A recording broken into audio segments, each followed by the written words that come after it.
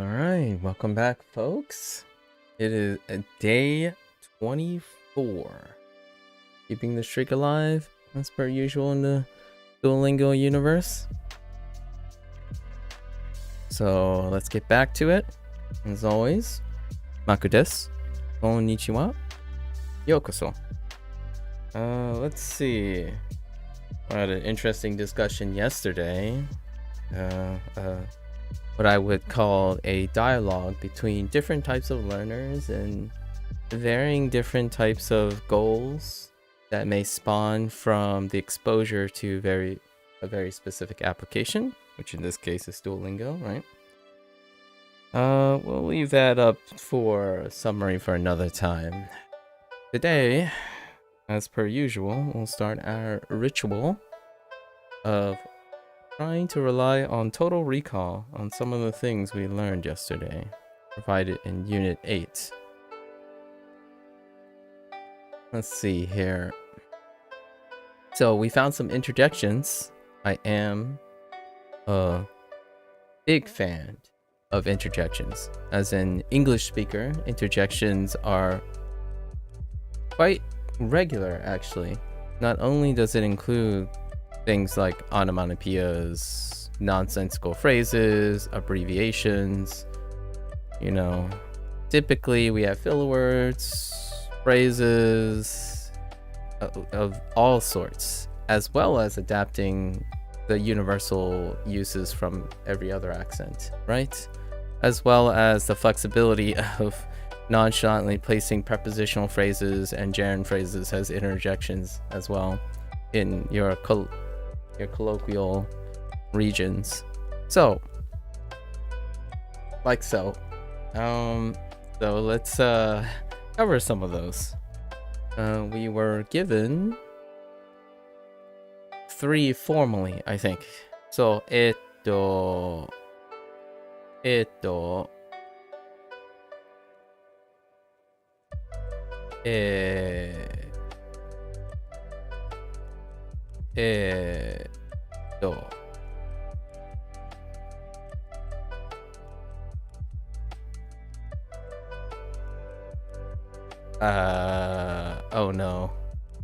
oh no.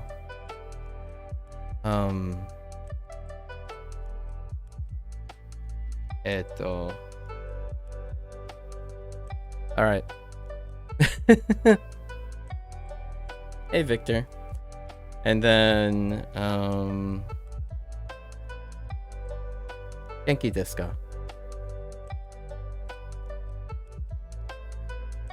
Ja.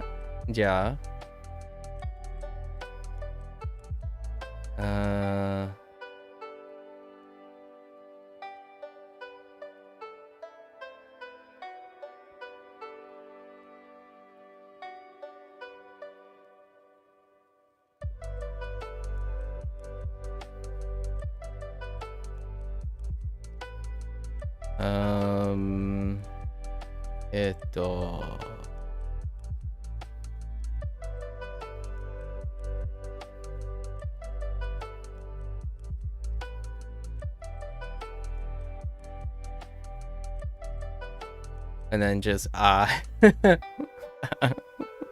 so okay then, and oh, I mean, fair enough. Actually, I want to quickly, before I drive myself insane,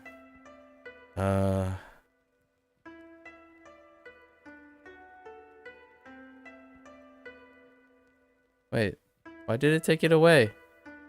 Okay, so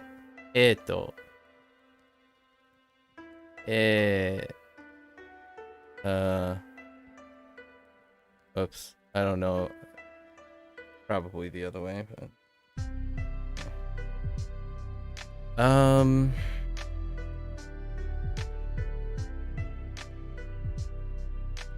yikes.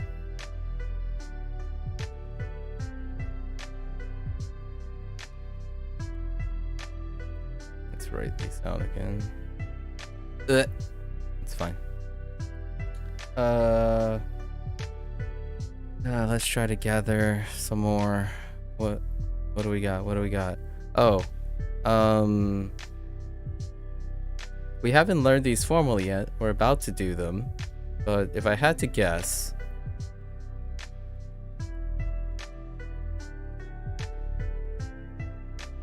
so we haven't done these formally yet. That's what we're about to do. Actually, right after this recall. And maybe it's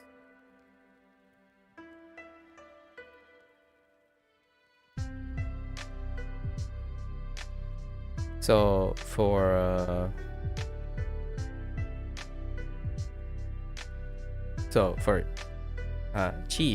chi and o in chisai and oki, right?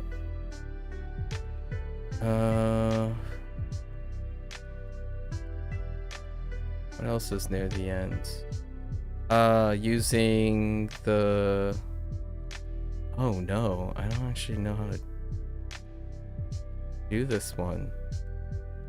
Well, using o, right? In the context of ordering.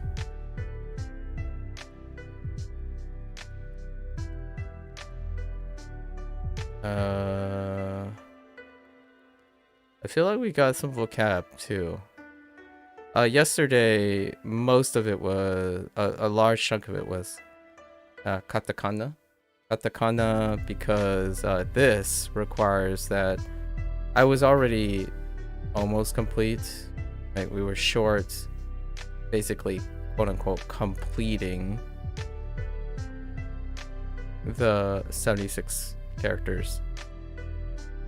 So we spent time completing this, right? 76 katakana, which also means I backseated my hiragana. My hiragana is really rusty now, so I'm gonna have to go through that. I think we're gonna do something special later too, as a section 1 review.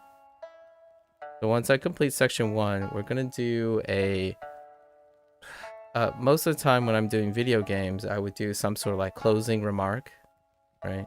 Or what do I call it? I call it like candid conclusions, right? Candid conclusions. So instead, we're gonna do some sort of review and reflection. Reflective review or something. I am a big fan of alliteration, but a reflective review. Kind of like a progress report, right? Through section 1. And we'll do that for all the other sections. The Japanese course has 6 sections. So instead of doing it as a time-oriented manner, I was going to say 30 days. I was going to do a review every 30 days. But I think this is a very neatly rounded way of doing that. So we'll cover everything, all the hiragana and the katakana, and try to review everything as much as we can before moving into section 2. It might actually be today that we'll perhaps get to the end of unit 8. So the next day will be the review day. We ordered... Oh, I know why I don't remember any of these things. It's because I wasn't forming new memories. I'm not gonna write the kana for now. But udon, onigiri. Oops. Onigiri. Soba. Tempura. So these are terms. The reason why I'm not pulling them up right now is because they were terms that I've used habitually for quite some time now as a way of using them, because these are cognates that are adopted into my English language. So I do say udon, onigiri, soba, and tempura this way most of the time when I'm talking to people, much like sushi.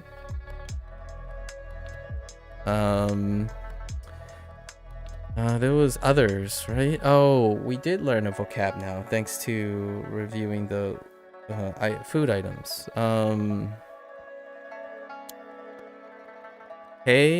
Teishoku. Not gonna write the kana for now, but teishoku. At least that's what the kana in my mind is saying. Yeah. Yes. Okay. As per usual, most of the time now is I prefer to think of the kana in my head because I have not enough writing practice yet on writing them efficiently and long. So I generally just see the kana in my head, then work out the romaji, and then say it. Thanks, Blue. Thank you, thank you. Arigato.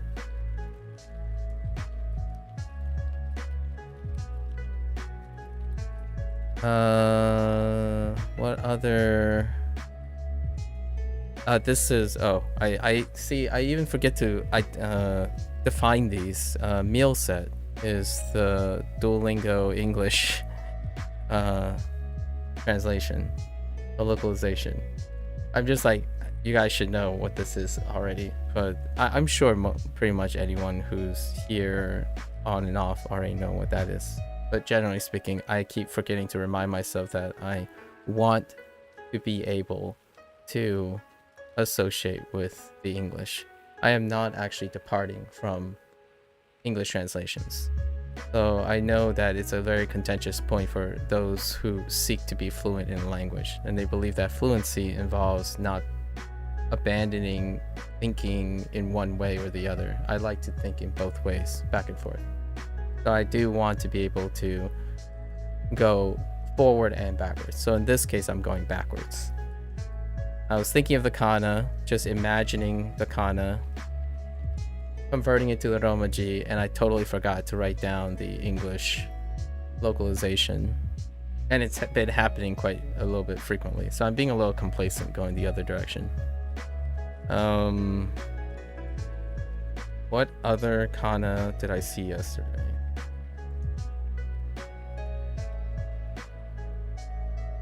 I think this is good enough.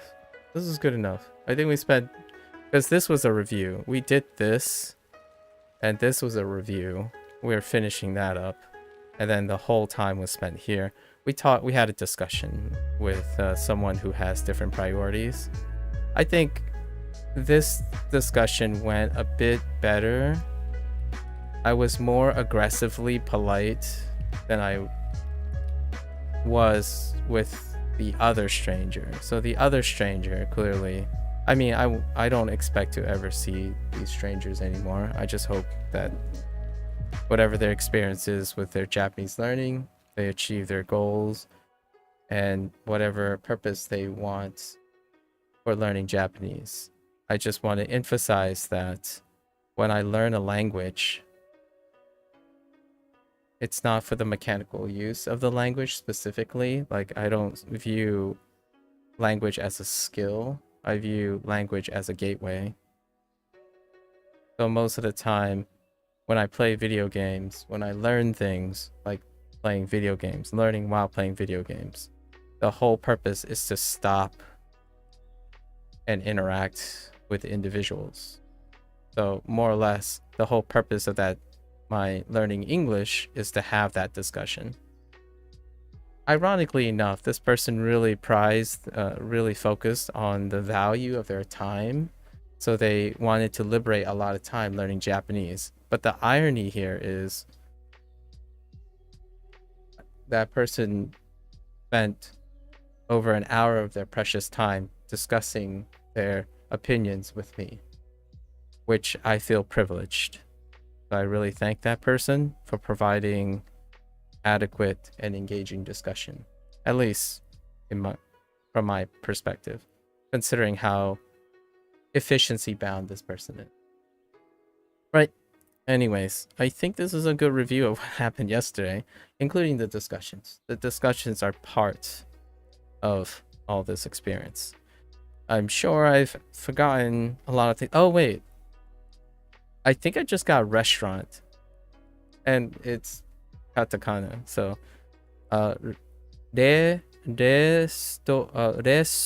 restaurant. Restaurant. Restaurant. Or something like that. I have to hear it a couple times. I mean, Fujianese is not much better, I suppose, for those who are squeamish with that kind of thing. But Jiangwan. I've been weaving in my Fujianese nowadays, just to show you. It sounds like a potion. Oh yeah, true. I see what you mean. It's like a resto. You know, resto is rest up. Oh man. What else? Yeah, I think this is good.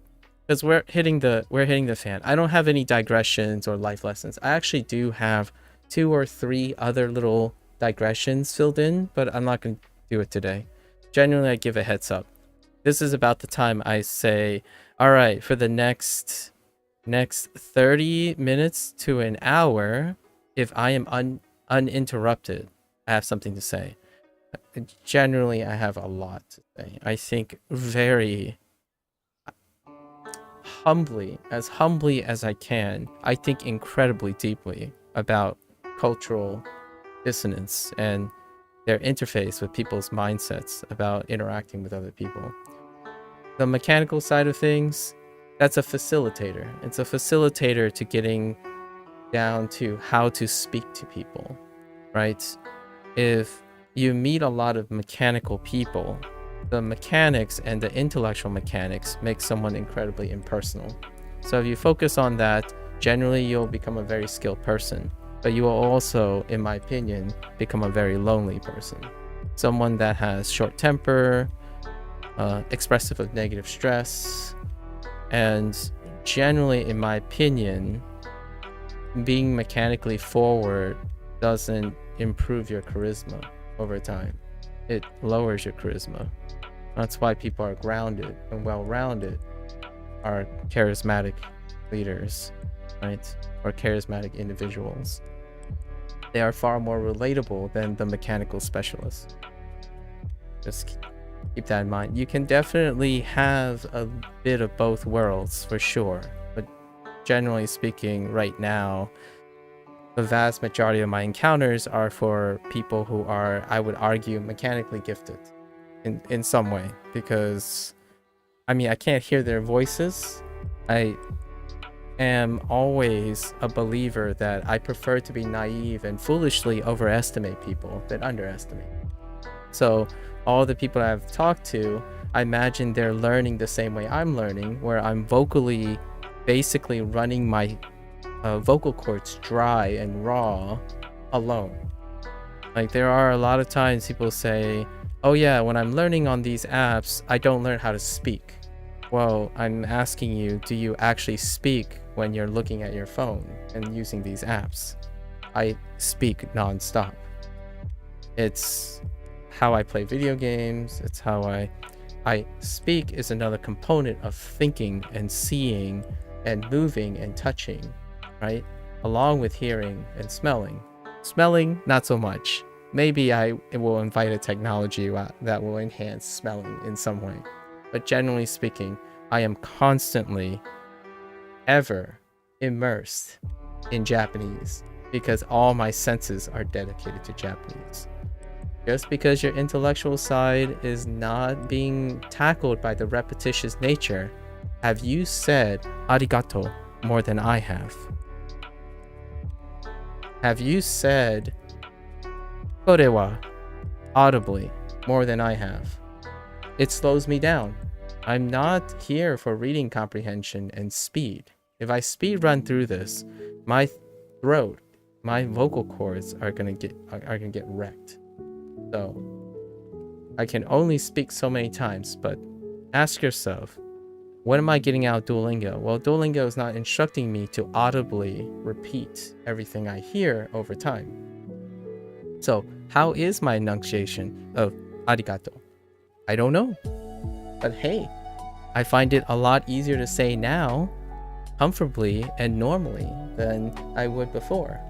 So,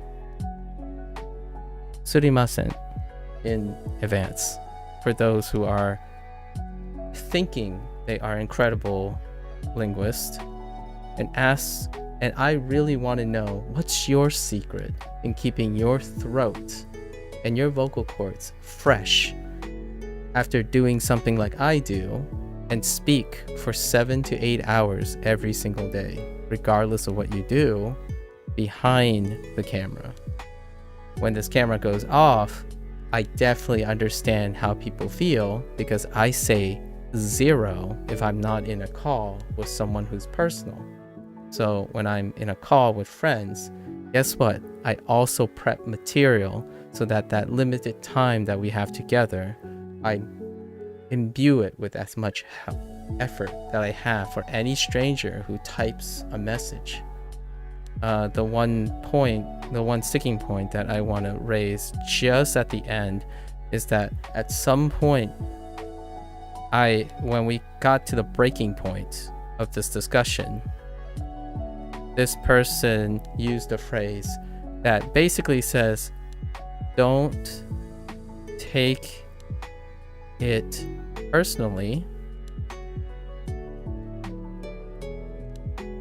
I am just chatting is how I'm going to paraphrase it. It came off as a little bit ruder, or more impersonal. However, don't take it personally. I'm just chatting. I take it personally because I care.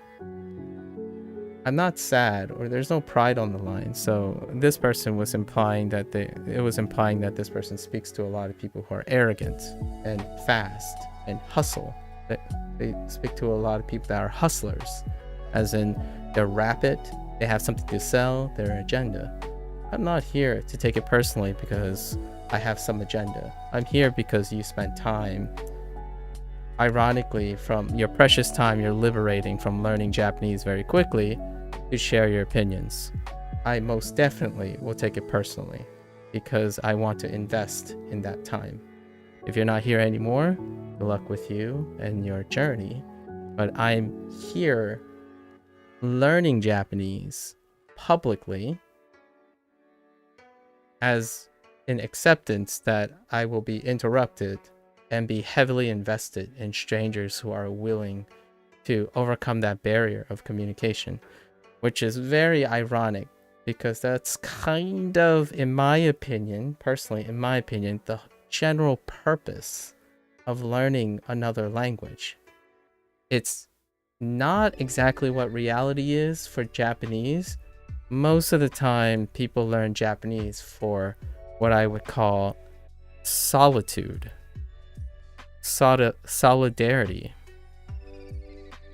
And by that, I mean they engage in solidarity, activities that allow independency. So things like enjoying anime, right? Anime, manga, things like that. Reading. I don't know how to say literature in Japanese, but books, hon, right? Hon, things like that. And that's solidarity. There's another aspect of language learning, and that is my priority. It's communication. It's talking to the community. Both Japanese people and people learning Japanese, and having those discussions. Although, you still have that bitter person who comes in and say, wow, you're still having another argument. It's like, hey, guess what? Arguments and discussions are what language is for. I'm just saying. And this time I'm really just saying. That's the development of language. So, good luck to that person. But remember that what motivates you also reflects your ability to communicate. I learned language in order to communicate and better understand other people's cultures. I don't necessarily learn language for the purpose of solidarity and activities. It's not a notch in my belt that I know Japanese. It's a notch in my belt when I can put a smile on a Japanese person, knowing that they understand that I'm an English person who happens to appear Chinese. Be able to try to at least reach them and share ideas with them. on YouTube. It's incredibly wholesome. I love those YouTube channels. I'm such a sap for all the YouTube channels where you have both English people encouraging Japanese people to learn English, or ask them if they're curious about English. Actually, the reality is a vast majority of them are only using it mechanically, which is coincidental because in the English, in my impression so far in the English world, they're learning it mechanically too. As in, I need to learn how to use this language. Use it for what? And that's where we differ. That yesterday's discussion was greatly undertoned. I didn't even get a chance, an opportunity to ask, because this person didn't prioritize discussing why they're learning a language. And I'm usually discussing why. However, it wasn't about me. It was about that person. At least I choose to make it that way. Okay, just as a wrap up of yesterday's discussion. Don't want to go like too ham here. Okay. Let's start with kanji, actually. I think I unlocked all the kanji for this unit. Let's go there. Here we are. Oh, I forgot. Mizu. Mizu. Mizu. Or Mizu? Mizu. We'll hear it a bunch of times, like 5 times over. We will be doing this, let's see, every 3 lessons. So we have our dailies, right? 3 lessons. So 9 seconds. 9 seconds, and then 15 minutes. We have 15 minutes to grab these. Let's go. Water. Right. Mizu. Oh, that was interesting that it didn't go with oromaji there. Mizu. Mizu. Interesting. I actually thought Mizu. I was gonna go with the stroke on the left first. Oh, and that is 1 stroke, huh? Mizu. Oops. Oh, that is not 1 stroke. 水 Don't do that. That is 2 strokes. Okay, it is 2 strokes. Okay, good. Mizu. Mizu. That's the wrong direction. 水 Oh, it's inflecting the Mizu. other direction. Yeah. Mizu.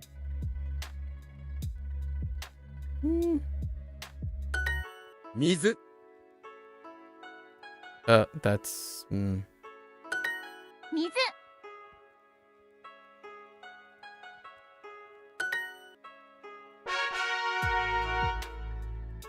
Old stroke habits die hard, I can tell you that. Okay. But this is Oki. 大きい Oki. 大きい Okay, this one does not 大 have... きい Oh, it's slightly different actually. 大きい Oh. 大きい。 Yeah, no. I did not get this stroke order. 大きい Or I did not get the stroke Okay. partition properly. 大きい。大きい。 Wait, is that like straight? It's kind of Okay. straight. 大きい大きい大きい。 Okay. All right. And then we have... Oh, we don't.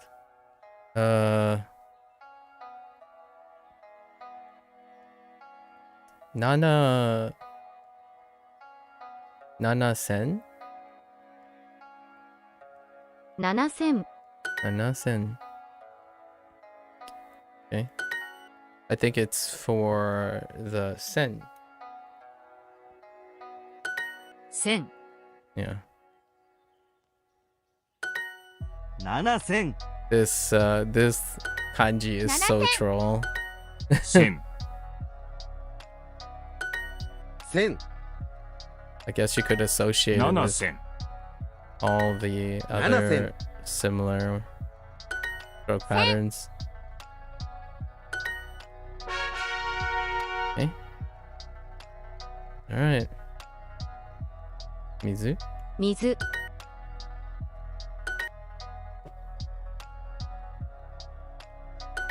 Our 15 minutes begin now. 水 We haven't done Mizu. kanji yesterday, 水 so hands gotta warm up. Ugh. 水 水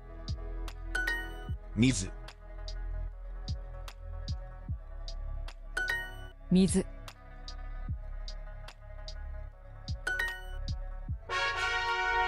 Okay.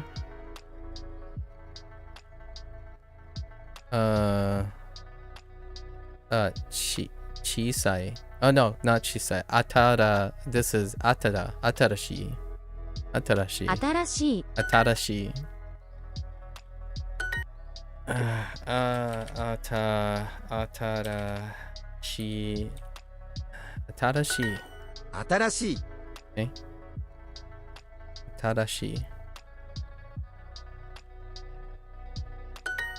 新しい新しい新しい新しい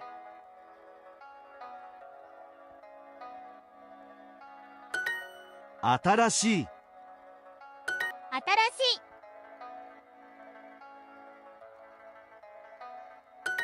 新しい新しい Oops, that was a little high. 新しい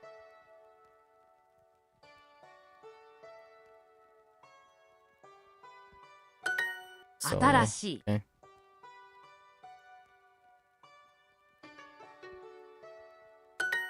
新しい Oh, that's inflecting in a different direction Atarashi. there.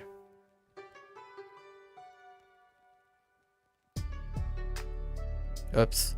I lifted my pen twice there. Okay, still a little rough.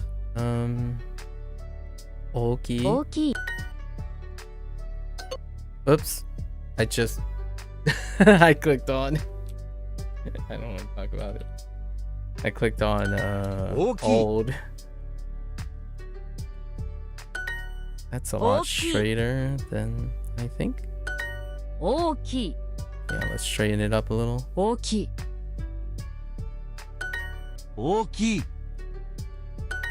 大きい大きい大きい It's generally a little bit to the right. I mean, a little bit to the left. More to the left than I. And then sen. 線 Sen. They're a fan of Nana Sen. I think they chose Nana Sen is just to contrast it with Ichichi or Shichichi. Right, Shichichi. 線 7線 They very specifically pick 7. 線 Nana 7 Sen. 線7線 Oops. Stroke order. 線7線線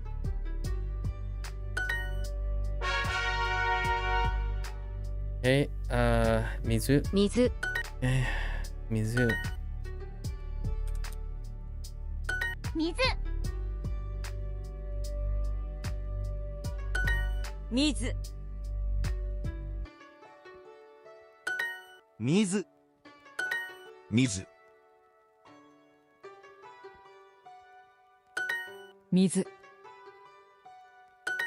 水水水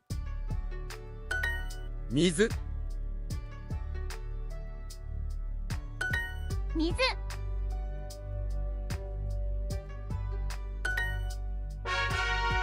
Okay.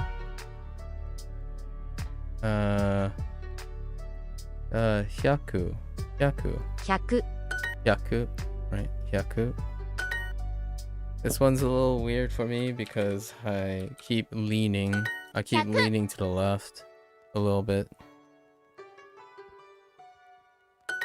100 100 100 100 Oops. Stroke order. 100 100 100 100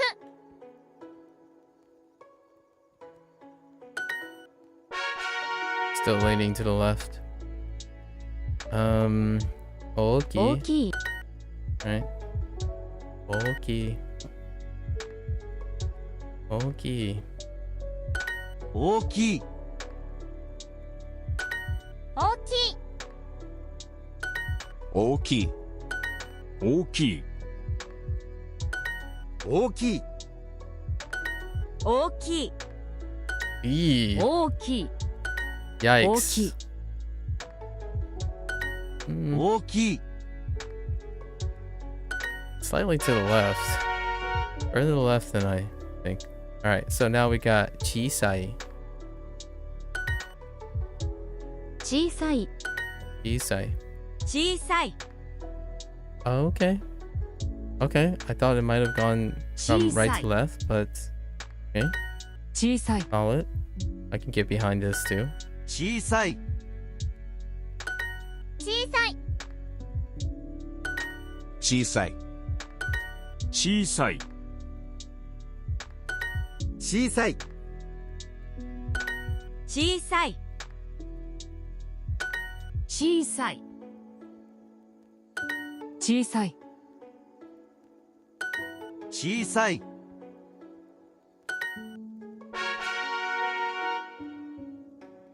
Okay. Mizu. 水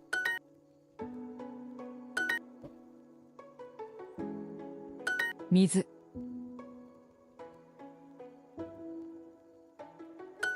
水水水水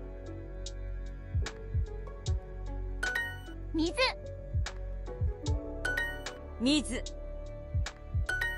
水水水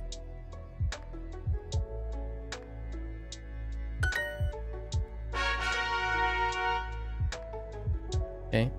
7000 Nanasen. Oops. Let's just send. 1000 Oops. 7000 1000 1000 1000 7000 7000 That was a little Send. far.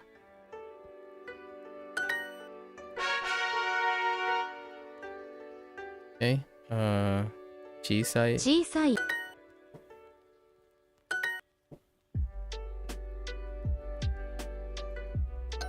Oops. 小さい I accidentally double tapped E. 小さい小さい小さい Yeah. 小さい That's a little. We're a little high Chisai. right now. Whoops. I double 小さい tapped. Okay. 小さい Okay. Ah. Okay. Keep going until 15 minutes are up. So,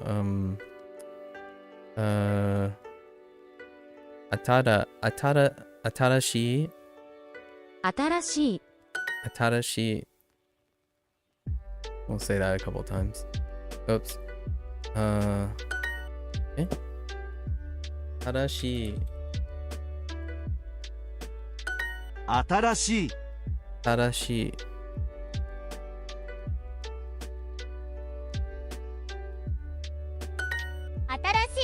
Atarashi.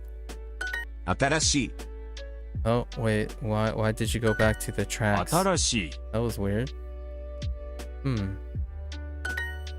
新しい Atarashi. 新しい Atarashi. 新しい Ugh. 新しい That wobble. 新しい Ah, too high. Too high. 新しい Too high. 新しい That stroke was okay. Slightly. 新しい Oh, that was a little long. 新しい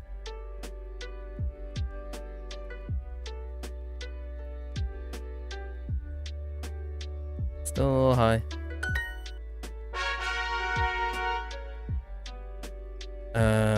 Okay. Oki. 大きい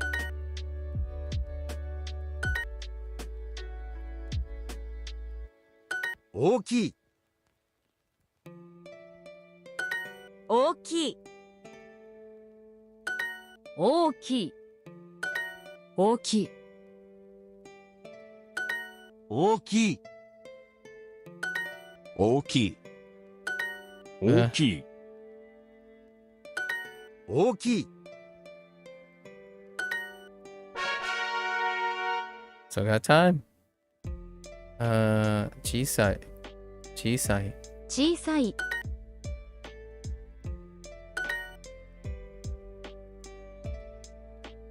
小さい Oh, my hand. 小さい小さい小さい小さい小さい小さい小さい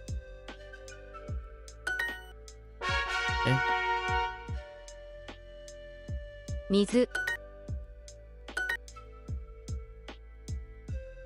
水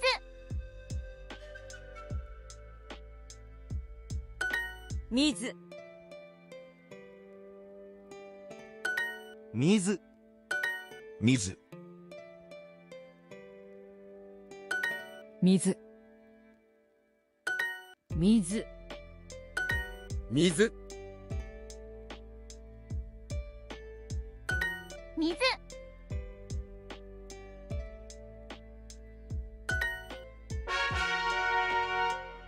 Okay. 大きい Oops. Yes. Yes, yes. Did it so quickly. Just 大きい大きい大きい大きい大きい but that's a little 大 too きい大きい大きい it's a little far. Too 大 far き to い the left.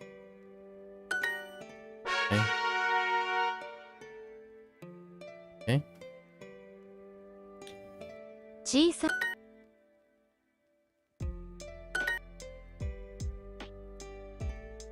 小さい Every time I have to reset my Chisai. hand, it slides a little to the Chisai. right. 小さい小さい小さい小さい That was a little close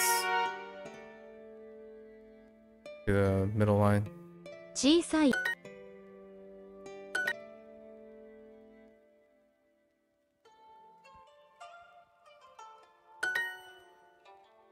小さい小さい小さい小さい小さい小さい小さい小さい Getting a little better. The spacing is getting a little better. All right, so now since all of them are complete, we can hit all the other ones too. That's just kind of how Duolingo is set up. So this is Hurui. Hurui? 古い Hurui.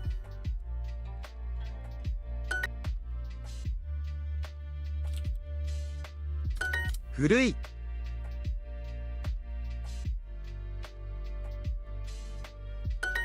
古い古い古い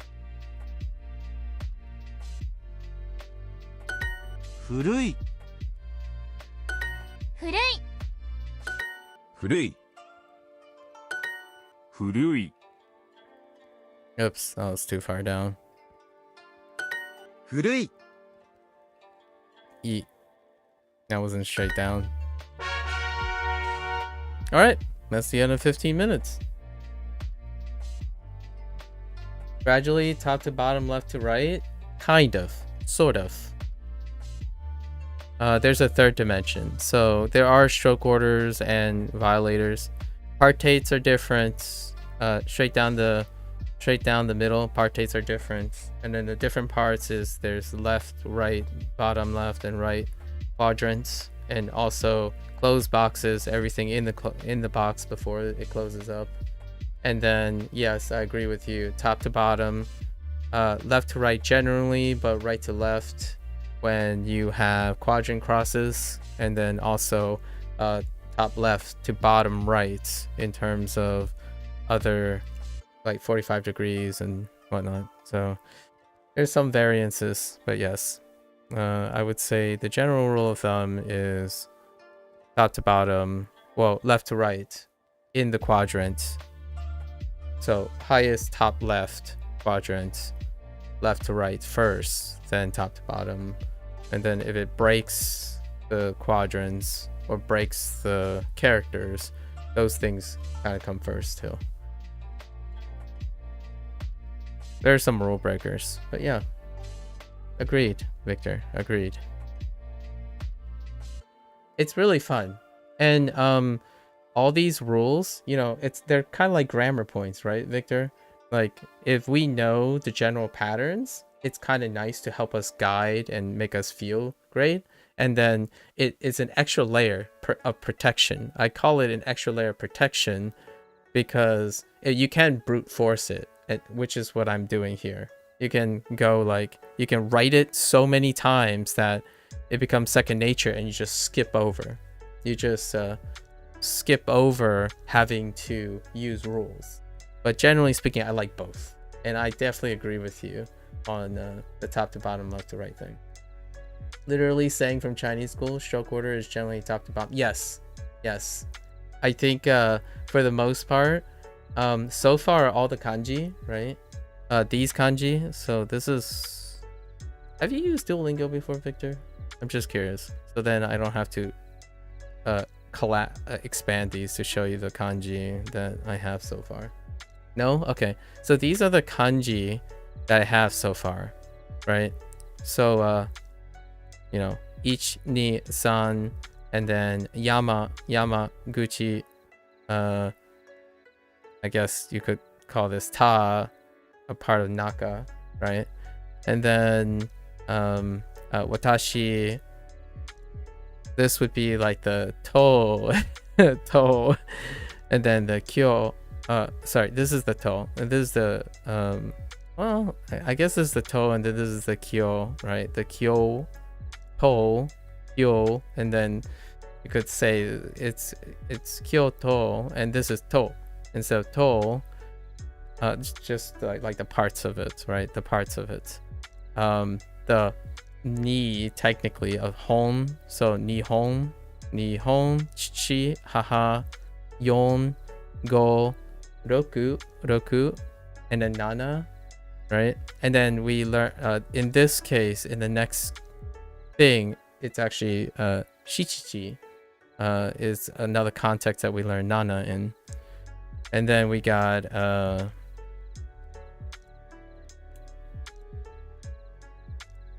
blank. I'll come back to this. G, right? A G. Wait, sorry. This is G. Oh no, what are these? Oh, this is mimas. So the mi in mas, mimas, and then this is yo mimas. The yo in yo mimas, and then this is ju, hachi, han, ku, and this is G. Then we have the new ones, right? So all sorted out because of context clues, right? Would I be able to write these off the top of my head? More or less. But I would need a trigger. So someone would have to ask me how to write to drink, right? And when they ask me how to read, how to read, then I would be able to write out yomimasu. And then how to watch, or like what to watch, right? To watch. Then I would know how to write out mimasu. In terms of constructing, obviously, as per usual, we have not reached section 2 yet. So there's no like sentence construction and all that stuff yet. But yeah, that's all the kanji we have so far, which, I mean, admittedly, if you think about it, there are some cheap ones because of Chinese for myself personally, but if you really think about it, it's not bad for the number of kanji. And it starts at unit 5, so it starts pretty far in. You know, Duolingo is about slow pace, repetitious nature. It's about learning like a kid again. And Indy said this yesterday, and I've been kind of intellectually saying the same thing, but the hot take here is playing Duolingo kind of reminds me how what it was like to learn like a kid, and it's kind of refreshing to me. I'm very slow at learning like when I was younger, which you basically are given stuff without context, without grammar points, without intellectual barriers, and you want to delve into it like it is on the observational level. So I see patterns, I see lines, I put them together. Regardless if the meanings are accurate or not, eventually the patterns sort themselves out. And then at the end, which I'm hoping in section 2, or as we go in, then you add in the natural way of how kids would learn, where they contextualize everything with rules and whatnot. And it's been more of a backwards experience, right? And I'm doing this just out of experimentation. I clearly don't learn this way anymore. In fact, most of the time when I'm doing outside of Duolingo, reviewing, using total recall, developing mnemonics, stories, and then connecting and associating situations with the acquisition of the memory, that's all like adult stuff. So I'm still doing most of that stuff on top. It's not a pure experience since I can't unlearn being an adult, right? You can't, at least in my opinion, I wouldn't recommend someone unlearning their experiences. That's not what defines you as an adult. And it's like throwing away your edge against a kid, against your younger self. So that's kind of my summary of the last 3 or 4 discussions with random strangers on how to learn. When someone says it's about speed, efficiency, algorithm, they're still learning like a kid, in my opinion. They're still young.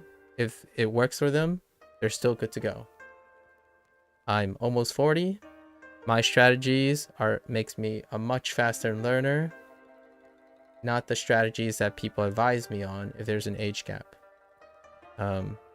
Thorough, comprehensive understanding of stuff does not equate to superficial speed, in my opinion. Speed acquisition is something incredibly mechanical and, in my opinion, superficial. So it is less rewarding as you get older because it's reliant on a component that you will get slower and slower. So you will continue to mechanically try to speed up, and to compensate for that, much like the guest that I talked to yesterday, He'll compensate that by continuously and vigorously looking for tools to circumvent the fundamentals. So, in fact, this person believes so strongly that they are a fast learner because they have tools that make them fast. I can't relate to that. I wouldn't ever want to be that type of person who feels like their equipment and their convenience is what defines their aptitude. So most of the time when I'm learning, it's both. My answer and disagreement with this person is that it's both. One can be a very adaptive, fast learner without the aid of tools, and utilize tools to be even faster. When you become too reliant and being defined by the tools, you don't spend a lot of time practicing without the tools. So it's both. Anyways, all right, let's get back to our lesson. It's gonna be a stretch because the last couple times, but that high hiragana though, cannot unsee the high hiragana.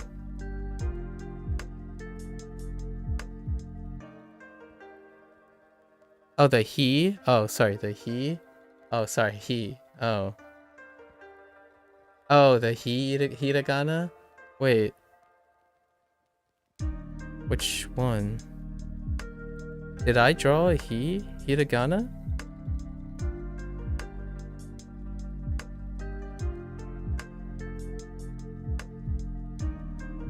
Well, wait. Tell me what you mean by the hiragana. The familiar package. Oh. Yeah. I still use that to this day. The it's a nice package. Yeah. The hiragana. Wait, was that you? Yeah, it was you. Yeah, the nice package. The nice package. I mean, yeah, it's definitely a nice package. Nice package to stick a potion in. Agreed. I still use that to this day. When I see the package, I'm like, that's he. It's wonderful.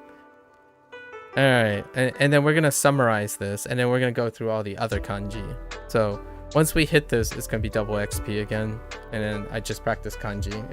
It's a aligning all the pragmatism and efficiency with it's whenever double XP comes up, it's a reminder to me like I need to practice my kanji. We're all the kanji up to this point to upkeep it. So after this recap of yesterday, more or less. おにぎりを3つください。 Okay.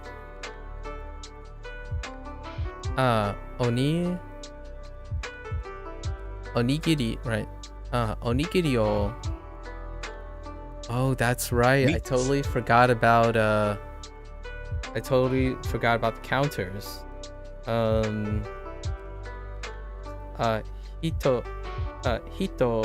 Hitotsu. Futatsu. Oh no. Yeah, futatsu.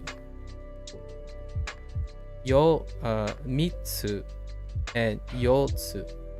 Yeah, those are the 4 that we had yesterday. As long as I remember one of them or see one of them, I can get the others by association. So, onigiri o mitsu kudasai. Right? I remember yesterday, the reason I got this, I think the reason why I got this one incorrect is at some point, I chose instead of O for, I chose O for eto instead of instead of I chose O for eto, and they specifically want O to be associated with and with eto. Okay. Onigiri o mitsu kudasai. Right. Hang on. I'm gonna lower this now.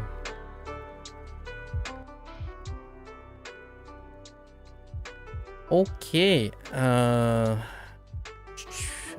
Mitsu. Rice ball. No, I'm just kidding. Just kidding. Sorry. Onigiri kudasai. Rice ball. No. All right. I'm so every time I see rice balls written in English, I want to say raisu ball instead of onigiri.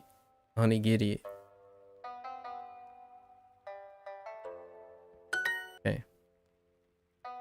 Oki. 大きい。このお茶は少し小さいですね。Kono. Oh, I learned a few new phrases that I want to use at some point because I'm constantly wanting to say it, but there's no way of saying it. So the one that I picked up now is do iu imi desu ka? Yeah. Do iu imi desu ka? Or I guess you can throw in a kore wa do iu imi desu ka?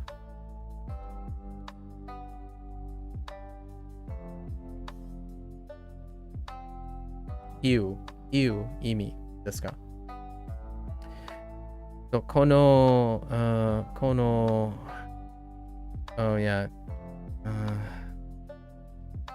Not used to seeing that. Oh, this is just ocha. I forgot when I saw ocha.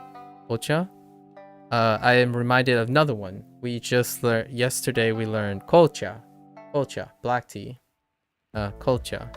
So because of ocha, I'll generally remember. Because of ocha, I remember kolcha. So kono ocha wa. Oh, right. Right. Shikoshi. We also learned shikoshi, which is bit, right? A little bit. 少し A bit, yeah. Shikoshi. What is okocha? Oh, wait. Did I say okocha? Wait. Can you have... Wait. Is that an actual thing? They both work? Okocha. Oh. Wait, I learned this already. So if you put O in front of something, it's kind of like a particle, but kind of like a polite ordering particle. Like if you go into a business, like for example, you can say osake, right? Osake. Yeah, it's an honorific for the item. Yeah. The only reason that came up is because I was passively listening to vocabulary, right? And then sake was introduced as osake in this flashcard YouTube thing, right? And then I asked, and some people said yes. If you put an honorific, you can add o too in front of those things. Yeah. So got it. Kono ocha. Wait. So if you have ocha, do they have a weird thing where when you add two O's, if you add an O in front of a thing that's O, would it change? Or is it ocha? It's just cha? Oh, it's just cha. I see. From Chinese, cha? Is that really? Can you give me a more thorough Mandarin cha for me? Is it really cha?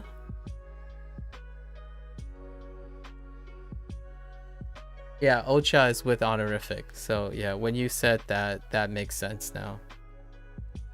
Why is okocha, oko, go, o, cha, and then ocha? Got it. Even though they identify the base cha as green tea. Like Duolingo does. Cha? Oh yeah, cha. That sounds familiar. Yeah, cha. Obviously, Fujianese is my baseline, right? It's da. Da is oh, yang cha. That's right, yang cha. Yang cha. Right, yang cha. Sita. Sita.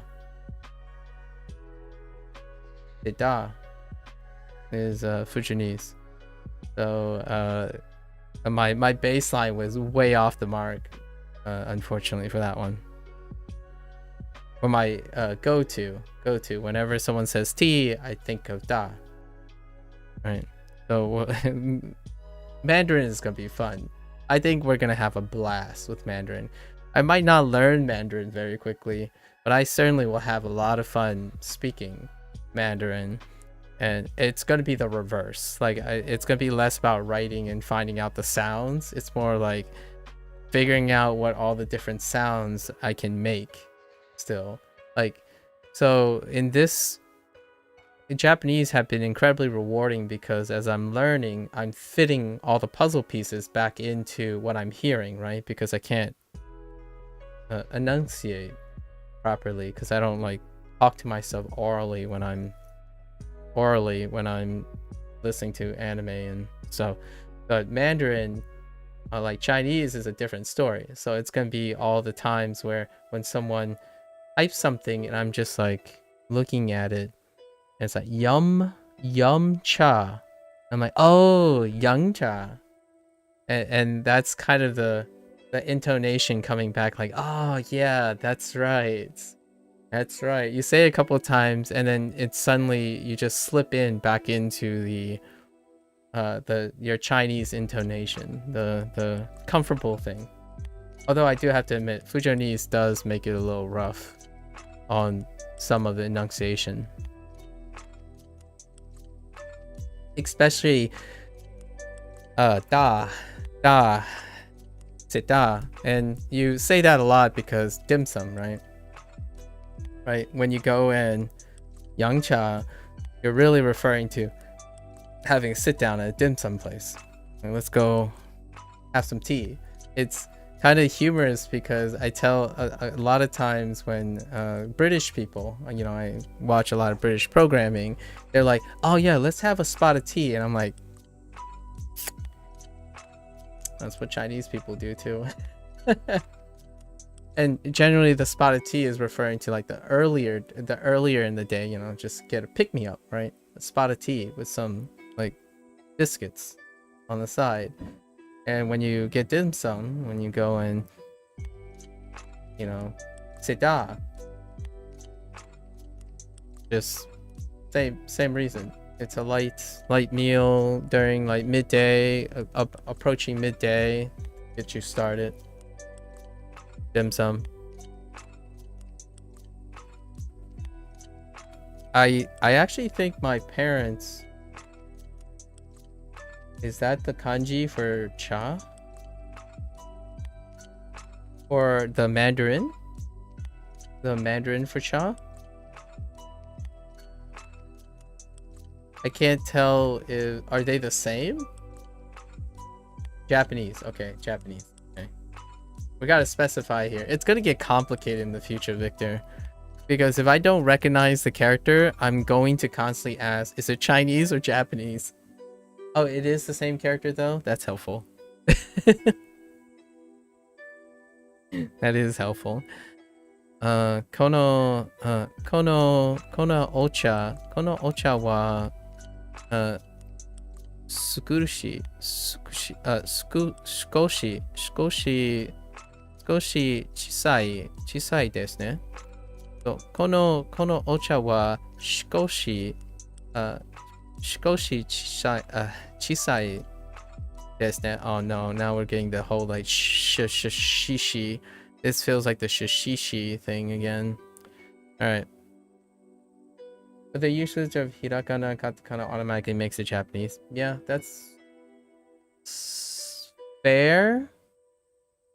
With one thing. Victor. I don't actually know if hiragana and katakana doesn't exist similarly in Chinese. So what I mean is, you cannot tell someone something like that if they are illiterate in Chinese. That's a leap of logic, right? Or at least for me, that's a leap of logic. What isn't there doesn't make it automatic. That's confirmation bias. So, however, I'll take your word for it that I won't ever mistaken hiragana or katakana to make it Japanese. For now. My opinion might be different if I have a mistaken identity. But yes. That would be something that's worth an FYI. Again, though, me pointing that out is the idea that I want to dispel people from making leaps of logic. When you learn a language, in my opinion, using leap of logic is, in my humble opinion, very dangerous when you learn something like that. So, good to know. Good to know. Good to know. このお茶は I gotta get used to saying this. 少し小さいですね.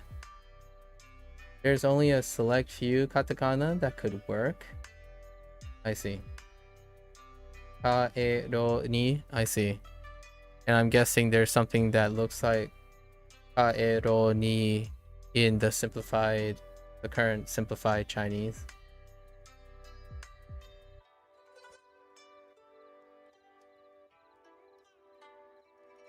Or are we talking about traditional Chinese?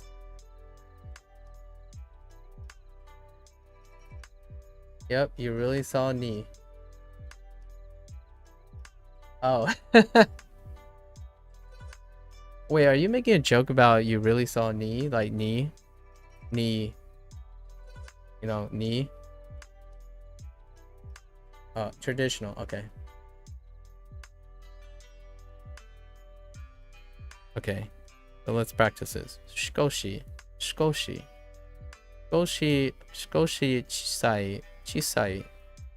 Shikoshi chisai. I do have a problem, still working on it.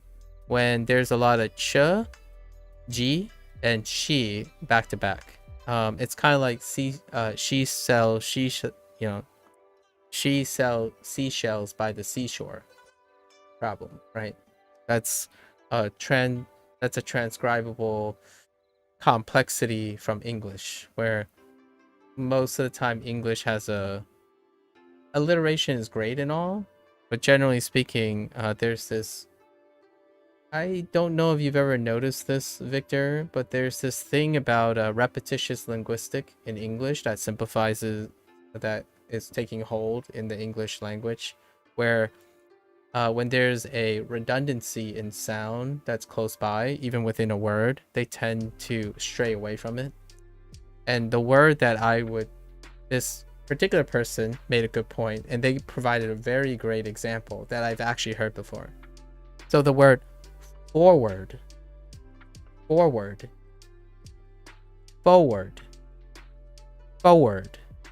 So I've heard forward a lot more often now than I heard forward. So when you head forward towards something, forward towards something, because the R comes up later in the word. So to simplify the repetitious nature of sounds in English words, they get cut out. Isn't that interesting? Even though it's still spelled forward as opposed to forward. I really love that. And just so you know, you probably, I don't know if you watch YouTube, like people who are former linguists who, like, everyone says forward, right? Forward here instead of forward. Everyone says forward. That's interesting, actually. Forward is a lot faster. And sometimes you might not even hear people say the R anymore. The first R in library. Okay. Oh, and library? Oh man. Library? Ooh. Library. Library. Wrap around that. Library. Also, the R gets dropped sometimes. So library. Probably. So some people say probably or probably. No, probably. Right? Lots of consonant drops here and there. And the reason and the only point I'm making here, yeah, probably instead of probably. And for a while it's been simplified to probably with two L's. Probably as opposed to probably, because you still have to enunciate the probably a lot of times. Like there's a habit of stuttering because you want to say probably, but you're saying probably. So sometimes it becomes probably. So instead, it's just probably. P-O-L-L-Y. Probably. Fun times. And honestly, this is where the root of my issues are. 小さい Probably here, but I've read it. Yeah. It's become like, I love this. Which, by the way, this YouTuber, he's a British. Why did I say British like that? Well, he's a British transplant, right? And he was a former linguist, and I absolutely love his like stilted personality when he's talking about, as he explores the differences, because he spent like a large amount of his life in the UK and now he's come over here, and as a linguist he's exploring the eclectic nature of American English, specifically in the United States. So I know that American English exists outside of the United States, of course, right? But he specifically, and he talked about how he regionally looked at some of the super high cases of dialects as opposed to the accents, right? The dialects in the United States. And boy, howdy, hey, wow. Like some of the, North Carolina, he specifically talked about North Carolina. I'm like, no, sorry, not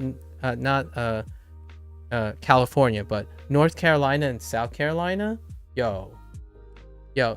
or Virginia, there are some interesting things, but like Virginia has some weird things, and that was really cool. And then obviously people shorten northern and southern, California, North Cal and SoCal. We're talking about like crazy, like really weird things, and you still can understand them for sure. It's just whoa. And he was briefly, he summarized things because it's for short, snappy commentary.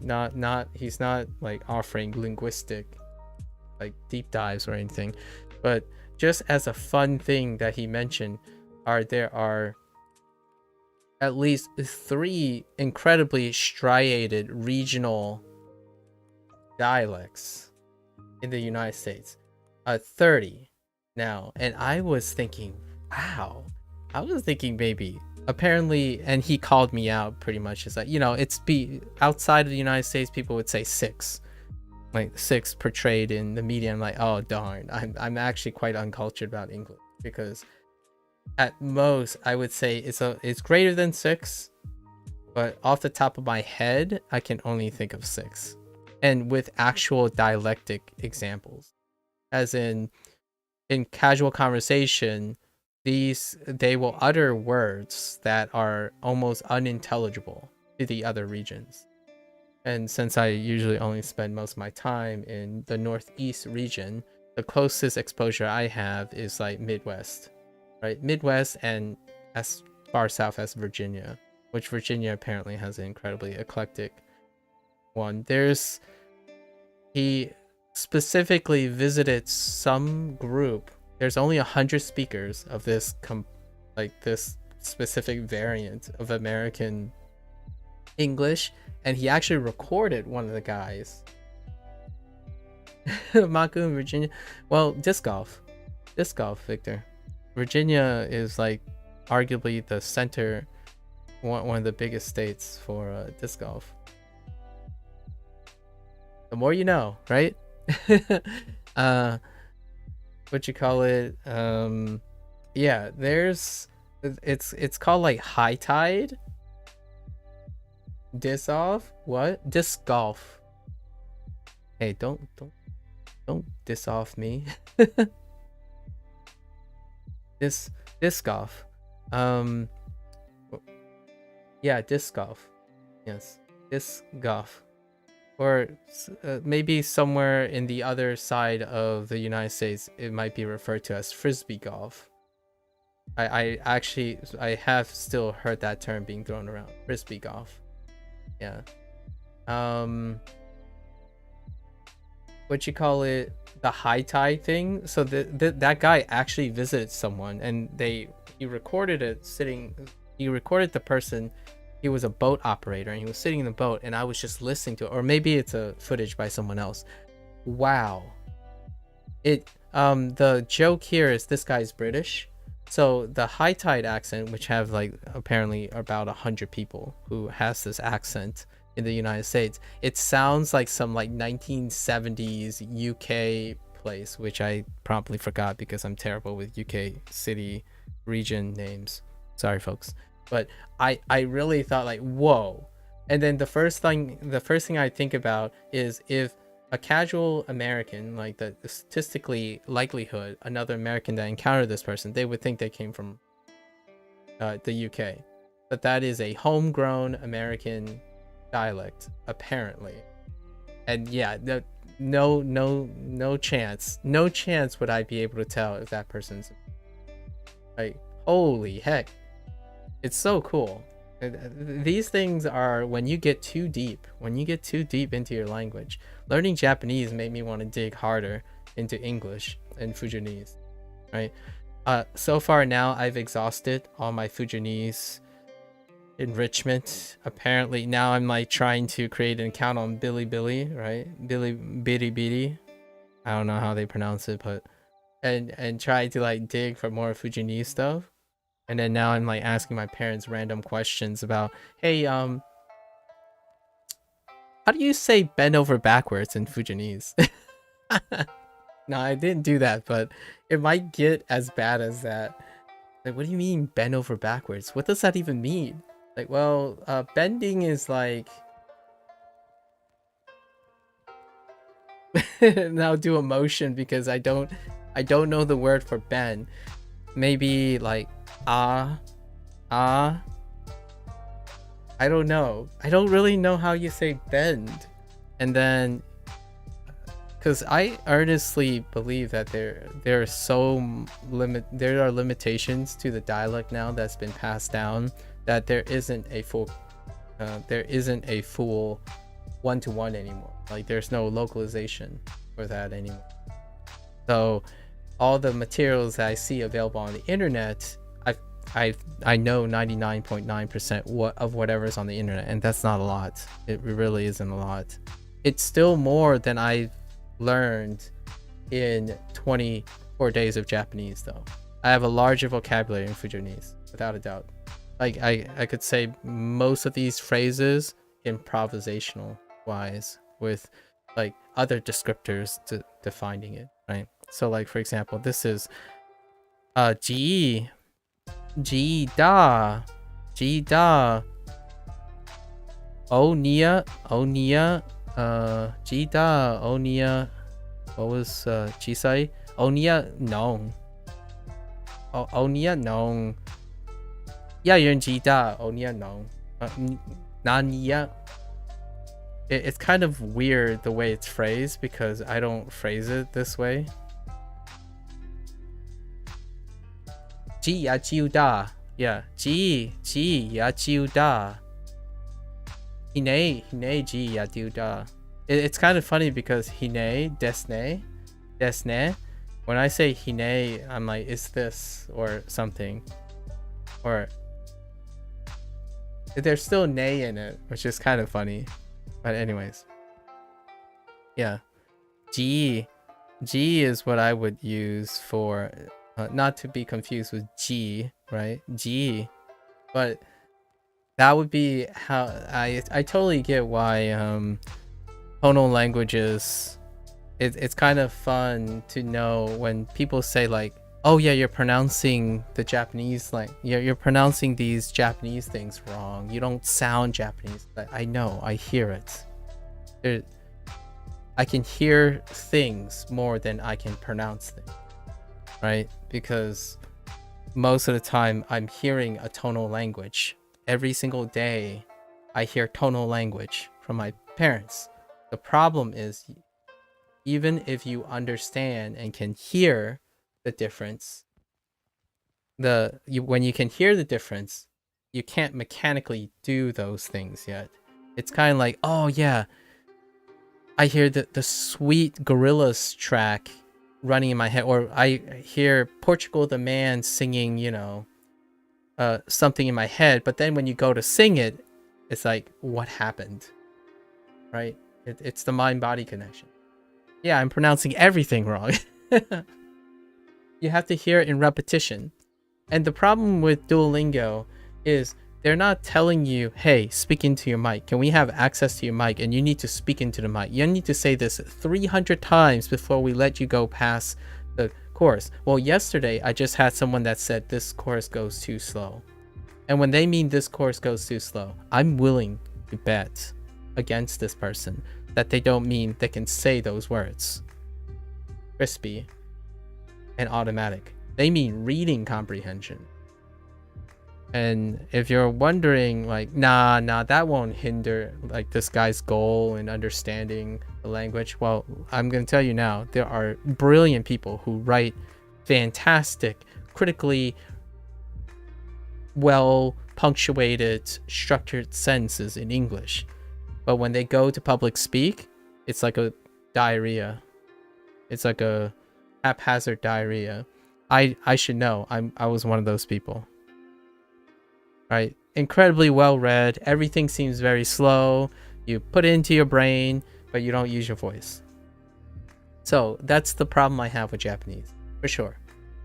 I've listened to anime and things and Japanese film and all that. I listen to it a lot. It's not like I'm talking to the film when I'm listening to it. So it's just this thing. And I don't know if it will hurt Duolingo or not to force speakers, if they use machine learning or something, to see if they can approximate mic reception. There are apparently some languages that require the mic usage or something that I read, but I was curious how far their integration of mic input has happened. And then there's like mic quality and all that stuff, and how flexible it has to be. But generally speaking, I don't mind if I sound like a gaijin, whenever I speak Spanish, when I speak Japanese. Generally speaking, language is about communication. So regardless, I wouldn't want to tell someone something that I am not. Right. Anyways, fun times. Very fun times. Okay, so this is a little bit. I always add little because it always feels like when I'm saying these things, it's accented by an adverb. A bit. Wait. This is this green tea is a bit small, isn't it? That's such a weird phrase. Sorry. This green tea is a bit small. Ji da. I don't know. I don't even think you even say is a ji da. Yeah. Jida Yayun. Yachiu. I don't really even know how to like use helping verbs. Do I even have helping verbs? Yeah. Yachiu. I'd probably say like yachiu. Or yanong. Yanong. No, yanong is not the same expression to describe this meaning. Yachiu, probably yachiu. Not to be confused with jiu. By the way, yachiu and jiu are different. Like jiu is beer.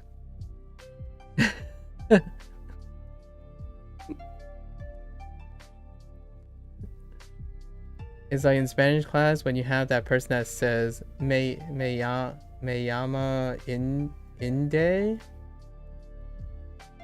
or inde. Wait, hinata sentence. Wait, is this a hinata sentence? I'm so confused. All right. You guys need to explain yourself. Explain to me now. Tempura. 天ぷら Tempura. 寿司定食はいくらですか Shustei. Oh, right. We also learned. Oh no, this isn't it. Wait. No. We haven't gotten. But I remember there was another word. There's like a part of a word. They introduced. What is it? Shiru in miso shiru. I hope. When it comes up, I'll see it. When I see the kana, it'll make sense. But soup, which is funny because tong and tong, or is it?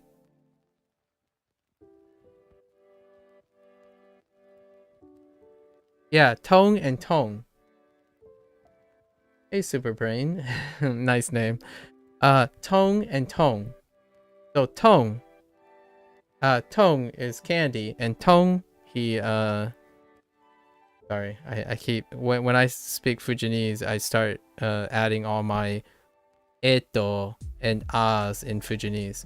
But a tong is a soup, right? And I learned miso soup. So miso, at least I think it's shiru. Miso shiru at the moment. It hasn't come up again yet.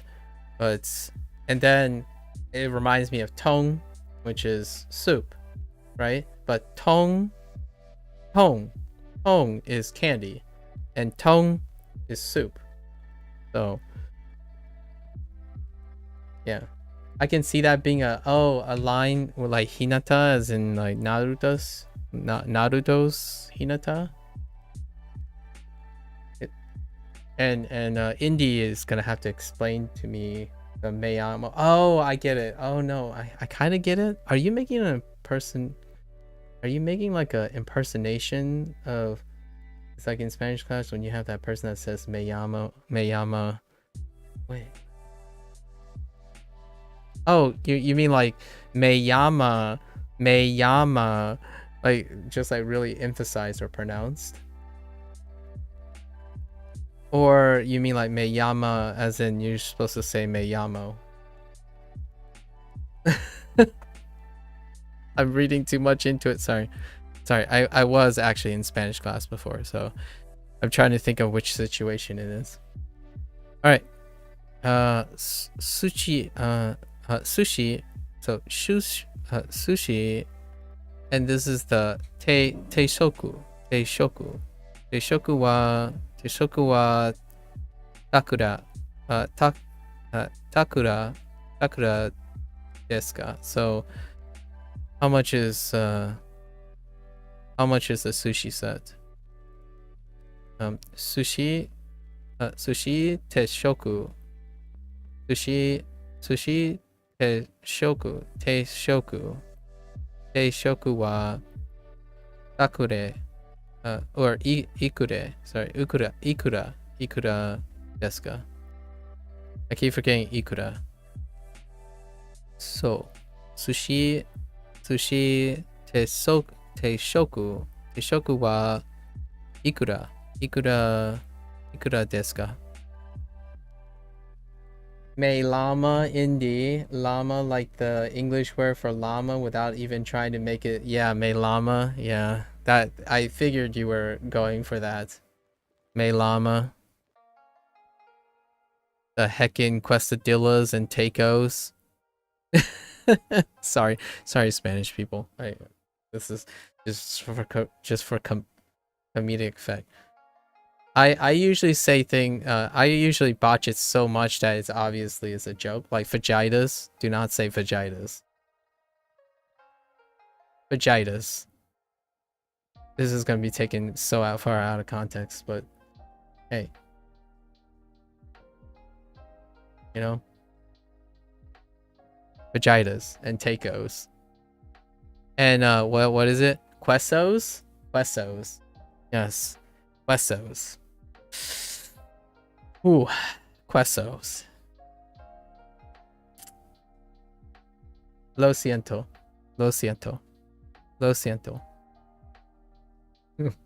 Please, por favor. Gotta do my daily quesos.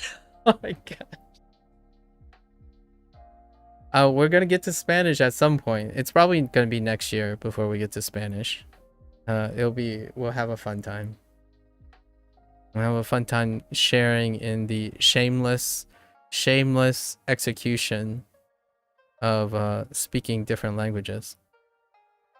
Okay, so ikura, and then what? Teishoku, ikura, teishoku, ikura, teishoku, ikura. Sushi teishoku wa ikura desu ka? Got it. Okay.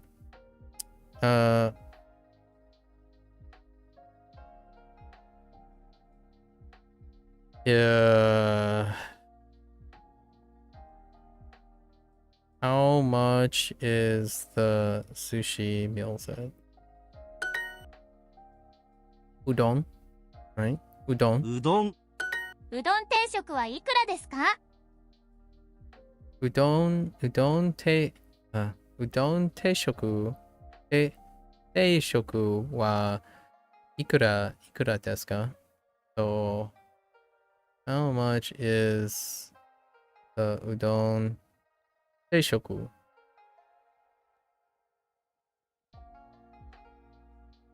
How much is I guess I would say nurai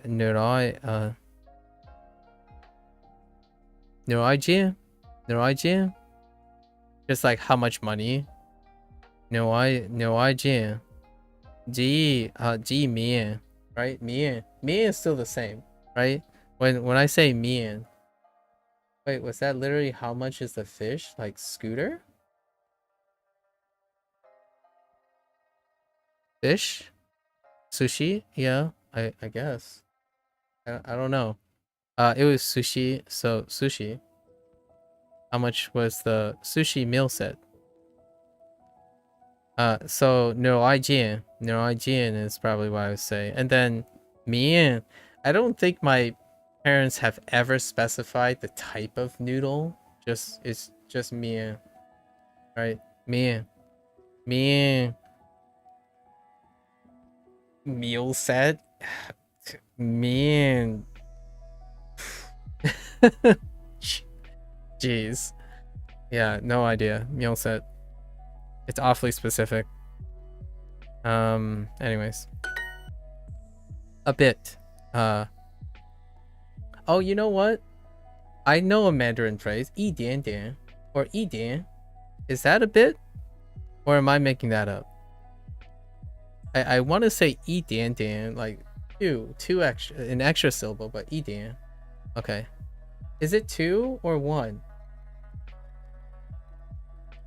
I always like when you're talking about little things, I always want to like repeat the sound. And I do it in Fujonese. Both are acceptable? Okay, okay. Yeah, 一点点. Okay. I'm like remembering so much from doing this. A bit is shikoshi. 少し。すみません、カレー定食はいくらですか？ Oh, by the way. Oh, twice if you want less. Oh, okay, okay. I got it. Sumimasen. So here's one thing. Sumimasen. In English and in other languages, I have learned to say I'm sorry because it's kind of like the really like saving face thing that you want to learn, or excuse me or pardon me. But Fujonese, just don't apologize. And I had to ask, how do you say sorry? And it's 我对你 it sounds like 对不起 right? 对不起你 right? 对不起你 as opposed to, so it's like why 对你 although in my, we don't say that. Generally it's like inflected, so you would say something like 我当 I'm wrong, as opposed to like 你没当 you're not, you're right. So instead of saying sorry I'm wrong, you just admit that you're wrong. So like 我当. It's so weird when I thought about it, it's like sumimasen, like I have no idea how to say sorry. Like I knew the Mandarin, but I had no idea how to say sorry in Fujonese. Oh, weird. And you know what? That didn't just come up for me. When I was looking at the material, like the occasional YouTuber that was talking Fujonese reference, they literally in their video said they had to ask their parents how to say sorry. It's not just me, it's just the lack of use of, and it's weird. Actually, the first thing that comes out of like 2 or 3 Fujonese people's mouths is like, it's weird to say. Apparently that's how you say it. It's sorry. Think about the cultural implications here. Just think about it. Like sumimasen, I hear that. That's probably up there with like, I don't know, arigato, right? In my opinion, my exposure to sumimasen is just up there. It's at least top 5. And here I am over getting close to 40 years of life, and I have not heard the phrase sorry in Fujonese. Crazy. Sorry. Another story. すみません、カレー定食はいくらですか？すみません、カレー定食 No, 定食 I didn't hear that. すみません、カレー定食はいくらですか？ Oh yeah, I did hear that. 定食 It just goes really fast. So, すみません、カレー定食は、いくらいくらですですか？か？すみません、カレー定食はいくらですか？ Yeah. いくらですか？ So, すみません、カレー定食はいくらですか? Honestly, here, when I see new words like the kana, right?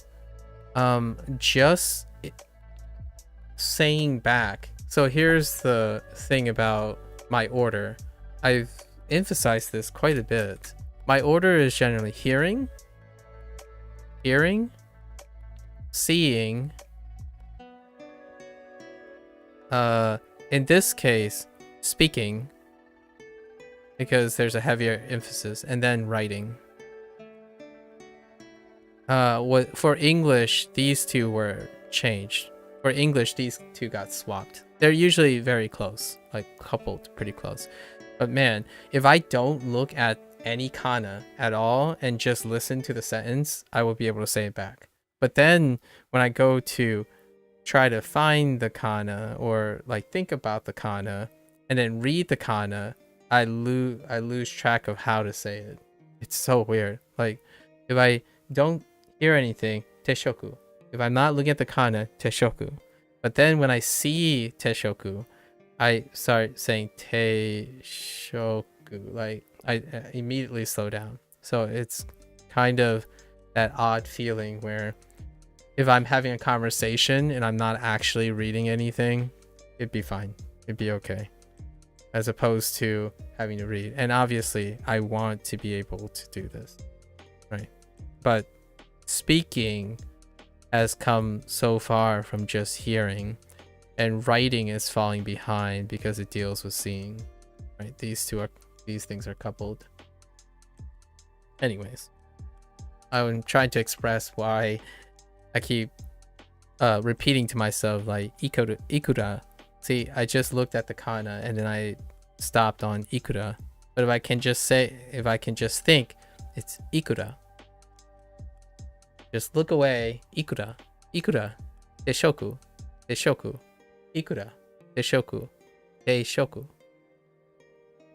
So, sumimasen, kare teshoku wa ikura desu ka? Right? じゃあ紅茶を一つください。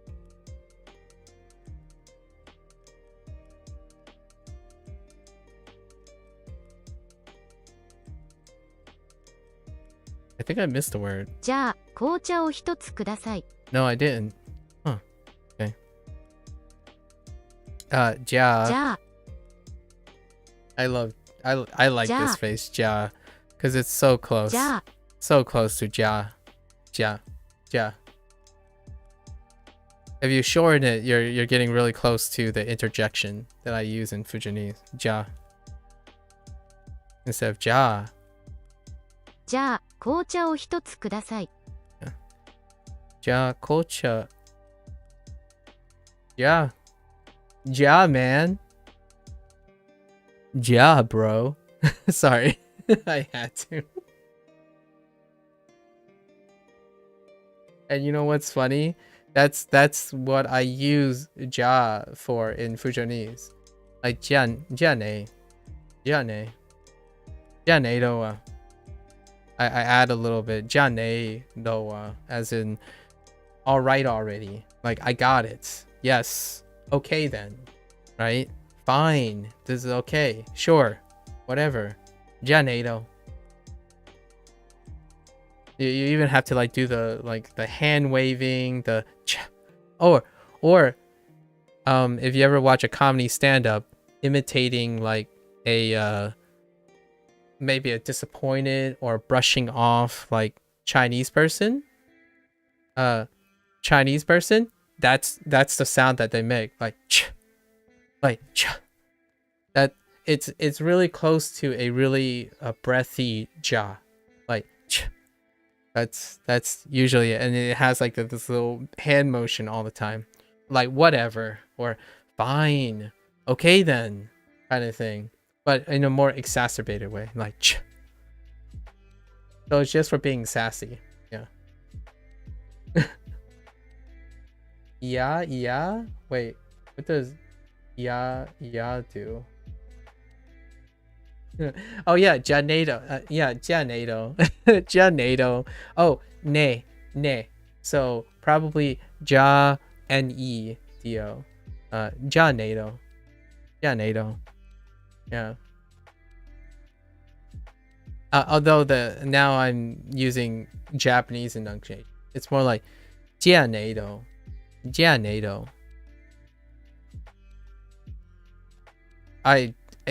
Mandarin is gonna be so much fun. I know that we talked about pitch accents and stuff a long time ago, and I love listening to pitch accents and whatnot, like the subtlety, but holy heck, that goes way out the window. It like Mandarin just blitzes past English, the nuances of English. I mean, this is not a competition, but when we talk about the inflections and the dynamics and the beat changes and stuff, right? When it comes to beat change, English is high skill cap, in my opinion. Japanese is like lowest skill cap when it comes to the beat and cadence. However, when it comes to pitch accent, it's getting closer to English, I would say. It's not necessary for English. I'm not talking about what is necessary, just the flexibility in it. But man, when it comes to Mandarin, right, or Fujianese, it feels like it took those two and melded together, and it's not even on the same scale anymore. It's like tone and tone, right? Tone, tone, tone, tone are two different things. You just got to get used to it. And yes, context, like Japanese, context help provide what you're referring to. But generally speaking, it's very common to say them in isolation, like ji tong or ji tong. Which one am I referring to? What should say tong or what should say tong? I'll let you guess which one's which first, right? And I clearly set them differently. I can even feel it in my voice. So if you can hear the difference, awesome. If you can't hear the difference, that's okay too, really. I mean, it'll be the difference between someone giving you something sweet or giving you a candy and giving you soup. So, I mean, it is what it is. じゃあ、紅茶を一つください。じゃあ、紅茶。Oh no, I can't. Oh no, I can't think about the ocha. Okocha.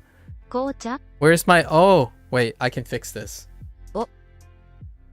There you go. Japanese people are gonna yell at me now, but you don't do this, but still, we can get the sound. Oh. 紅茶お紅茶 Sorry. Oh. Okay, I'll be serious now. じゃあ、紅茶じゃあ、紅茶を一つください。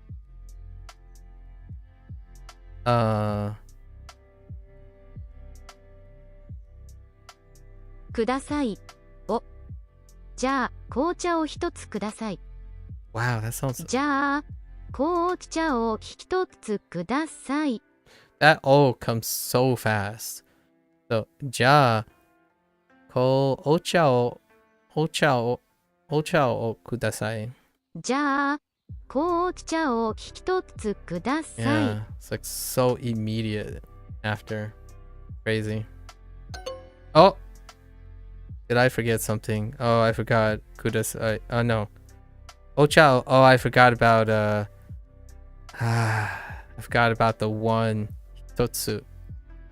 I was so focused on the O. So, じゃあ、紅茶を一つ。Yeah, 一つください。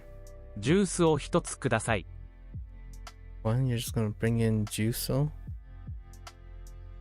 Okay. ジュースを一つください。ジュースを一つください。うどん定食を一つください。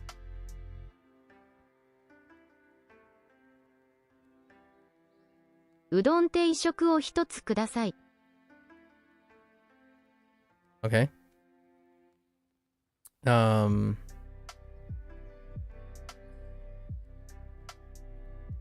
Okay. うどん定食を一つ一つください。ください。ください。じゃあ、紅茶を一つください。What did I forget here? Oh, 一つ。一つ。じゃあ、紅茶を一つください。紅茶を一一つつください。You forgot that you only wanted one. I mean, All right, let's practice kanji. You know what I have to say about that? In all the chances, isn't it implied? I'm just saying. Why can't we just imply that? 新しい I mean, if we're being honest here, being like really efficient, you know, although that's an English thing, by the way. We already talked about this too. Remember our conversation about 新しい counters? Wait, were you there for that discussion about counters in English? 新しい Yeah. I don't know who I had the conversation with. With whom have I had the conversation with about the counters? But in English, the counters are there. It's just we don't 新しい use them anymore. Like a way of counting. 新しい It's always implied. Like, hey, there's a person. There's one 新しい whole person, right? But we don't say one whole person. 新しい You don't go out of your way to say that's 新しい one whole person. Awkward. It's redundant. 新しい 新しい It's for practice, though. I totally get why they do that, though. 新しい新しい Oh, I shouldn't be doing this. I mean, I should be doing this stuff and remind myself this stuff. So, whoa, no. Oh no. Ichijihan, right? Ichijihan. Ichijihan. Always picking the heckin' cheese next to your G's or your G's. 1時半 Okay. Yeah, so we're just drawing the han. 1時半1時半 Actually, do you guys say 1時半 write or draw when it comes to kanji? 1時半 Do they use the 1時 verb 半 to write 1時半 or to draw? 1時半 Right? Okay. We'll normalize that in our vocabulary. Okay. Mimasu. Right? Mimasu.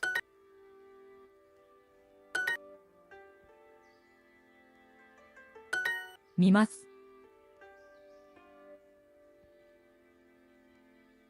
When you're doing calligraphy, is that still writing or is it drawing? 見ます Honestly, I don't even know in English if 見ます you're doing calligraphy, is that 見ます considered drawing or writing? 見ます 見ます Mimasu. 見ます見ます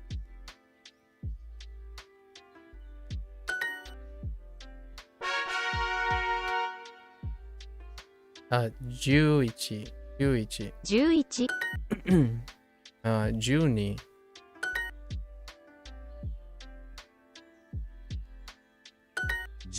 10.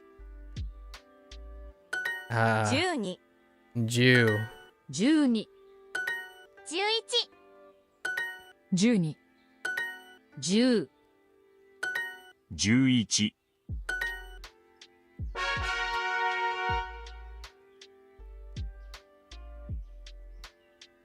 Okay, we got Jew again. 10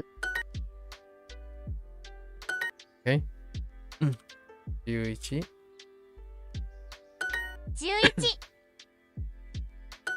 11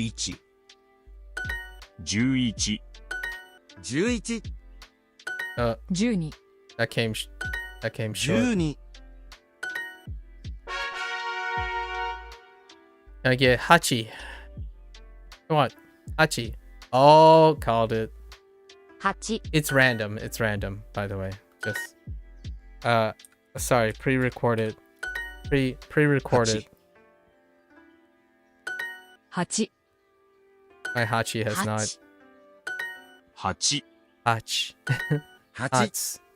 Hach. 8 Right, that Hach. Hach. There it is. Okay. Julichi again? 11 Juichi. Man. What's up with... We're not... 10 We don't... I don't need this one. 11 12、 The disrespect. 11 10、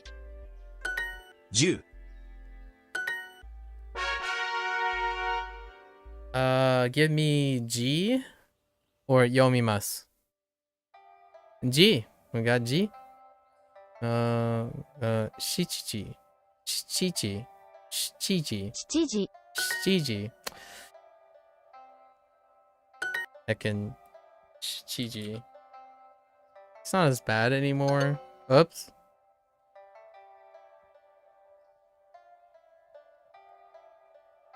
Oh, it's just G. Whoops. I'm like, what the heck happened here? Yeah. 7時、 So we know this order as well. じ This one's G. kind of satisfying. I do have to admit. 7時、 Shichi. 7時 Very satisfying. じ、じ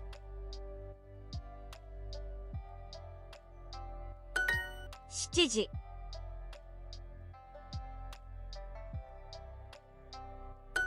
7時 Now, if only I can draw or I can write vertical lines, that would help.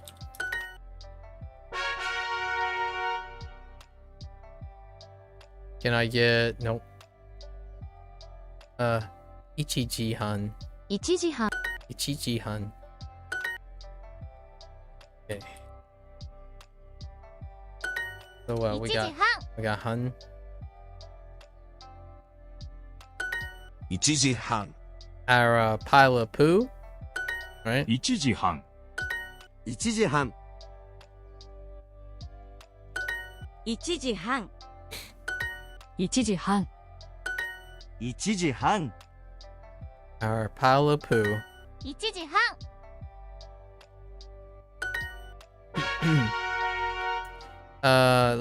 Just give me yomimasu. Come on. 見ます Yomimasu again. Yomimasu. Come on. 見ます、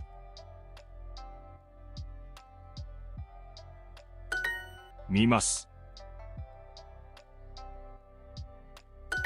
見ます見ます見ます見ます見ます見ます 見ます、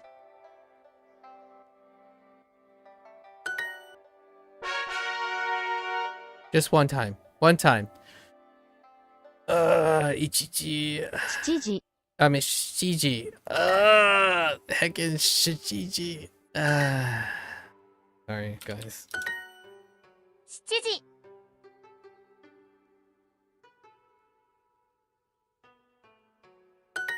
7時、 Shiji. じじ7時、 Heckin' Shiji. Shiji. 7時じ、じ7時7時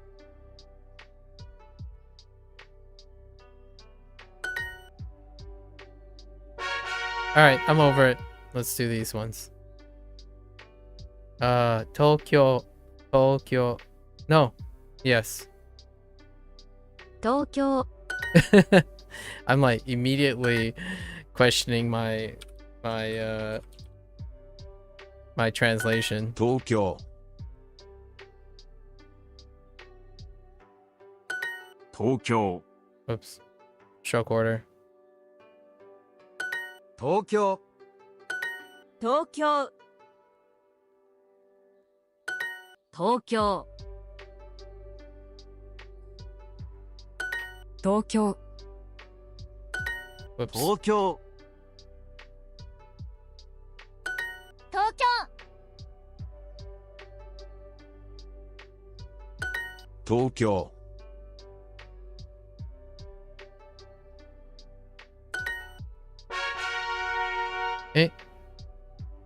Tokyo again. 東京 Tokyo. Can I get the other kanji? 東京 Nope. Okay. 東京東京東京東京東京 東京 Yeah, I'm secretly cheating on. 東京 I already revealed I had to confess yesterday 東京 that for the last 2 days and now 3 days, I've been cheating on Japanese, and I've been looking into Fujonese over and over again in my evening time. Sorry. 4 Sacrificing some of my immersion. 4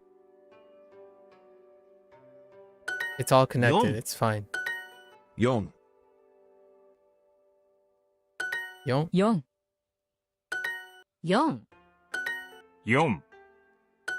4 4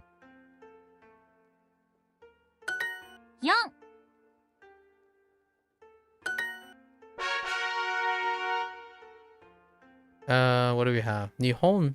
日 Nihon. 本 Okay. Which one are we gonna get? The home? 日本 No. 日本日本 Oh wait. 日本 I don't think we can get the. Oh no, we can get the home Nihon. here. In this section. 日本 Wait, I don't think we can get the home in the other Nihon. section. Introducing the Duolingo family plan. Yes, yes, yes. Not right now. I'll let you play later. Heckin' Tokyo. Man. I usually let that ad play because I kind of like the background background track. 東京 Oh, hey, here's the other character. 東京東京東京東京 I have something to say about like 東京 Duolingo Max, Tokyo. but that's gonna be a little bit down the line. 東京 Like 4 months. Whoops. Stroke order. Hey, dude, 東京 stop it. Where's my Kyoto? Where's my Kyoto? 東京 It's official. There's a bias towards Tokyo. 東京東京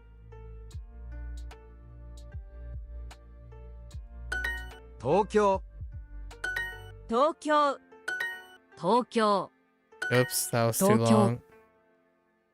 Oops. Stroke order. No one saw that.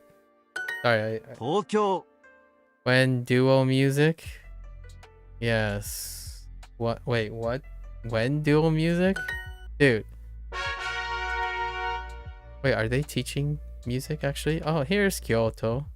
京都 They do have other topics. I know that's not what you meant, but it's kind of an interesting thought. 京都 No one saw the misplaced stroke order. It's fine. 京都 I'm innocent. Oh, whoops. 京都 I'm innocent, I tell ya. 京都 I Kyoto. stroked. I stroked properly. I promise. 京都 It was proper stroke technique. And order. 京都 京都 京都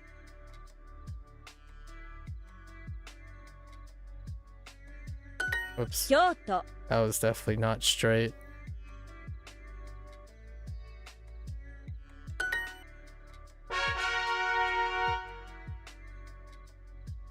On iOS, they said Duocon. Oh, they did? Oh, interesting.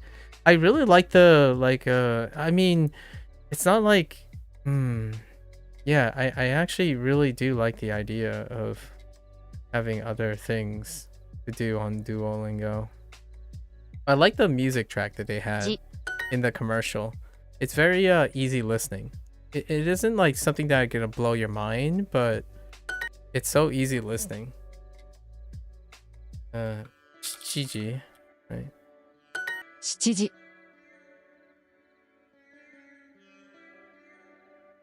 As long as it's not copyrighted, and then cause my VODs to get muted.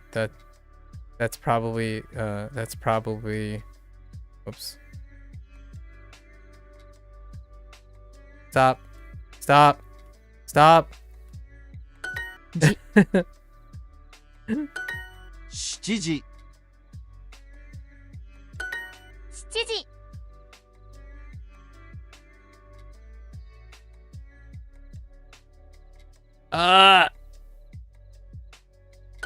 7時 I keep clicking on the wrong things. 7時 時 Oh, I almost. No, not. Gigi. I wasn't gonna say anything. I don't want to say it. じ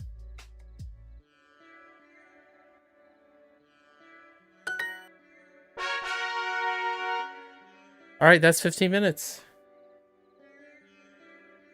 Do I do this for YouTube or forever? I kind of just do this for myself. Like, I kind of just do this for myself. But yes, I do have a YouTube channel though.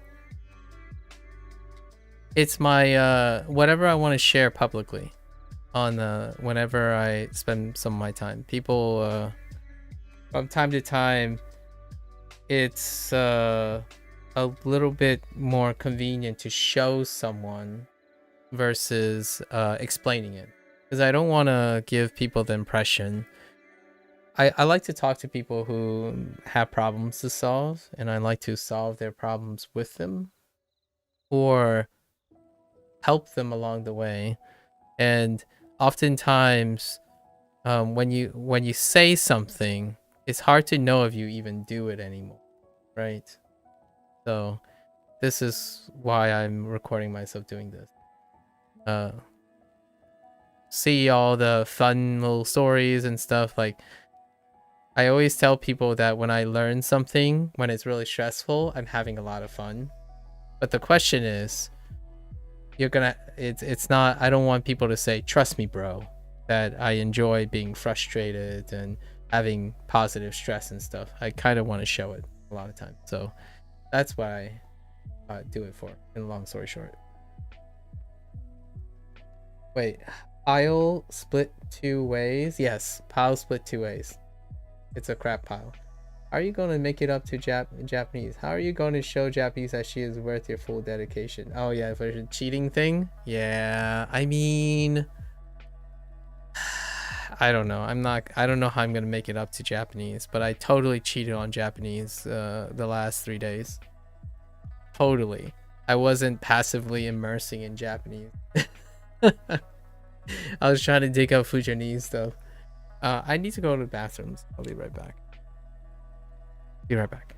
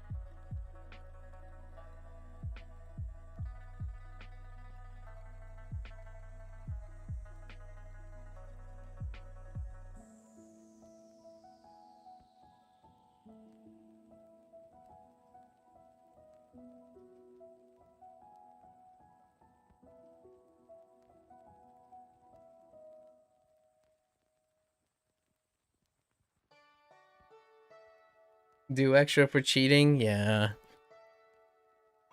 I didn't even realize you can watch Duocon. I might be invested in that. I watch a little of it. Generally speaking, I like to be somewhat at least knowledgeable about the back end too, like roadmaps and stuff. I talked about this the other day where while Duolingo focuses on or advertises like gamification and stuff, one thing that developers, especially app developers, often the new trend, the rising trend is to offer a persistent roadmap somewhere along this UI and patch notes.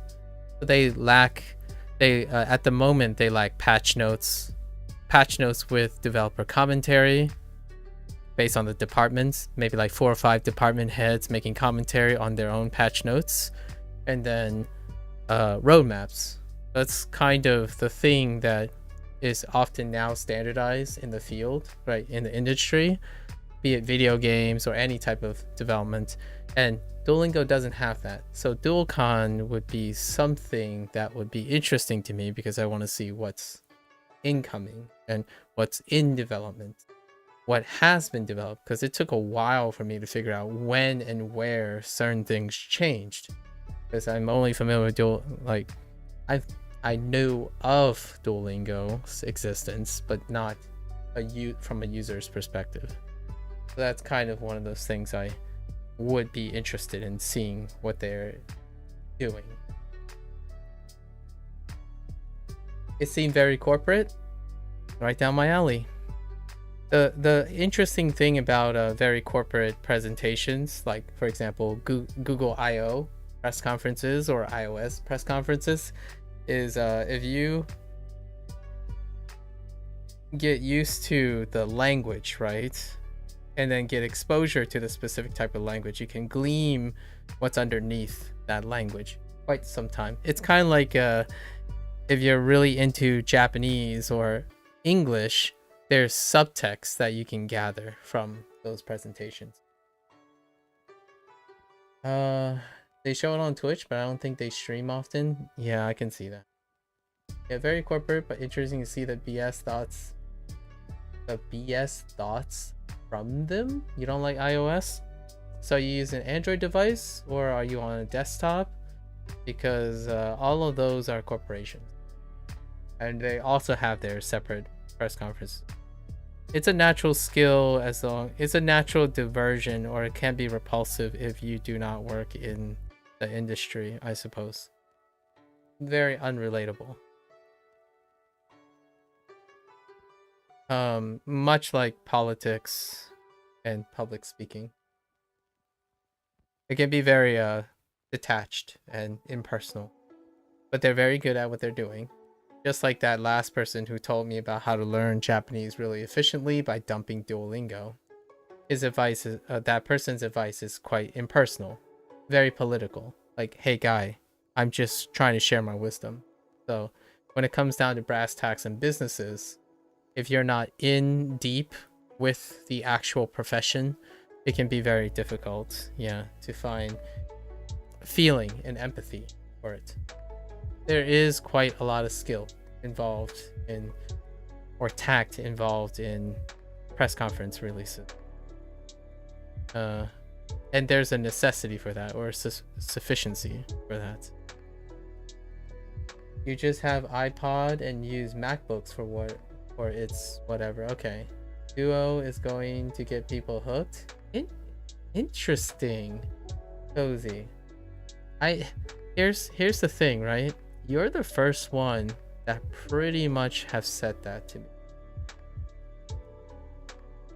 And I have spent the last entire time talking, not really like talking up Duolingo, just providing a leveled field of perspective. So you're on the other side, which is interesting. But yeah, a lot of rabbit holes. Yes, there's quite a lot of rabbit holes. It's nice to hear some balance to it. Obviously, I've talking about the specific quality of life. I'm just gonna say quality of life thing.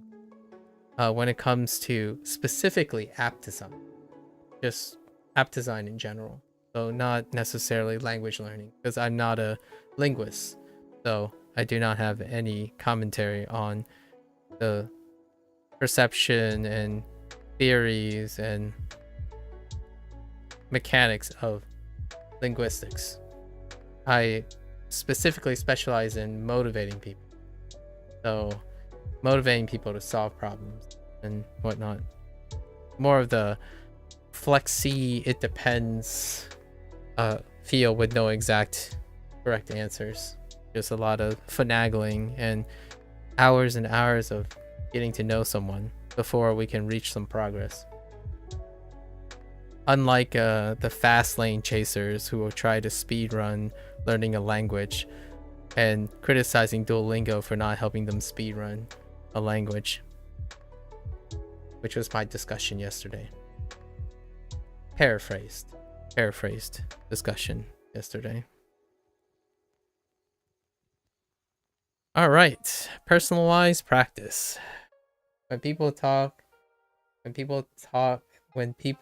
hate, they don't understand. Oh, that was kind of a topic. You nailed it in a very different way. I haven't phrased it that way before, but yeah, you nailed the conversation this person popped into.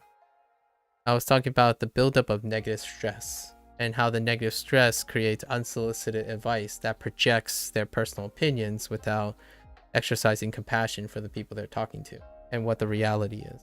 So, I hate this, I hate that. Yeah, that's a projection of negative stress, all right. No need to worry about it. I'm quite a reasonable person. I don't particularly like using the word. Wait, is there a word? How often do Japanese people use the word hate? What is the word hate?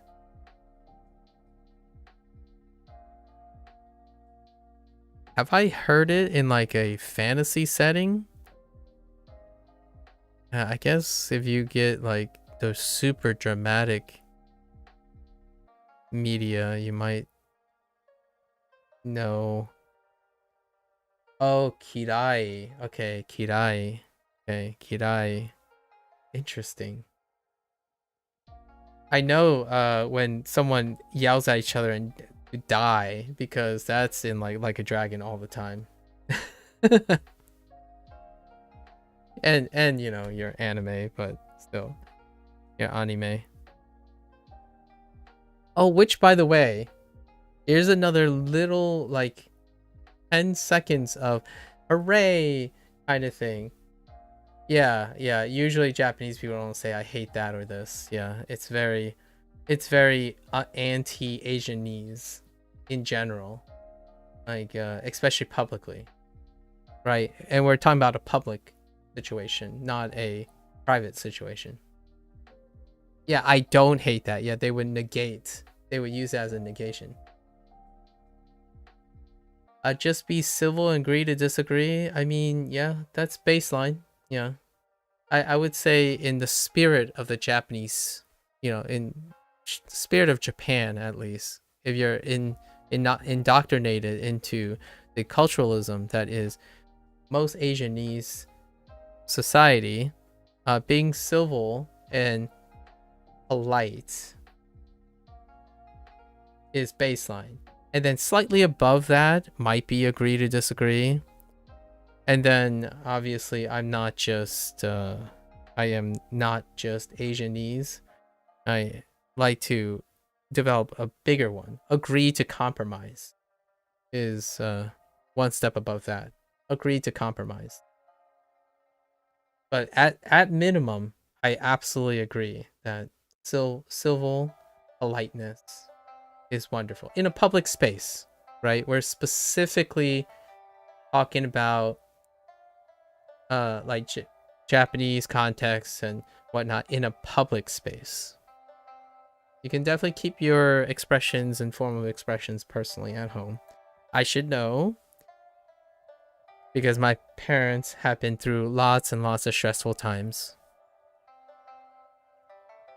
And those are personal thoughts. It's not that I don't like this. I think this one better matches the style that I'm looking for. Yes. Yeah, it's not that I hate this. I don't like this. Yeah. Lots of the negation, soft negation, indirect negation. You can see lots of skits from people in Japan, especially those who are making English content. Like, one of the hallmarks is to indirectly show semblance of non-resonance, like being unempathetic or not sympathetic. Like, I don't necessarily hate it that much.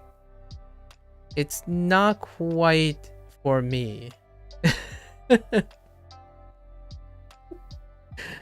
And obviously, if you're already here listening to me, you probably do this in English too, because English can get that.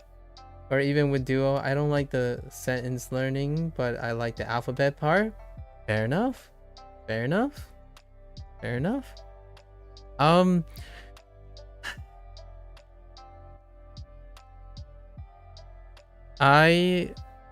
When I use a product, I think about what that product makes me do, or what that product leads to, as opposed to what that product can serve me, for example. So I'm not looking for a product to do things I expect. I'm using a product to see what the developers intend to encourage, and that would include everything else. So I would not be talking to Victor and Indy regularly, for that matter, or even you, Cozy, and Dragon Lord Lotus. I wouldn't be talking. I wouldn't be talking to people like that without this platform. So, and it doesn't correct you properly. That's fair enough. Yeah, that might be a concern. Although I do have like the hallmarks, I do have the community to help with that. So, for what it's worth, one can say if X didn't exist, then Y wouldn't happen. Right? It's not to excuse that it doesn't correct it properly. If so, I can observe that. But in retrospect, if it doesn't correct something properly, at some point, if I'm really motivated by Duolingo, I would eventually come to that conclusion at some point, right? And I love, in my opinion, it's not to not to excuse the inadequacy, like the inaccuracy. I do love the idea that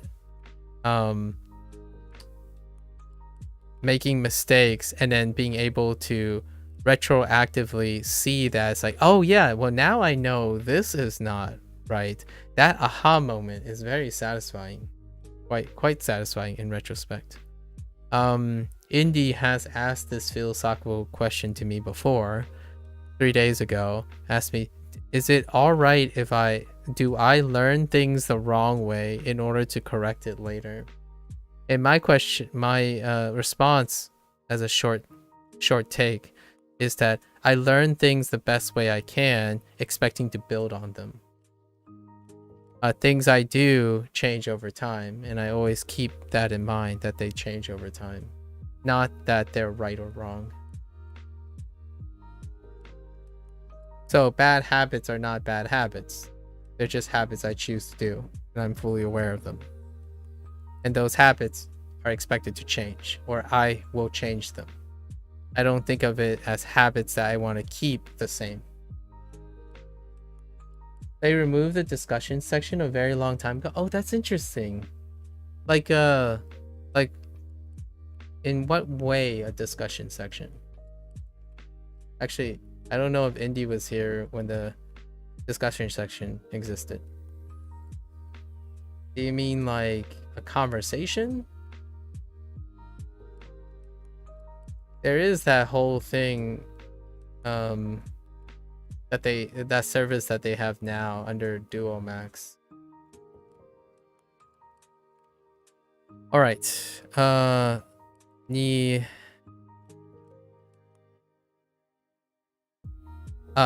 住んでます。Right? に住んでます。に住んでいます。9時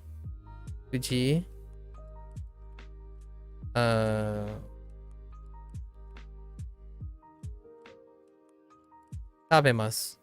食べます。に the particle ni probably. Particle ni and 見ます。Okay. We'll see what we have forgotten, I suppose. はい。はい。アニメ oh no. はい。9時9時にアニメ見ます。アニメを見ます。そう。はい。9時にはアニメを見ます。A section that explains why you're right or wrong. People can type responses. Oh, like a thread kind of thing. Interesting. Huh. I wonder how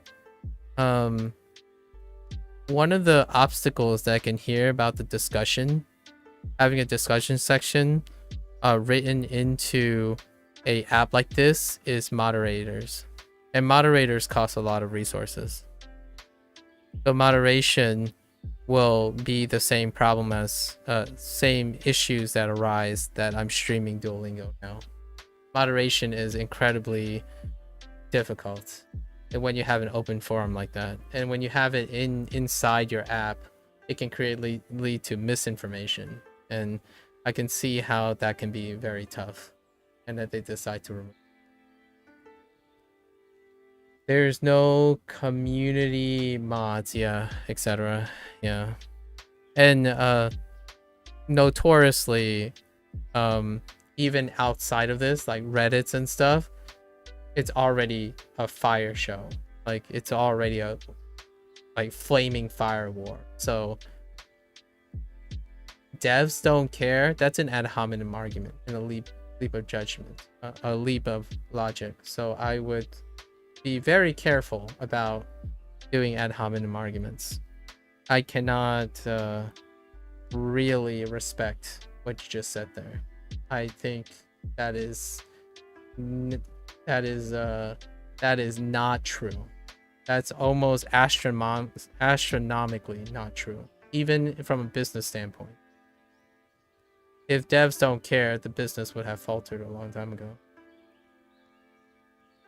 You see a thriving product, and like you already mentioned, there's Duocon, and there's investment involved. That just simply is not true logically. And then the leap of logic is you attack the devs' motivations and not try to understand how the order of operations work. I would say putting a discussion forum into some product like this produces a wildfire of problems. If a forum like subreddit can't moderate their own sub wars between Duolingo and everything else, tacking that on to all the complaints about Duolingo not having a lot of updates and accuracy issues and stuff, it deviates their resources to basically managing fire wars on their forum. So a multi-million-dollar now publicly traded company like Reddit cannot even manage and moderate sub-forums between like Duolingo discussions and the respective language discussions. I doubt that would improve if they added back a discussion section onto Duolingo. Is what I would say if I was a investor. So like if I wanted to invest in Duolingo, PR is a nightmare. Like it would be a devastating PR nightmare. So I would not invest in Duolingo if I was a prospective investor. So them removing demonstration or places where you can demonstrate stuff and keeping politics out of a learning product is probably going to keep their investors happy, at least in my opinion, for better or for worse, obviously.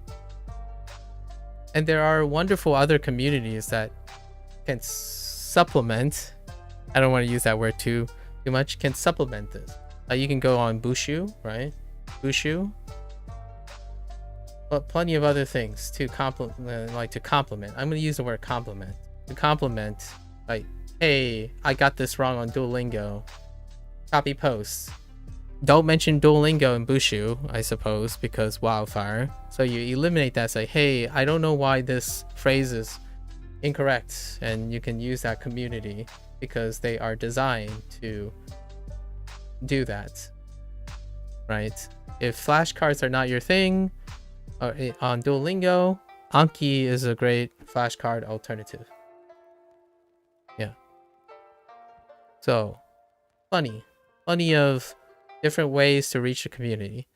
And sure enough, if you think devs don't care and they're not aware that their competitors like Bushu and Anki exist, I would say that's a pretty strong leap of logic. So a lot of people tend to view what is not there as evidence that they don't care. What's not there doesn't mean it's true, right? It's a null conclusion. If I don't get, it's kind of one of those things, like if I don't get struck by lightning, then I can definitely always walk outside during a lightning storm and not expect to get hit by lightning. It's a chance. So you don't know. You don't use flashcards that much? Yeah, I mean, I don't either. It's repetitious to me. However, it's a very popular suggestion. Anki is incredibly popular suggestion. I'm not a brute forcer, so I don't typically learn by repetitious association. Although Duolingo uses that approach, and I noticeably slow down in using repetitious recognition.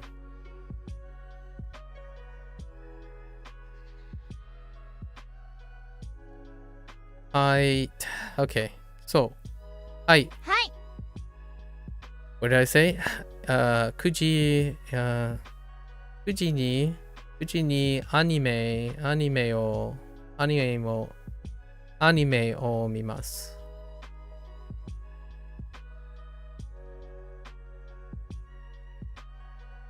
どこですか？どこですか？ There it is. 9時にアニメを見ます。はい、9時にコーヒーを飲みます。はい。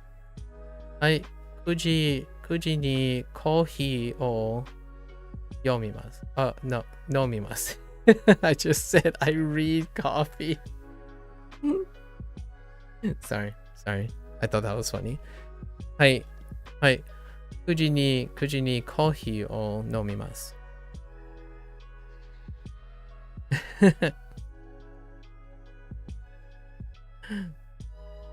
I read coffee. I read coffee.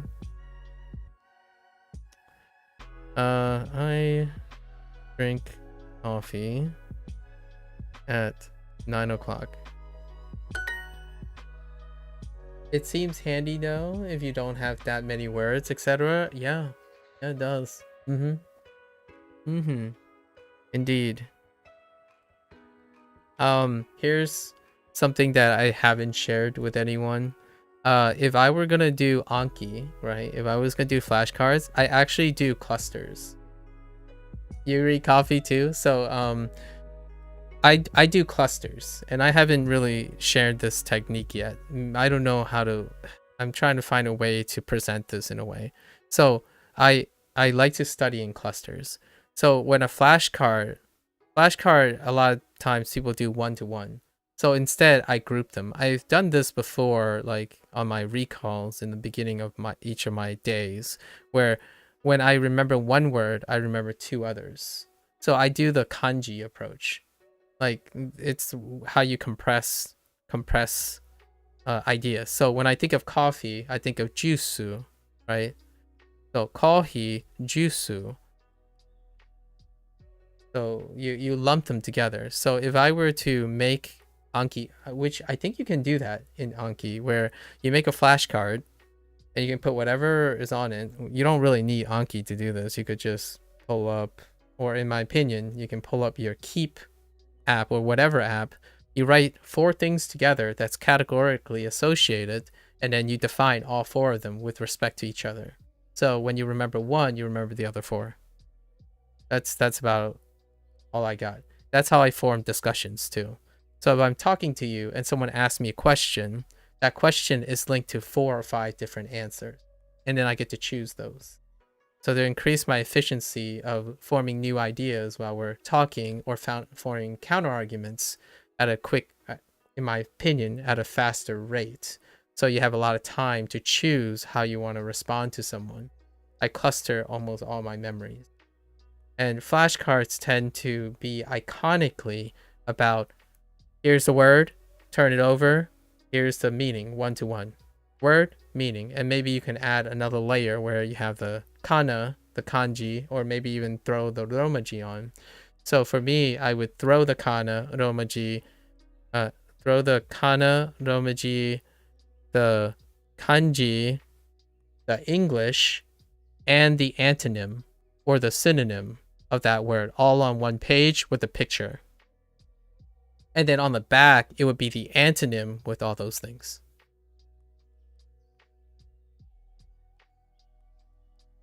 Pair up all the words. That's a great strategy too. Pair up all the words that translate similarly.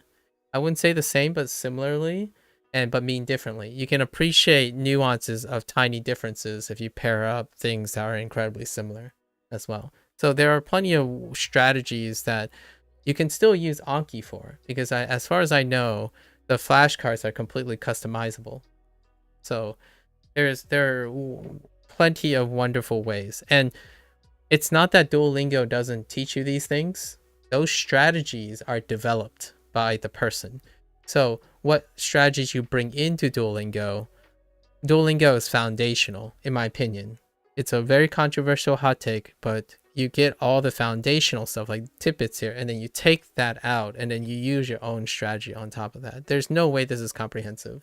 So I totally agree with those people. But the criticism comes from the person using the app, the tool, not a criticism. Most of the criticism is what the tool can do for the person, not the other way around. So I don't usually view in that way. My thing is, what can I take away from this tool, not what I wish this tool to be, because I don't usually do that. What I wish this tool to be is not within my control. What I can take away from this tool is within my control at all times. So there's not a lot of much things I hate about a tool, because someone made this. I didn't spend my time making this. So I voluntarily choose to use this tool. If it doesn't work, then I discard it. No hard feelings. You voluntarily choose to. The wildfire comes from people being convinced by advertisement. And that I'm not going to touch. I am not going into the can of worms of the whole like feeling betrayed or falling for ads and stuff. That's a wildfire, a can of worms I do not participate in. I chose Duolingo and I haven't seen any ads for Duolingo. So somehow Duolingo survived for 10 years without me seeing a single ad. And then all I did was, hey, I can stream this. Pragmatic, accomplished. I start here, and then I branch out. What do I do now? I actually, most of the time when I learn Japanese, I'm using Japanese to learn Fujonese. And Fujonese, how do you learn Fujonese? Well, Duolingo doesn't exist for Fujonese. Actually, nothing exists for Fujonese. You might be able to get like a Chinese imported book on Fujonese, or log into a Bilibili account and circumnavigate Mandarin in order to get an account to actually read about Fujonese. If there's something I wish I can do that's outside my control, is approach Duolingo's developer and say, I really like your product and you have all the resources to bring to the world Fujonese. Thank you very much, and please consider my really, really selfish requests that I want your product to cater to my expectations. And that's where we're at right now, I suppose. I enjoy this. It's a platform to just chill and see what awkward things come up. I do have to make a disclaimer. I'm that guy that see the charm in all the imperfections in people. When someone's really angry about something, I turn that anger into something else. Or I want to hear that anger and have that person realize it's not permanent. As opposed to, I suck. I usually, the people that I talk to are in places of, they're in bad headspaces. And oftentimes what I hear is they hate themselves all the time, right? They hate themselves all the time. I suck, I'm stupid. I'm not smart enough to learn a language, and that's kind of the idea of not getting into that groove. So you have autonomy over what you can control, and wishing products to be something that it is not by their creator is kind of a rough start. Or get you to teach. I wish I knew enough Fujonese. As you can tell, I'm American English. So my parents are the most immediate relations to the language. I've only retained the language through my parents. And all the YouTube content that is like the multilingual people who speaks Fujonese and make or post on English platforms, they're also Asian American, and they encounter all very similar problems that I have, where the only Fujianese we retain are through interactions with our parents.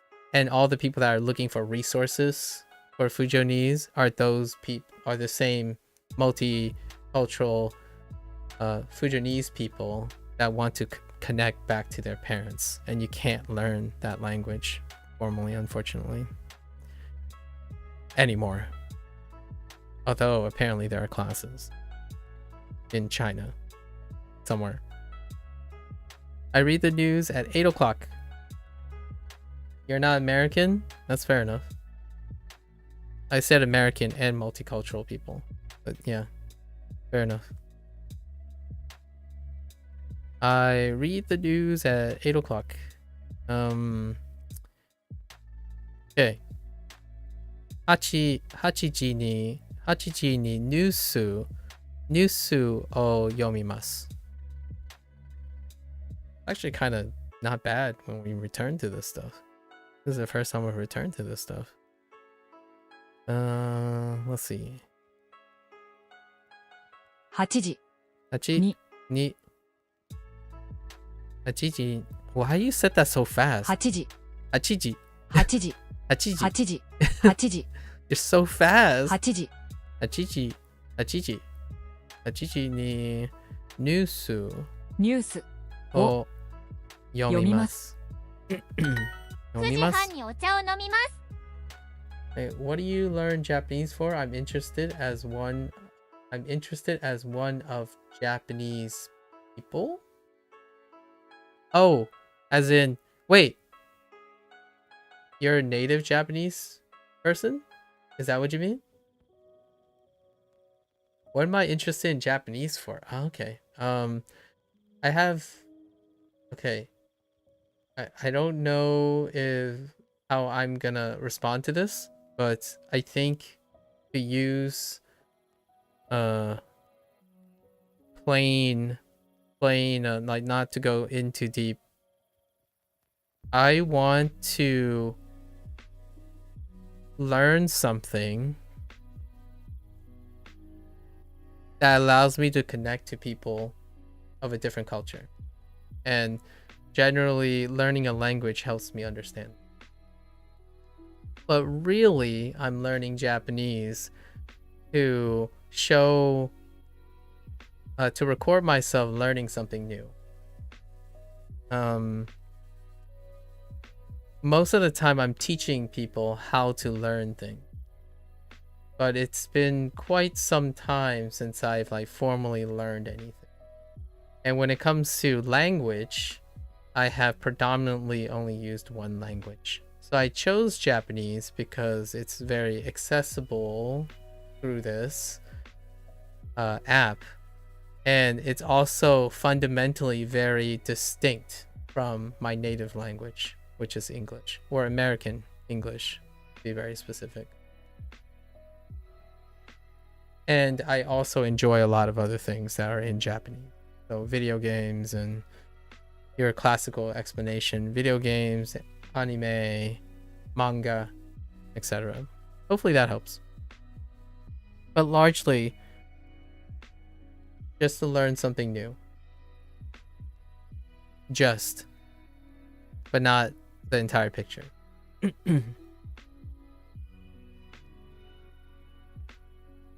9時半にお茶を飲みます。9時半にお茶を飲みます。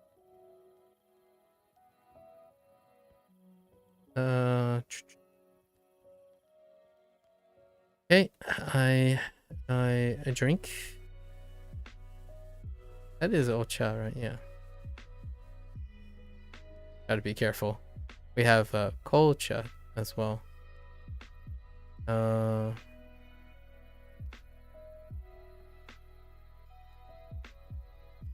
I drink green tea at Fujihan.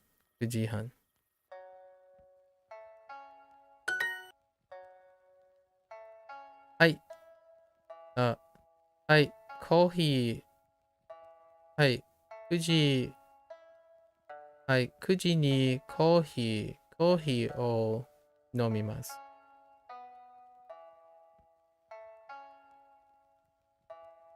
はい。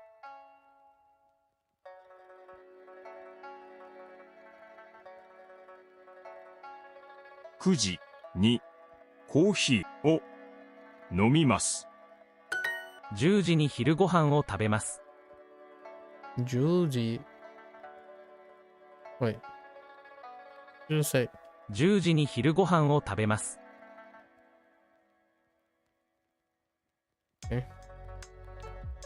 10時に昼昼ご飯を食べます。食べます。10時に昼ご飯を食べます。Okay. Do you eat lunch at 11 o'clock? Okay. 昼ご飯 Oh no. Time first. 11時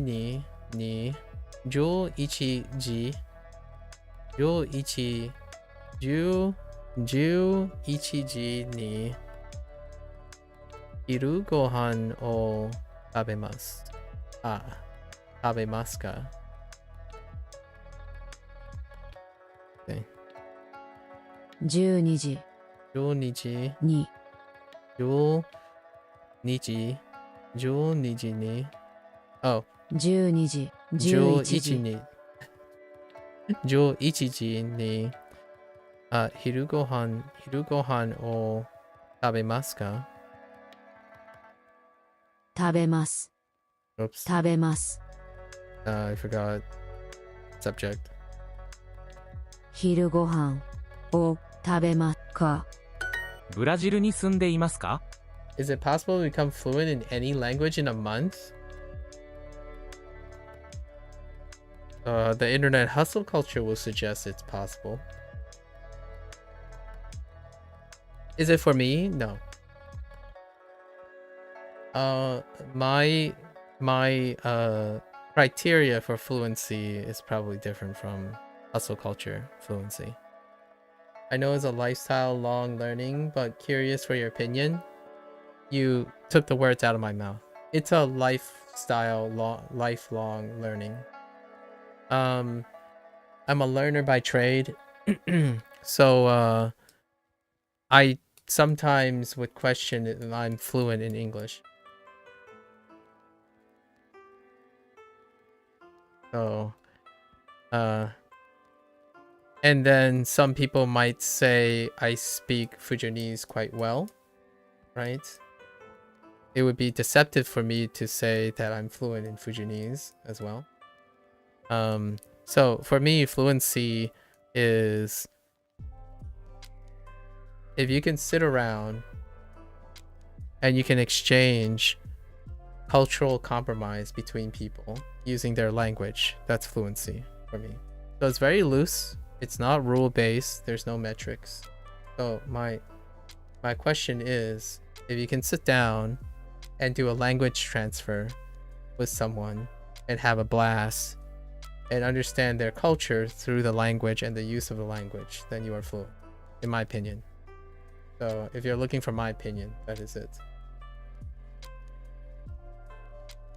It's not about vocabulary and how accurate you are or something. If you're able to express your ideas and you're able to form bonds that go beyond the bounds of that language, then you are fluent. So understanding how you can make a Japanese person uncomfortable by what you might have mistakenly said, that's fluency. One funny aspect of fluency is that you get into this territory. So just to make sure, I know you left recently and I said I'm American. I'm multicultural. So for me, my definition for fluency is a lot different than someone who's monocultural, of course, per se. The social norm of fluency for me is that people blend things together. So it is very uncomfortable for individuals in Japan, I would say, to be open to that idea. However, it's a lot more open in the United States for that type of culture. It's because someone like me exists. So for me, fluency is not about how accurate you are and how immersed you are in any specific culture.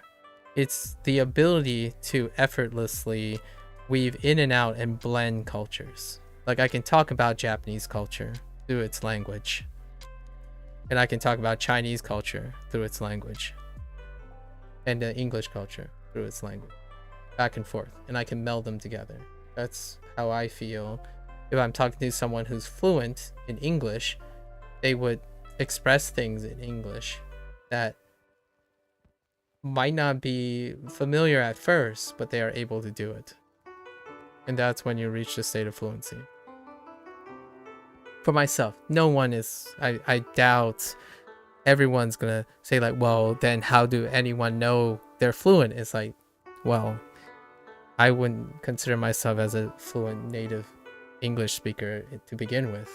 Like, what do I do at home? Well, when this stream goes off, I don't use English with my parents, right? ブラジルに住んでいますか？ Not that guy that tells you, hey, you shouldn't say, 你有没有 busy now? 你也 busy 吗?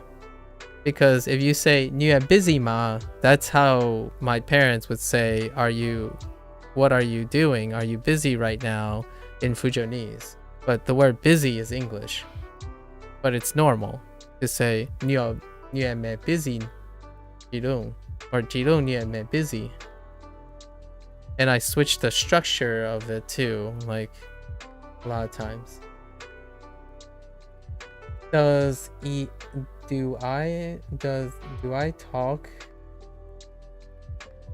etc. work like that? I have no idea. I haven't used any other form of language thing. This is the first time I've ever used a language app. The last time I learned a language was back in college.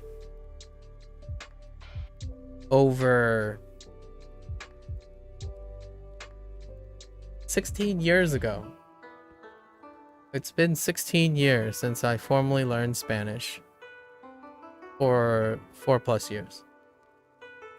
If I'm dropping myself into a different place to learn the language and no language learning app, is it okay if you make a lot of mistakes? I'm a native English speaker. My answer as a representation of the English language, like where I speak, yes, it's very acceptable that you make a lot of mistakes. In fact, when I talk to other native English speakers, a lot of the time is to focus on clarifying what we're saying. When two people who speaks English very well, but they have different life experiences, the English is not precise enough. So for me, that feeling of making mistakes is ever present in English. I can't say anything about Japanese because I'm still learning Japanese and I haven't interacted with the Japanese culture and community firsthand myself. But what I think, if you represent yourself as a gaijin, right, like myself, if I'm a foreigner, then making mistakes is fine.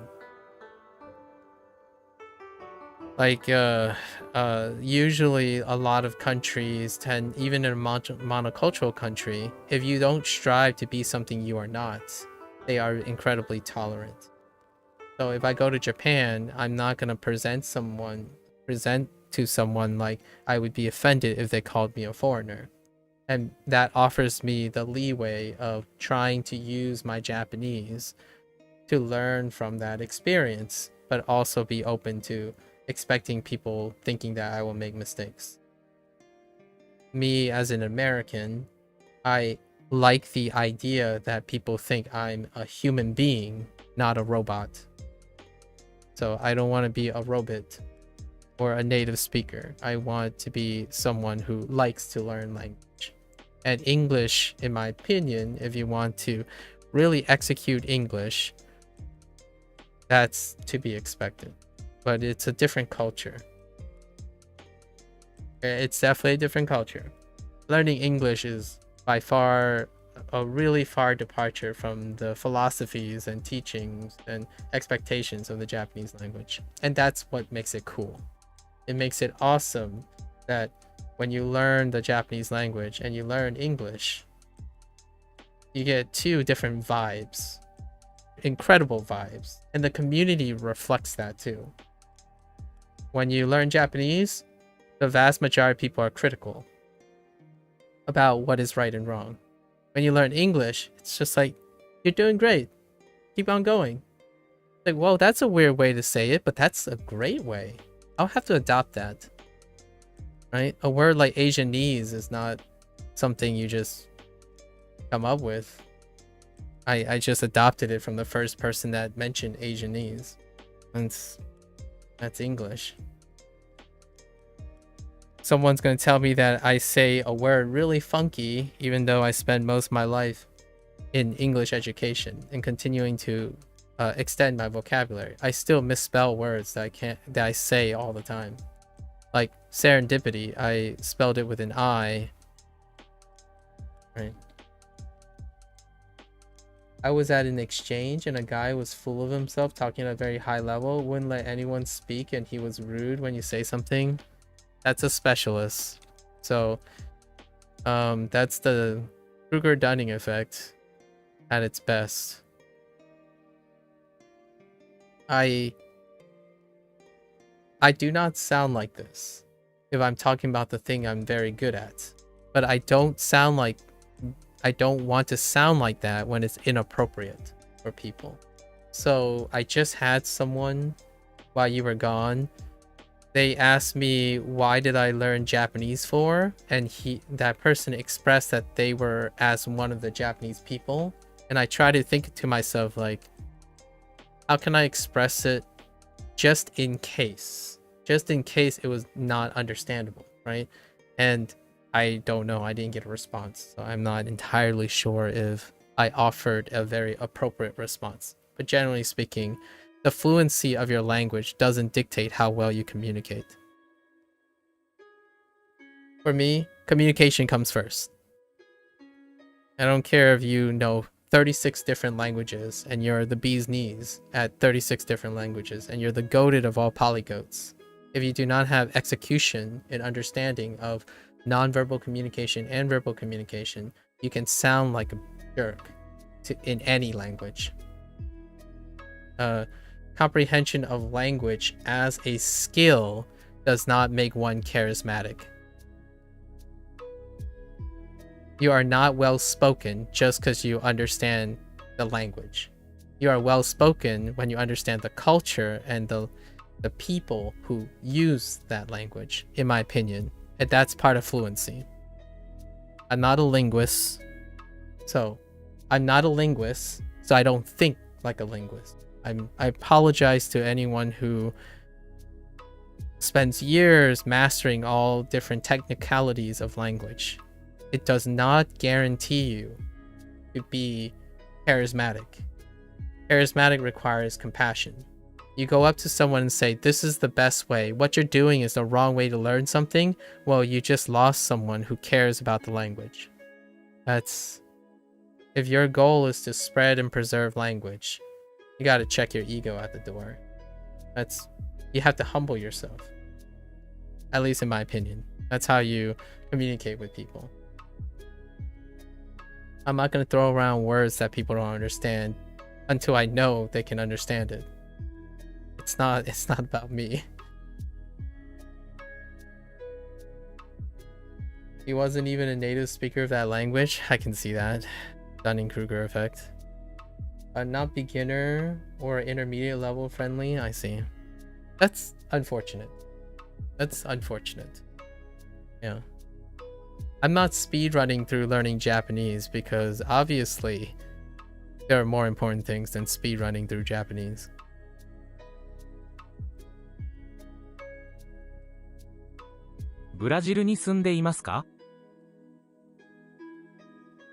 ブラブラジルに日本人、うっ日本人。住んでいます。住んでいますブラジルに住んでいますか？か。かはい。ブラジルに住んでいますか？ Okay. These are just reviews, so we're pretty okay. Oh. はい。はい、11時に昼ご飯を食べます。はい、11時に昼ご飯を食べます。食べます。ナオミさんは12時にテレビを見ます。Okay. I'm not sure if I heard. Okay. Let's try to get this. ナオミ Naomi San. son.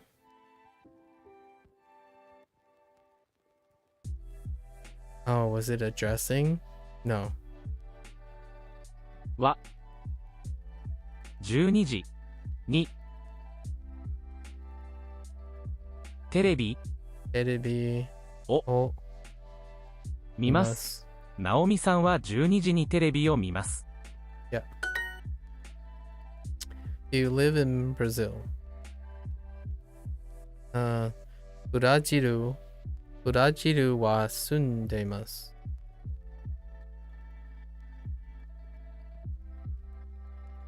ブラジル。はじめまして。 Oop. はじめまして。 No one saw that. Oh, is it ni? に住んでい Oh ます。 yeah, yeah, ni. I mix up the particles. Right. ブラジルに住んでいます。Oh! It's a question! Oh, I caught myself. 10時半にニュースを見ますか？ Feels bad. I just caught myself. Spanish natives think you're a Spanish speaker, but I'm going around as if I know every word or try one up on somebody.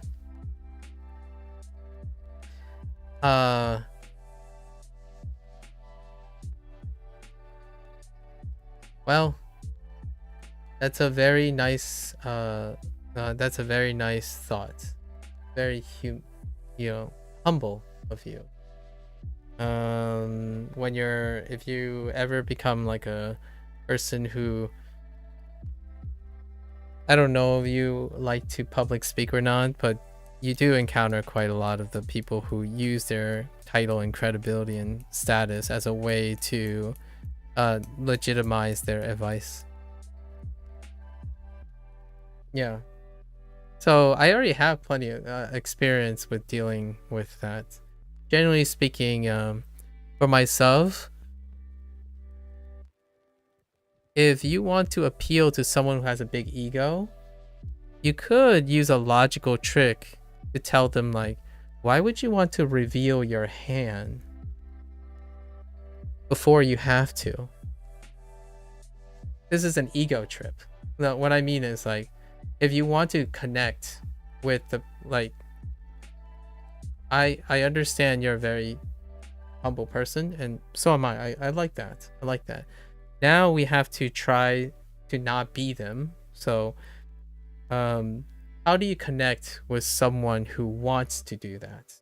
Like, how do you motivate someone to be a bit more humble on the surface, I suppose, but still not like attack them as a person? Well, one of the usual pragmatic ways of suggesting to someone who likes to tell other people how good they are is you kind of want to ask them, why do you need to? Ask them, why do you need to tell people that you've done these many things and want to show off and stuff? Then you can probably appeal through that understanding, like, oh, well, you know what? Sometimes it feels just as great helping someone and not revealing your hand at first, right? There's some reward in that. So to me, I usually use that approach to try to bridge that pragmatism that a lot of people use, where like, well, how else is someone gonna know that I was a linguist for 30 years?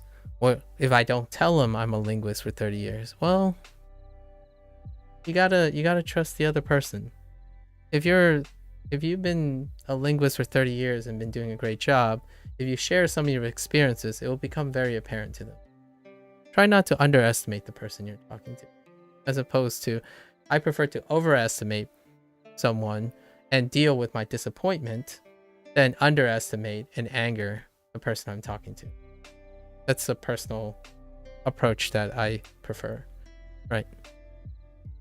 So, I don't usually reveal my hand unless someone asks. So, that doesn't happen very often, especially if you're on Twitch. If you're streaming on Twitch, the people who look for other people, they are looking for affirmation a lot of times. I'm not suggesting that's anybody specific here, just the place to look for affirmation. So I often like to give them that affirmation in time. It's kind of ironic sometimes that these individuals push back too. Like they would say like, well, are you telling me how to feel or what I am? It's like, no, I'm trying to give you the amount of time that you want, because I think it comes from somewhere. Like you're going out of your way to try to impress me. I want to know what motivates you to do that. Are you not getting enough feedback or affirmation or appreciation for being a person who's good at Japanese? Like I wonder that. Someone who's secure or very comfortable with what they know, they're not motivated to do so. They're not motivated to need to do that. So rarely do I ever bring up my educational background to legitimize the next thing I'm going to say. Oftentimes it comes from a place where I haven't done this before. I haven't learned Japanese, right?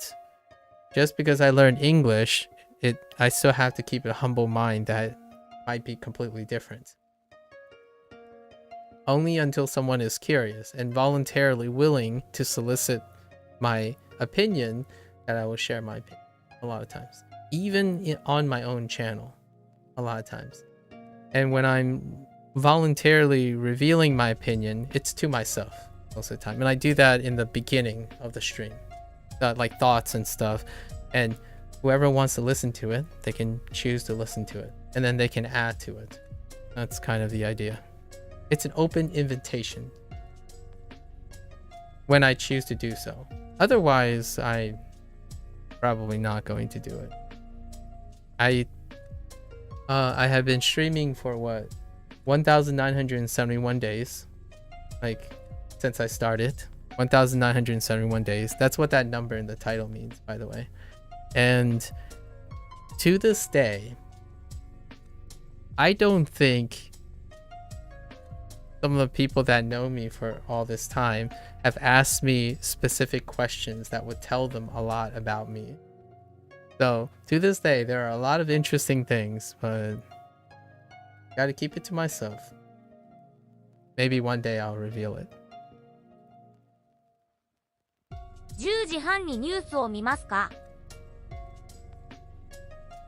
It's not a secret. It's just, if you don't ask, then it stays a secret.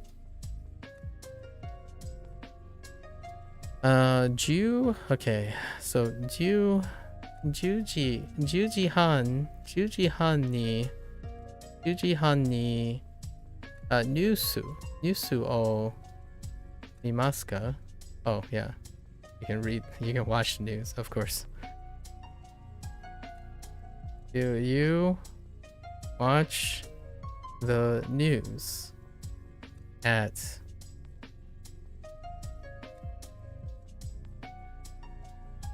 10時半? I watch funny movies. Okay.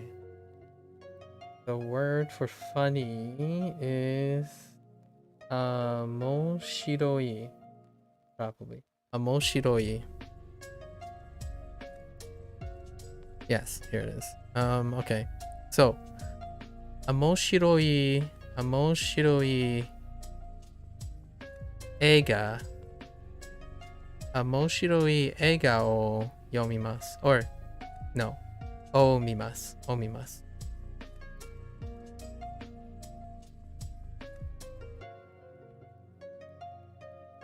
Um...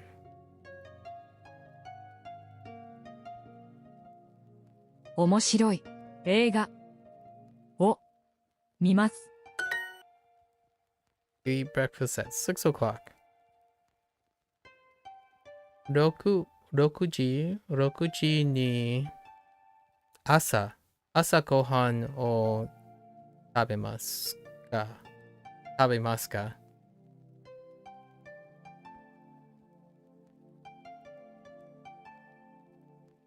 Okay.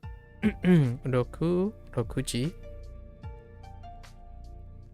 or 6時6時 Okay. 6時 I guess you can add that too. 6時に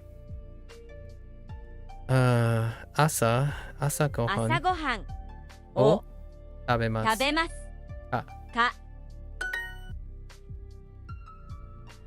Is the omission of subjects in Japan looked weird for English speakers? The subject.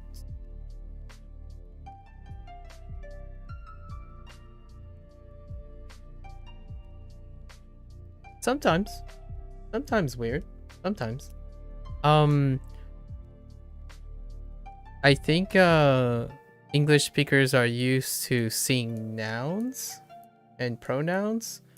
However, once you get used to what is referred to as the subject, which is usually the object and is also a noun, so there I'm no longer looking at sentences where the subject has to be a pronoun, right? It's already there. So no, not for me anymore. Was it weird at first? Kind of. I would say yes for the majority of people that speak English at first. I actually have problems remembering the pronouns. Nowadays though, the subject is where it's supposed to be. Like the subject is the object of the predicate. So the predicate is the subject is always there because I know the predicate. So now, much like the way I look at the sentence, I'm looking for the predicate, and then I know what the implications of the predicate is on the subjects now. So no longer like that the same way where I start with a subject and look at what the verb that the subject does anymore. So I'm looking in what they would probably say the weirdness, the reverse, like a different order. So it's no longer about that anymore. It takes a bit though. I would say for me, I did 5 hours on average just looking at whatever the sentence pattern is. And just so we're clear, I'm at a part of Duolingo where I have zero grammar points. So there are no Duolingo has shared 0 grammar things up to this point. And I still am pretty comfortable past that. Although I have to make a disclaimer, I don't necessarily think I learn the same way a vast majority of people do. So I think I'm it's very inappropriate of my personal experience to be reflective. I want to say that the vast majority of people that I've seen who learn Japanese find it weird to omit the pronouns, which can be the subject of the sentence. It's often the subject of the sentence. I see now, in my opinion, when I read a Japanese statement, I look for the predicate and find the subject. And the subject is not actually the pronoun.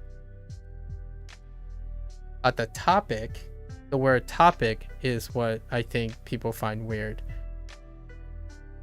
The topic replaces where the subject is typically in English. So you can have a object modified by a topic, but the object is always the subject. But it's not the same type of subject that English people would be used to. Spanish omitted into the verb, etc. Yeah. That I still remember about Spanish. Yeah. Also, I guess Akurei. Akurei. I'm Chinese in my background as well. So yeah, English has to be explicit. I think the word that I would probably use here is English requires to be explicit because it's a descriptor language. And sure enough, when you become more native in English, you become less and less descriptive, and it becomes more and more confusing. Because English, while it requires to be more explicit, native language tends to be less and less detailed because they want to increase the rate at which they speak. So they often use like pronouns, this, that, these, those, is, passive voice, and it leads to not saying very much a lot of times. And not precise enough. And that's probably one thing that I enjoy Japanese quite a bit. Japanese is quite precise. As a break, English is charming in a way that it is incredibly spurious in its meaning. So you lead to long discussions about and discovering what each other are trying to say in English. That's actually a different type of experience. Not being always talking about how to express yourself is kind of a charming thing about English. You can express yourself in many different ways. Like the accent. Your English accent is very expressive. I wouldn't, as a native English speaker, I would not encourage someone to remove their accent. In fact, I watched a YouTube video where, you know, you have a Japanese English person go around interviewing people in Japan, right? It's a big thing that they do. They interview, or even in China, where they talk about like, oh yeah, you know, what's your interest in English and stuff, and they would say like, oh yeah, my English is not that great yet. I still have to get rid of my accent. And generally speaking, I'm like, you can most definitely keep your accent and learn English. For myself personally, I'm not saying for anyone else, but for me personally, learn English with your accent. It's incredibly expressive. It keeps English charming, in my opinion. You want to keep, if you want to talk to me, keep your English accent. It's incredibly vibrant. I love that English has different accents. In Japanese, you get the impression that a lot of times that's less than desirable. Yeah, that one pointing to the object. Yeah. Do you live in Canada?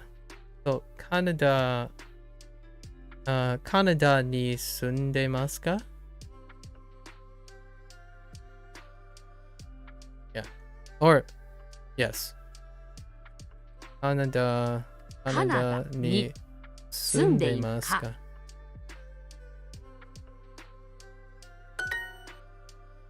Do you live in Brazil? Oh, what did I screw up here? Oh, I missed a ka. I ca'd myself. Brazil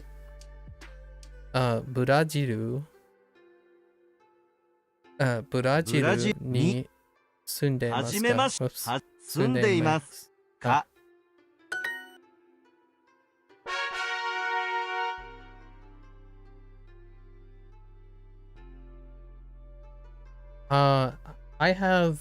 I would say, humbly, I have an above average English comprehension. And the thing that makes me love the English language is that I walk into a university, like a high level university or whatever stuff. When you walk into an eclectic area filled with scholars and intellectuals, each of those individuals are identified by their pattern of English speaking and how it sounds and the accents and stuff. That's the charm, in my opinion. I choose to hold on to English quite a lot because that is to me, that is the social norm of English. And I don't want to discourage people ever to say that I don't want to speak because my accent is really heavy.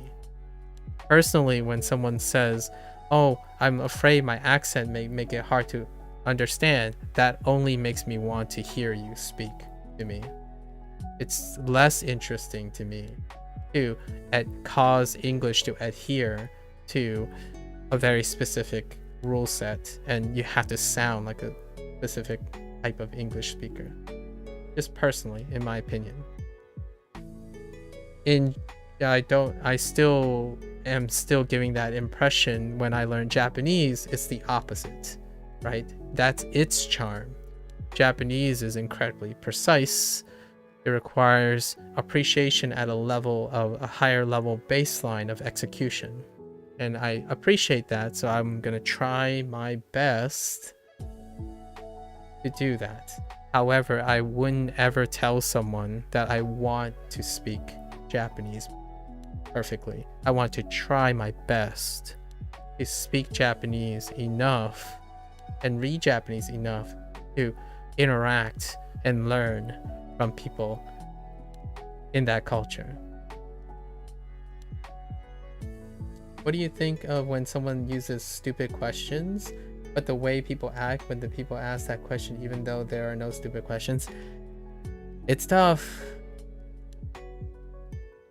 My first question for them is I would ask them about themselves. No worries. Like, you shouldn't have to apologize on the way you phrased it. I understand what you're saying, right?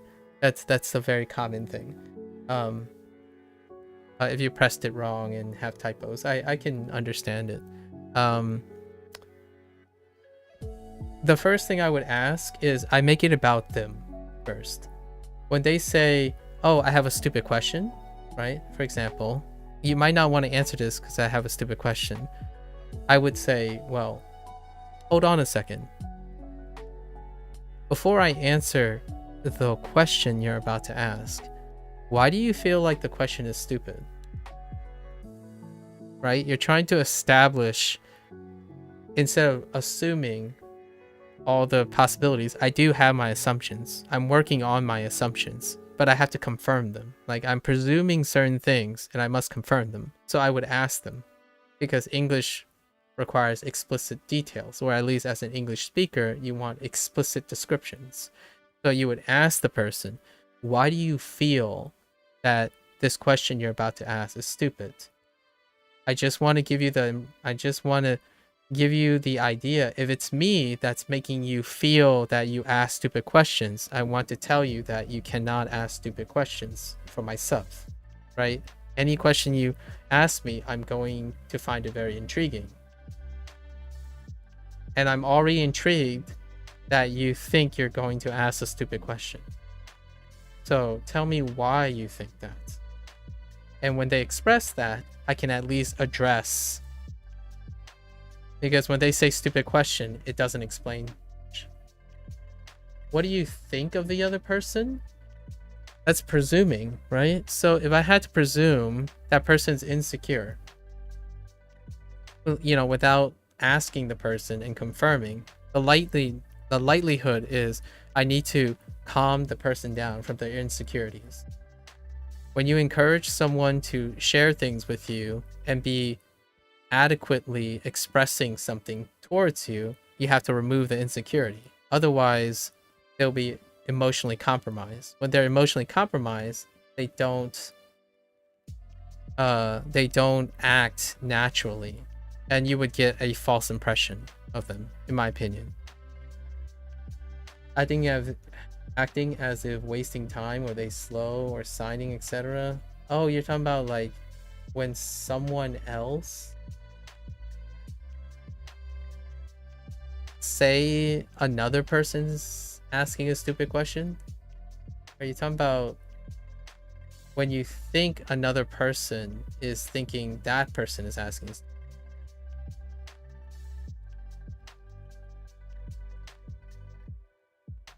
Are there two people in this scenario?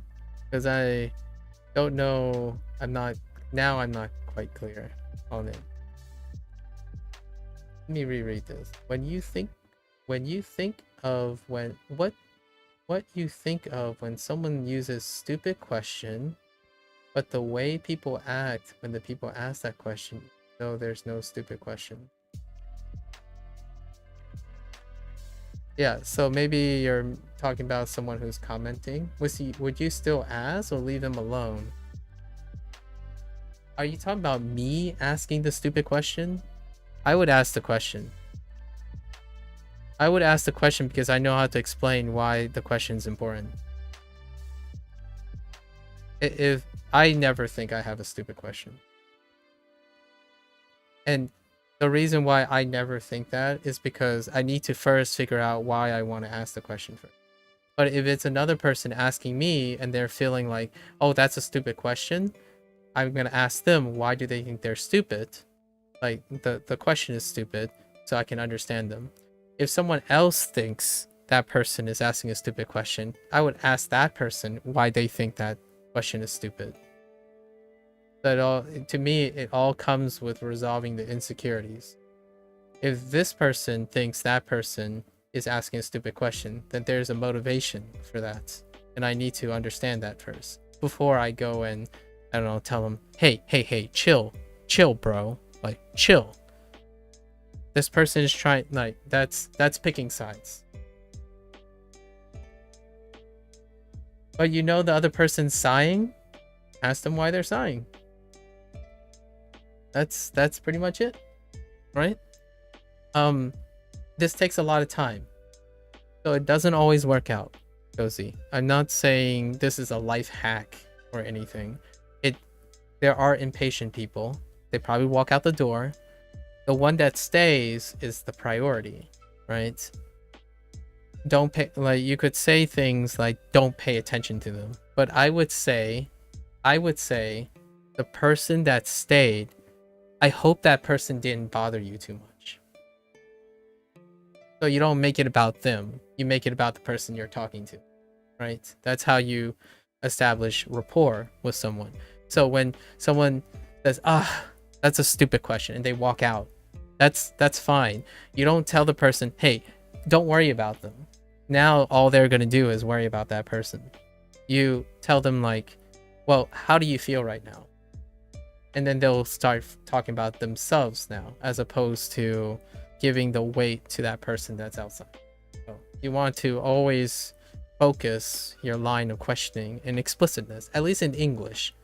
I don't know how Japanese people do it, so we're not talking about Japanese people or Spanish people. For myself, I would refocus. If I knew Japanese, I would use the Japanese to refocus on the person I'm talking to, not the person that is no longer present. Right? Kind of like that. Something like that. So, Samaho,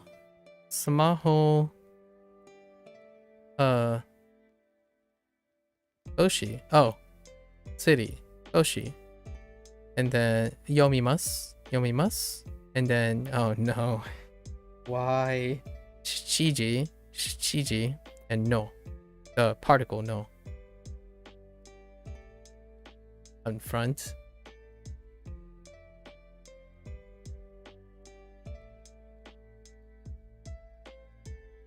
Do you eat curry at 7 o'clock? So, kare, oh.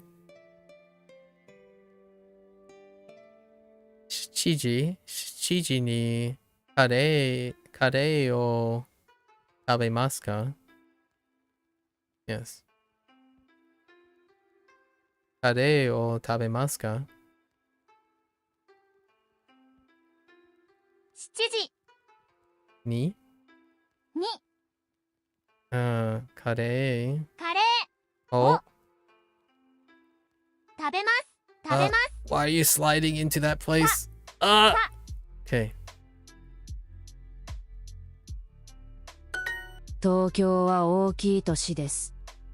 Tokyo wa. Ooh, they didn't change oki. Oki. Because we have o. O, the kanji for o in oki. Tokyo wa oki toshi. Toshi. So, Tokyo is a big city.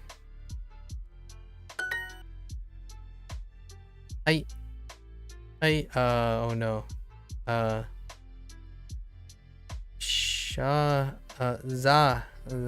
Zashi.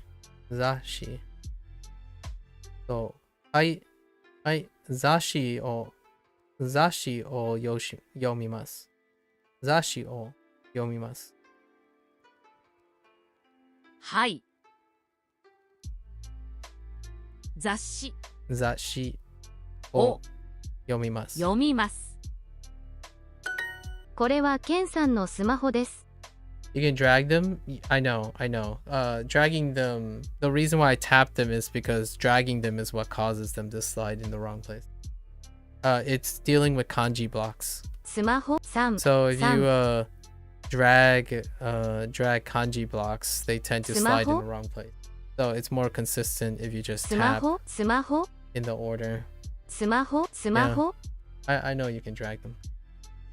It's okay. これはケンさんのスマホです。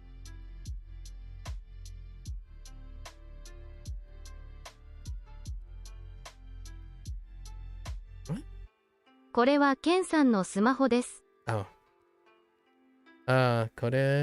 これはケンさんのスマホです。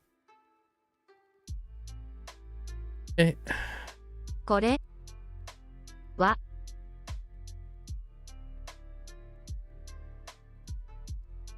Where are you, Ken? どこですか?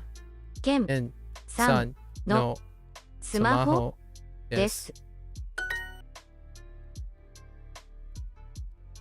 New York isn't a small city. No siree. No siree, Bob. It certainly isn't. ニューヨークは小さい都市じゃないです。ニューヨークは小さい。小さいじゃないです。 Oops, I forgot Toshi. どうあ、年 Toshi. どう7時にパンを食べます。 Oh, of course you would use Shiji. Shiji ni 7時にパンを食べます。 パンを食べます。7時ににパンを食べます。食べます。 Where is Hana's smartphone? Hana-san no smaho doko desu ka? Smaho wa doko desu ka? Hana-san no smaho wa doko desu ka?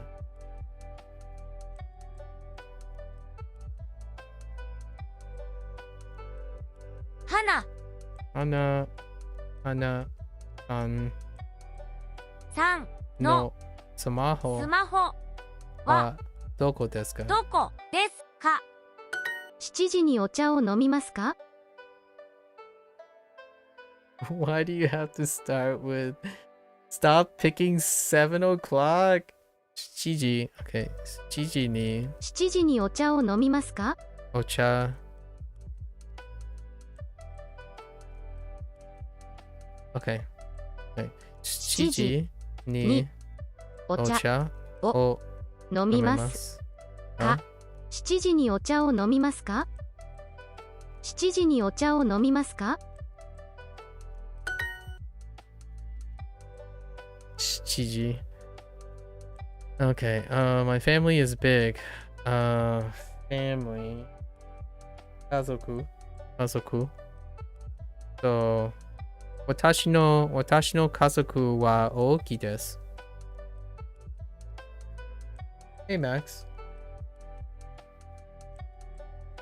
Konnichiwa. Genki desu.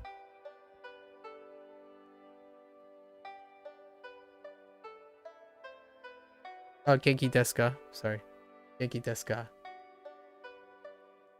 I totally caught myself there too. Yeah, it's been a while.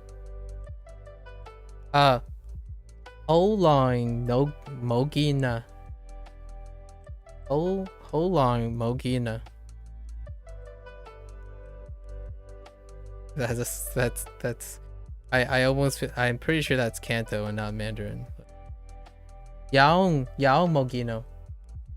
Or Fujanese. Yeah, they know I don't like 7 o'clock. Freaking Shiji. Actually, they picked 7 because Nana. But yeah, it's unfortunate, but Shiji is the one that gets mod. So they always they pick the one that gets modded because of Nana from the previous unit. Feels bad, man.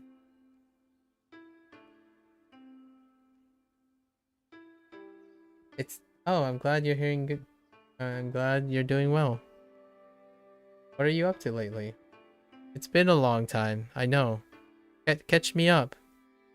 Give me some highlights. You can throw in some lowlights if you want. Catch me up. So, watashi no kazoku wa ookii desu. 私のの家族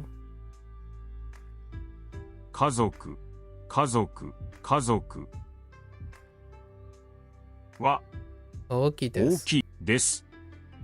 本と雑誌を読みます。Where to start? Finish your apprenticeship? That's fantastic, and you're probably working. You're also studying Japanese. I see. How long have you been doing that, Max? Studying Japanese. 本と雑誌を読みます。本と雑誌を読みます。Right? 本と雑誌を読みます。読みます。本と雑誌を読みます。About a year now with some breaks in between. I see. Just a bit every day. How about me? 24 days including this. I'm kind of cheating on Japanese though because I've been digging on Fujanese. Not yet. It's on your to-do list. What? Going to Japan. I see.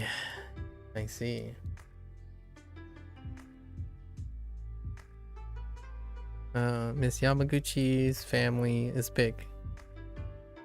Yamaguchi-san no kazoku wa ookii desu. 山口さんの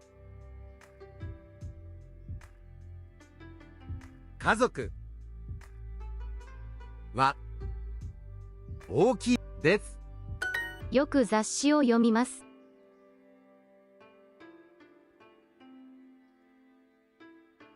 よく雑誌を読みます。I think what I heard. よく雑誌をを読みます。よく雑誌を読みます。ニューヨークは小さい都市じゃないです。Okay.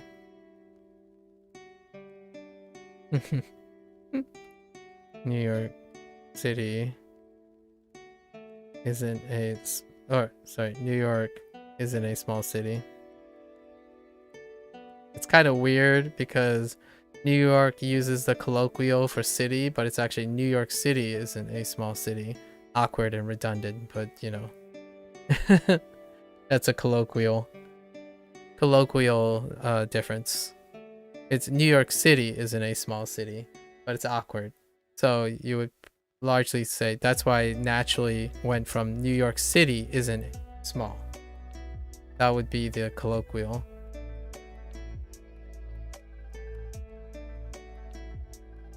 because I'm from New York City. So I know that New York is way bigger than New York City. But it really isn't a small city. Just New York City isn't a small city.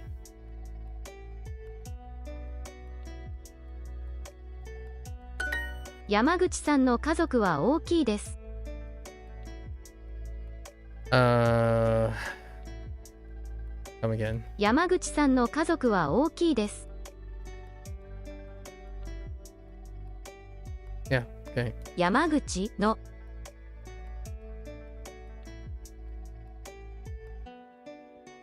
家族は大きいです。山口さんの家族は大きいです。Oops. 3山口さんの家族は大きいです。花さんのスマホはどこですか？ Some duo streamer banned you when I was helping them, and then he got banned and made a new account. He said, "You're wasting my time." Well, that sounds like two people not wanting to communicate with each other. And they banned you? I see. Well, I guess the question is, did you offer unsolicited advice?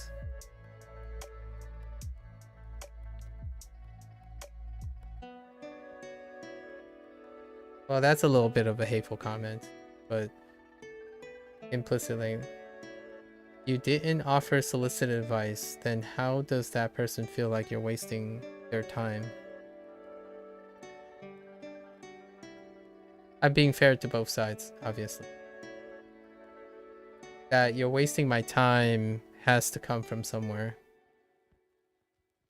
If that person's a streamer, right? So at some point you must have been offering unsolicited advice. It's more likely that unintended. When someone's very passionately concerned and kind, that would be blaming something that you do not have control over. So if you're saying that, if you're accusing that person ad hominemly as a narcissist, you yourself, ironically, am a narcissist by suggesting that's the problem. So you have to ask the person, why do that person feel like you're wasting their time?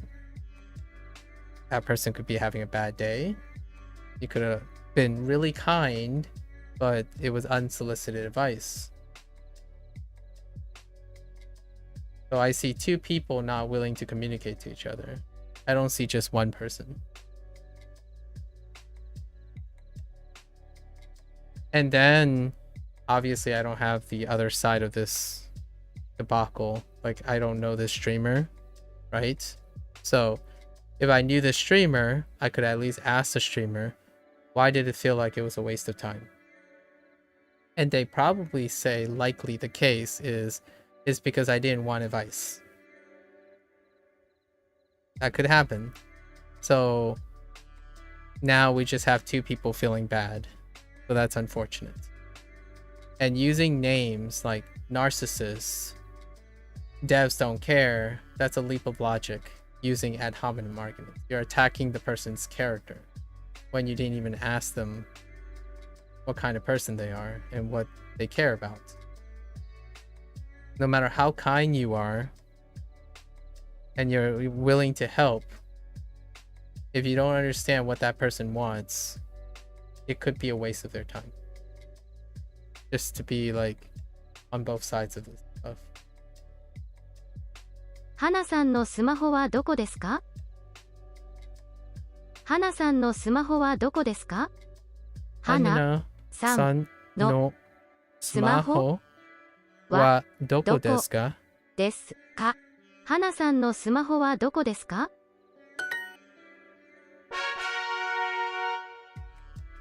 Again, really kind people may overcare quite a bit. So passion to help others is a tricky business. Be like the Japanese, I suppose. Japanese decorum in public is that if someone seems like they need help, It's often to confirm if they want the help. In America, quote unquote, America, sorry, Americans, but when someone is really kind and they're really passionate about it, they go out of their way to intervene and hop into the person's business. So that can be risky. I still love that trait about people who are willing to help. However, when I reject the help, it can hurt too. It can hurt that person. A very kind person who's jumping over hoops to help someone and then another person rejects it, it can come off as a feeling of betrayal. So they would naturally then attack the person's character instead, like being ungrateful, being arrogant. I've been called that I have a gigantic stick up my butt, so it can hurt. And I absolutely understand that sucks. What I see from the outside is two people being hurt here, not just one person. Even if I don't know the other streamer guy, it's unfortunate that you two are on terrible terms. So I only see two people hurting each other, not one person is right and one person is wrong. I just see two people unfortunately cannot get along.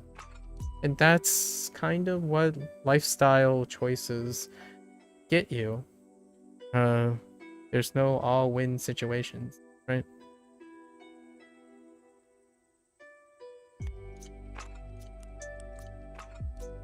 Yoku? 映画テレビ and 私花さんは東京出身です。花さんは東京出身です。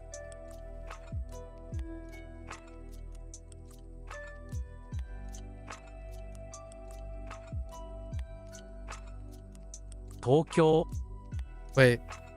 東京花さん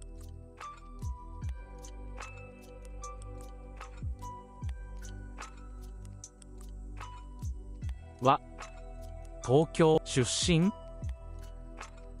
です。花さんは東京出身です。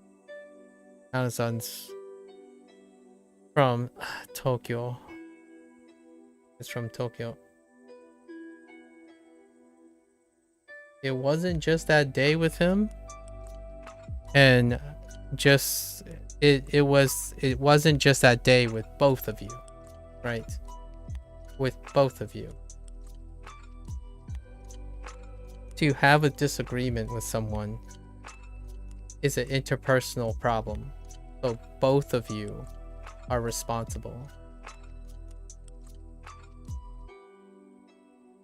I'm not pointing who is responsible or not. That's definitely up to you to decide, since I'm not the person who witnessed this and I don't have both parties involved.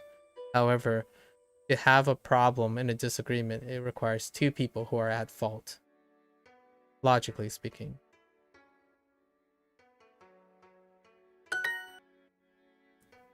At least two people. Kuoku? Oh no. Kuko. Kuko. Airport. 空港 Kuko. And then Koto. コート Kipu. 切符 Kipu. So more closer to a B. And then Chikatetsu. 地下鉄 Chikatetsu. ここ Ko. はい妹は3歳です。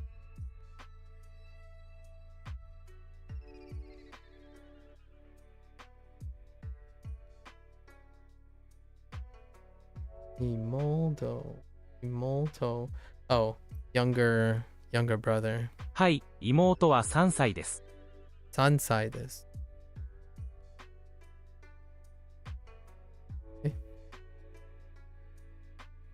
Okay. はい妹はは3 3歳です。歳です。 3 years old.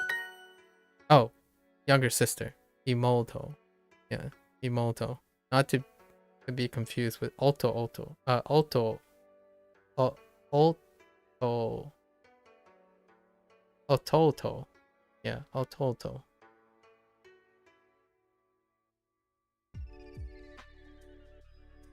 Yes, Max. Again, it takes time to correct things. Yep. Yes. Backseat.映画映画、私テレビテレビ、よく、その町もとても小さいです。その町も小さいです。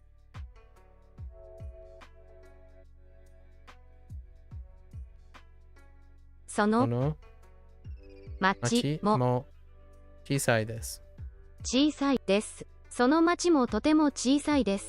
とても。Okay. とてもその町もとても小さいです。その町もとても小さいです。Ken drinks coffee at 2 o'clock. So, Ken-san は2時にコーヒーはを飲みます。So, ケンさんは2時にコーヒーを飲みます。ケ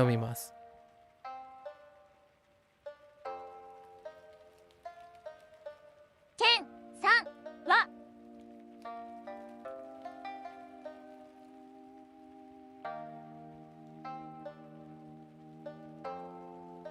2時にコーヒーを飲みます。ニュースを読みます。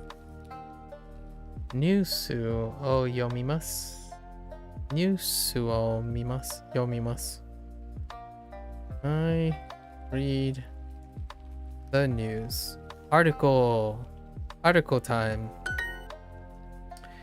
Hana eats breakfast at 1 o'clock. 花さんは1時に朝ごはん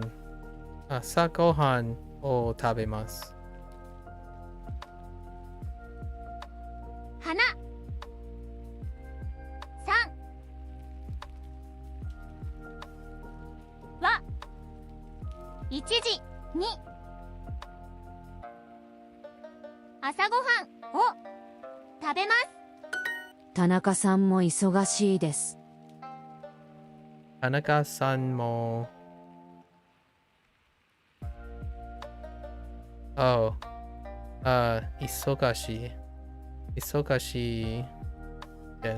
忙しいです。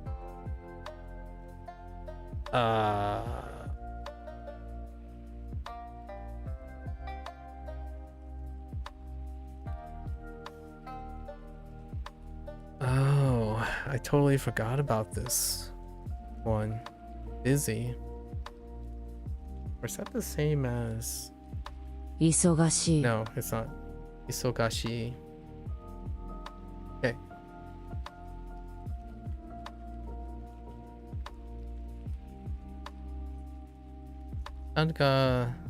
Anuga-san mo is also... Anuga-san mo isogashi desu. Okay. Is that college student 6 years old? Okay. So, その大学生は6歳ですか？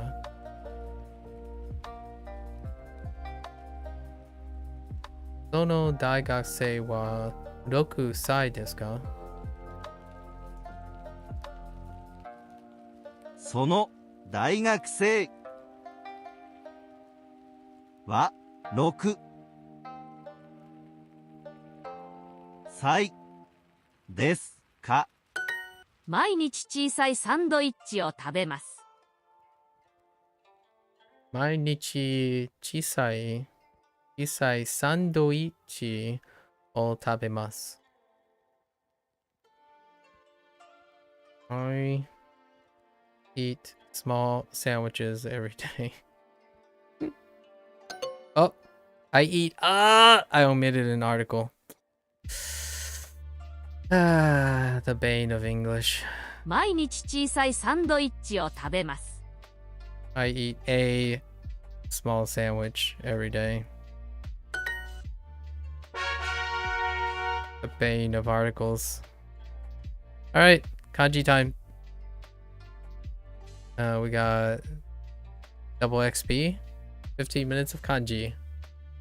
1、2、3、 I don't think we need to do the first group, really. 1、い3、2、2、2、 3、 3、 1、3、3、 short. 2、2、1、1。Can I get... Okay. Nakayama. 中山、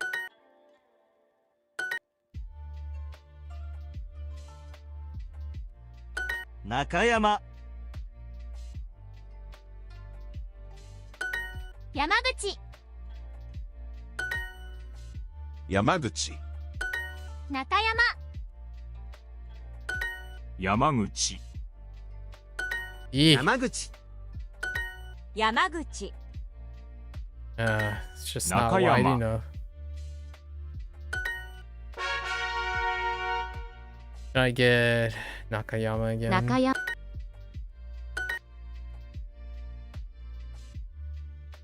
中山、 Same kanji. too. 山口、 Not even Naka. 山口、中山、山口、山口、山口、中山、 The prongs. Alright. Let's throw something from here. Alright, Nihon. 日本、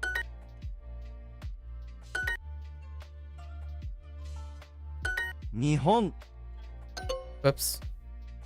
My pen dropped. 日本、日本、日本、日本、日本、日本、日本、日本、 That was a little aggressive. 日本、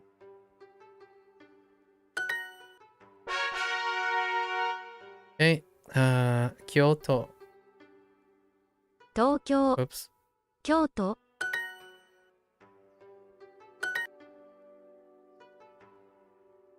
京都、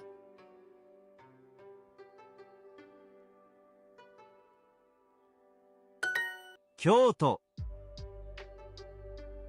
Whoops. 京都、京都、京都、京都、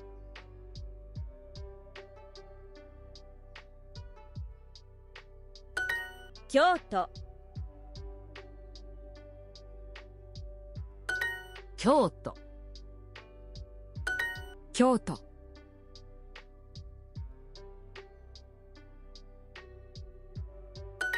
京都、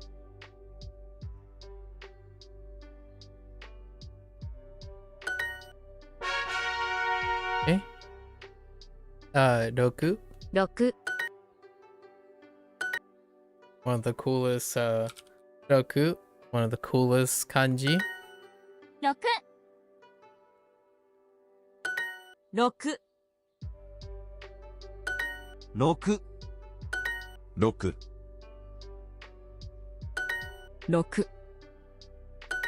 6、 6、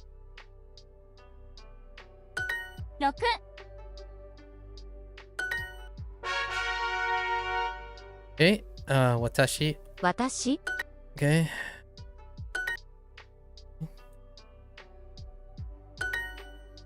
私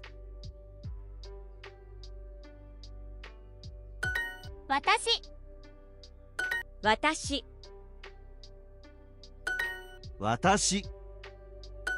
私私私私私私私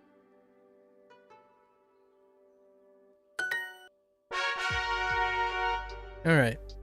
Oh, we didn't get haha. Nihon. 田中 Oops. 日本 We didn't get haha yet. 日本 In a really long while. 日本日本日本 Oops. That was definitely not the center. 日本日本日本日本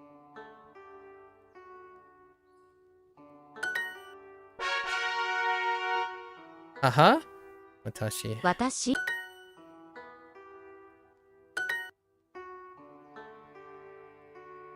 私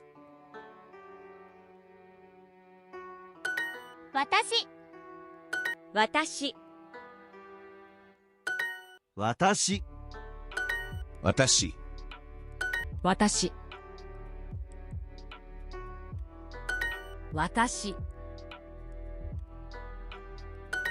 私私私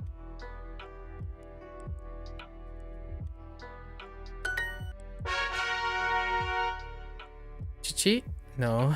What is... Hey, 日本 come on. Come on, don't do this to me. 日本日本日本日本日本日本日本日本日本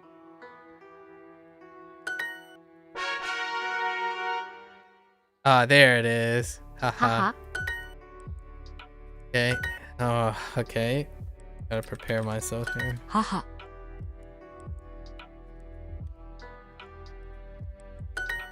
Ye-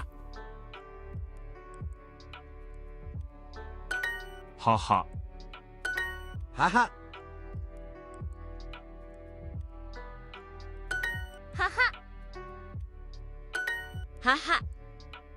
Oops. Haha. That was bad. 母母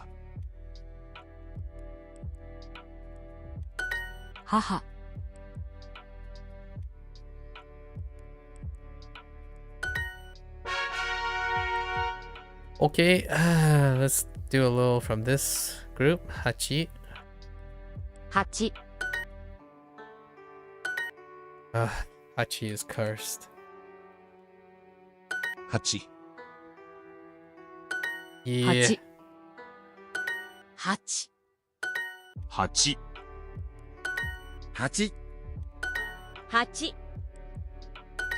八八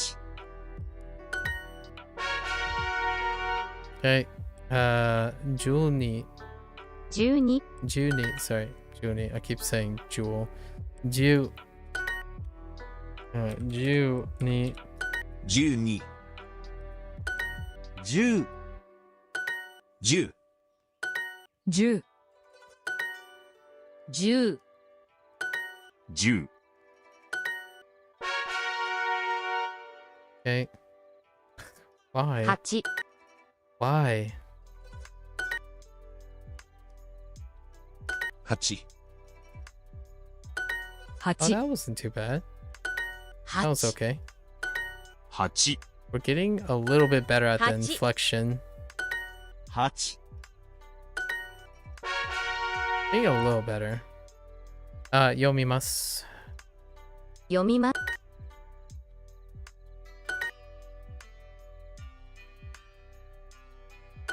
読みます。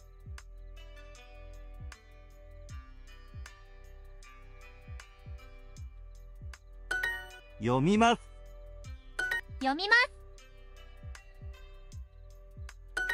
読みます。読みます。読みます。読みます。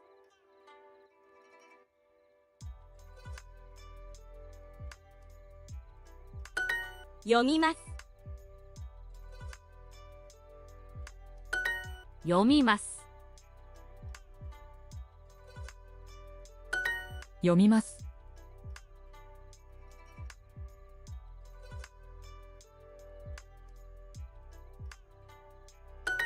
読みます。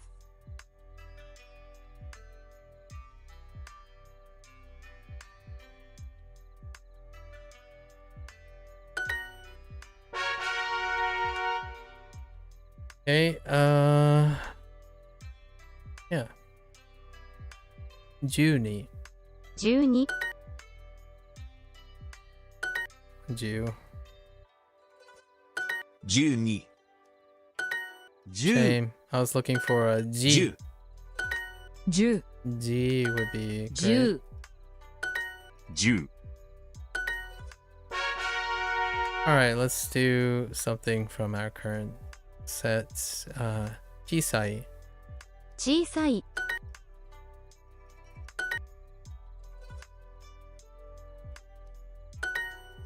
小さい What did you just say?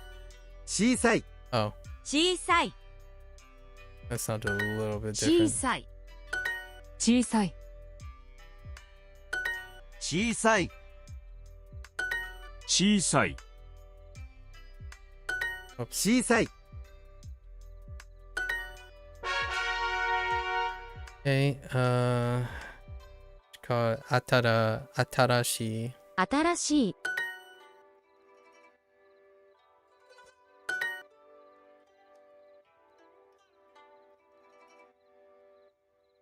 新しい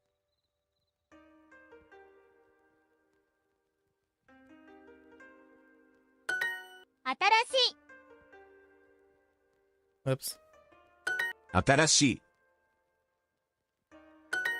新しい。新しい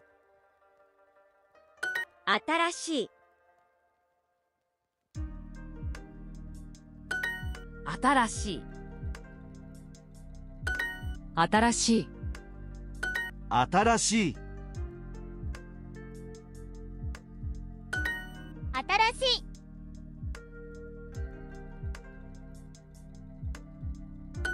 新しい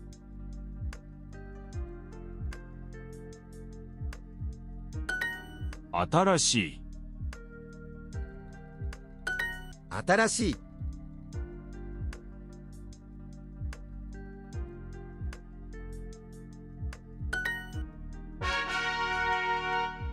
Okay, let's go one more. 水水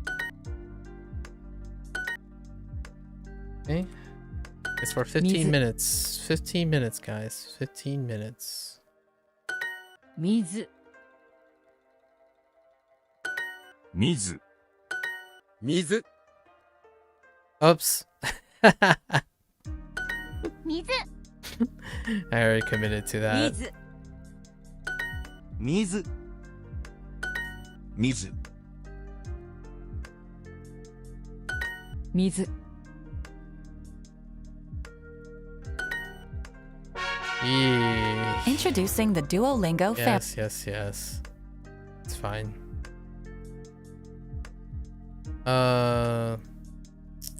Okay. 大きい Okay.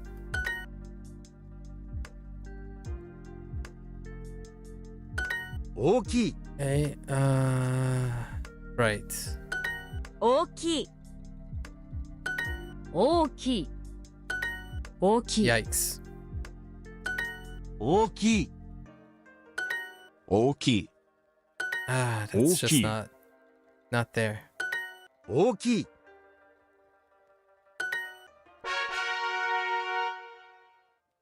Okay. Oh, furui, 古い furui, furui. Fui, 古い。 古い。古い。古い。 oh, that's too small. 古い。古い。古い。 That was too far down. 古い。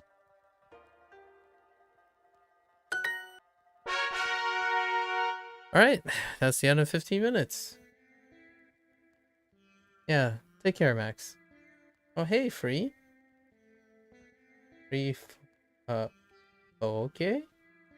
Oh, there.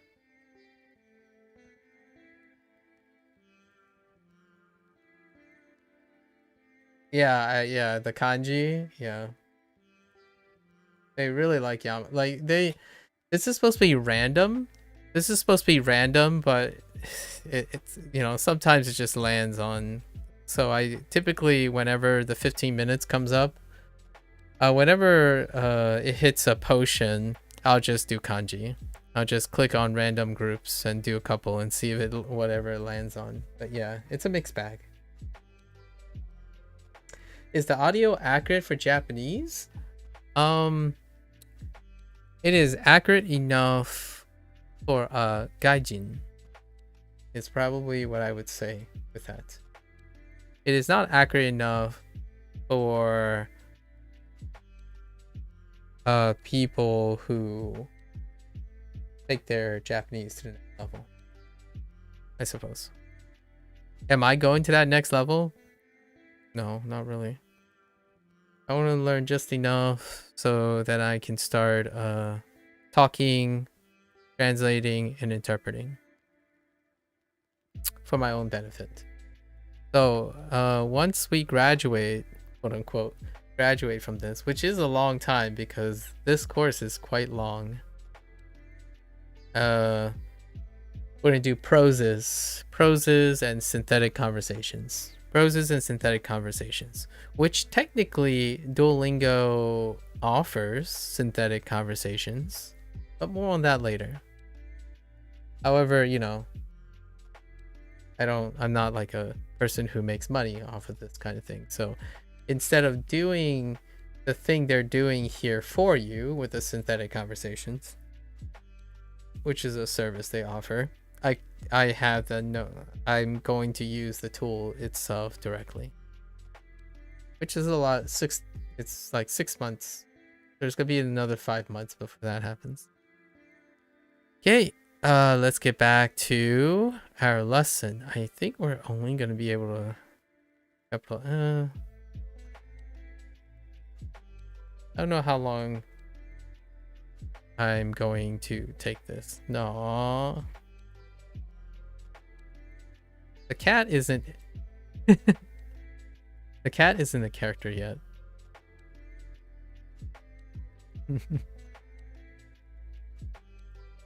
Okay. Shop for clothes. We got jaqueto before.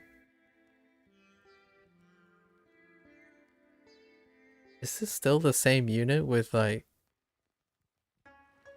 Yeah, this is the same unit with like Doresu,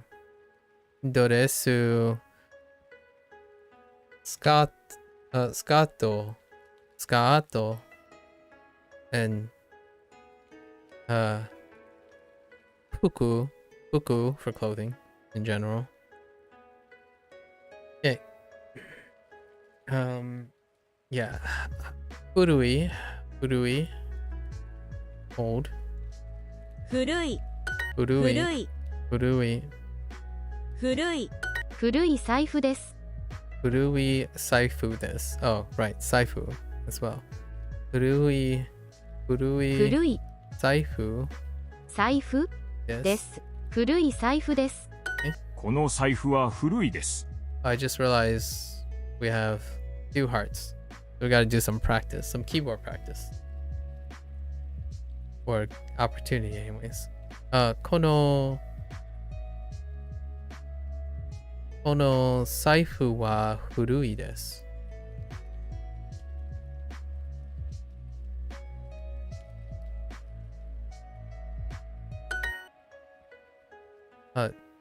11、11、 12、 12、 古い、古い、 7時、7時、 7時、 半。半。この帽子はダサいです。この帽子はダサいです。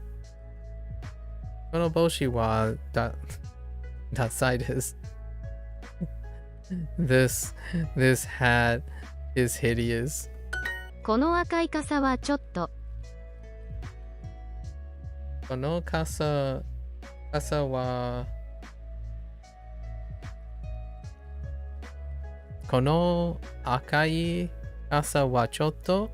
この赤い傘はちょっと。この赤い傘はちょっと。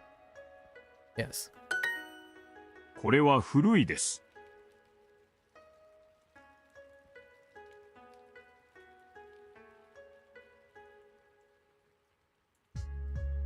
これは古いです。This is old. Alright.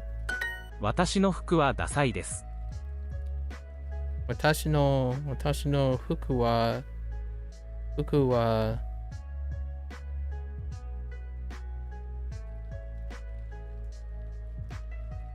私の服はダサいです。ダサいです。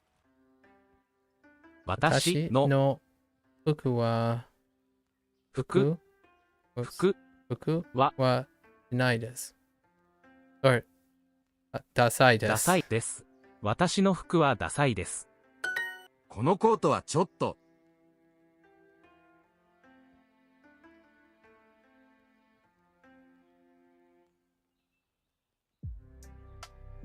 このコートはちょっと。この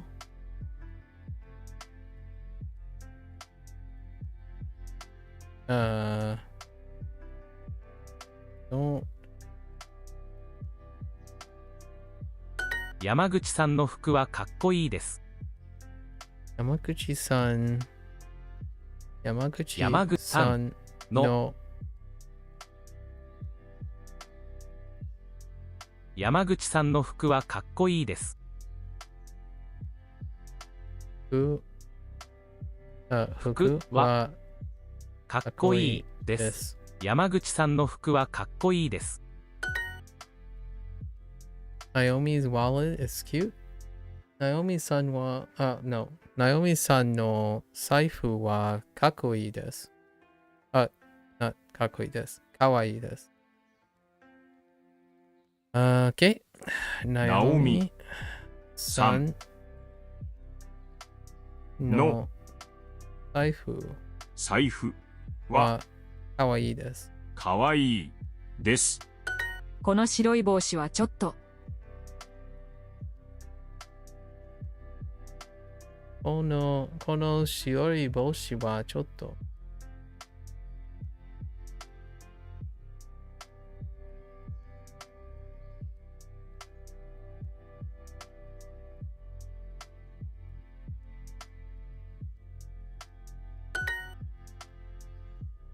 Yamaguchi's clothes are cool. 山口さんの服はかっこいいです。山口さんの服はかっこいいです。This white coat is hideous. この白いコートはダサいです。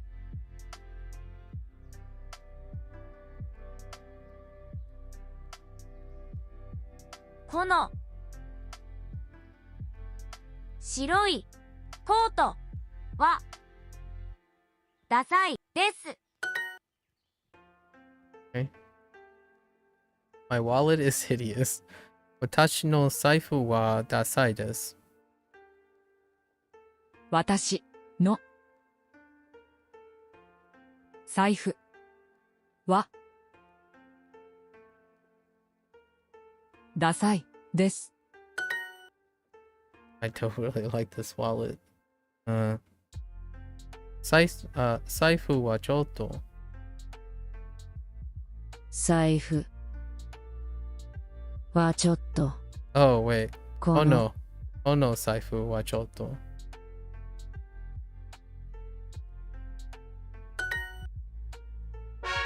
Hey.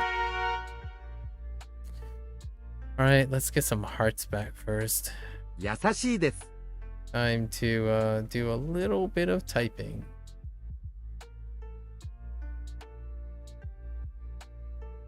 Okay. Yasashi desu. Oh.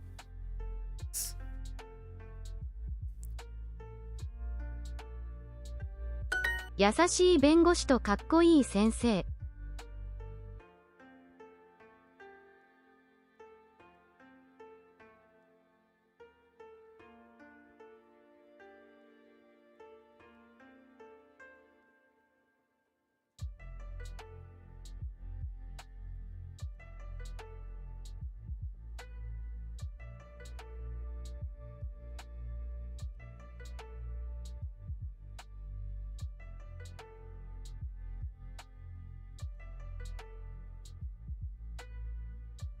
優しい弁護士とかっこいい先生。 Dang it.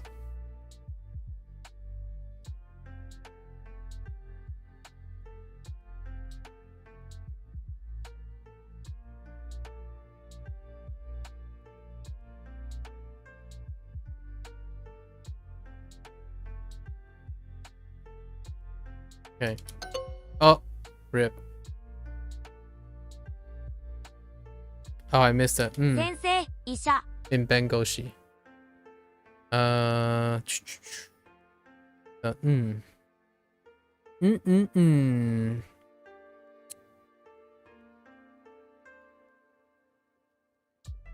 かっこいい弁護士です。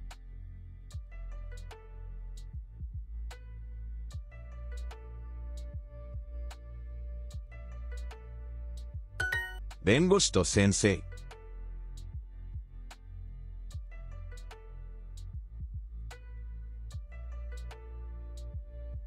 優しい学生です。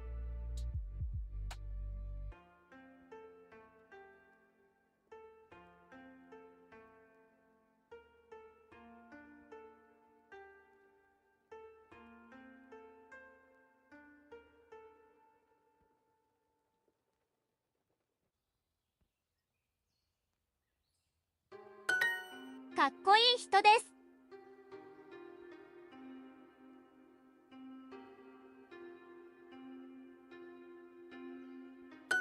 先生です。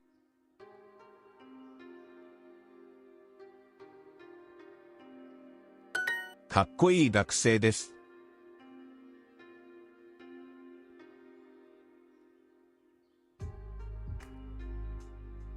医者です。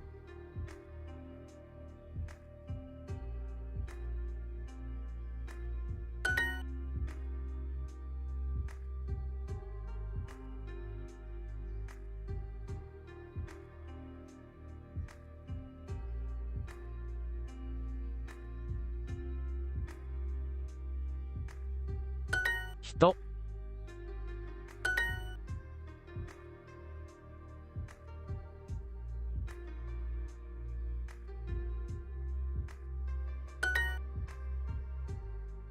Okay.「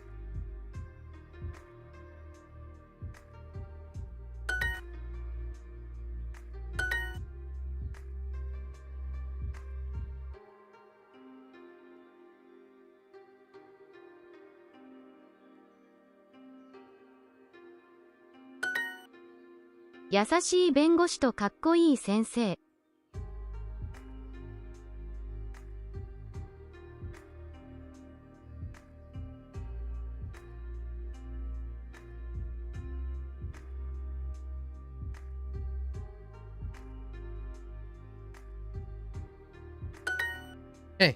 Cool.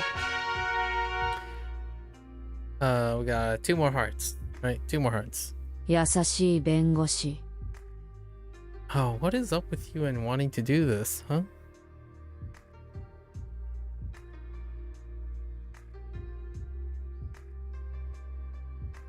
優しい医者と優しい先生。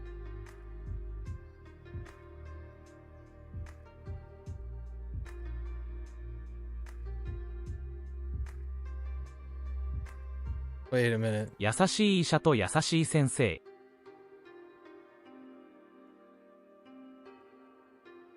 Wait, whoa.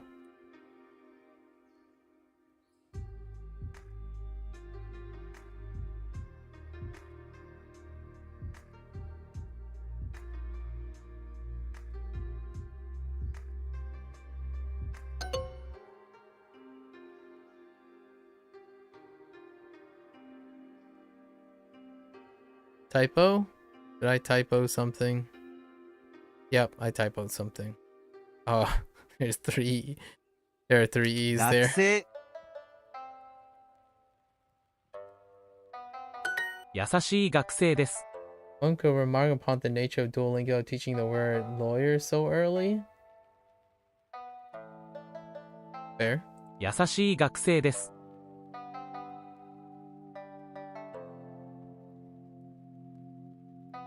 Honestly, I think that's a deep cut into Japanese culturalism, though. 優しい学生です。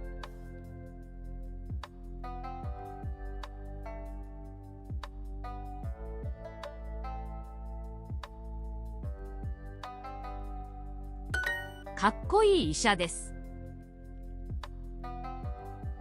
Wait, maybe I didn't make that mistake.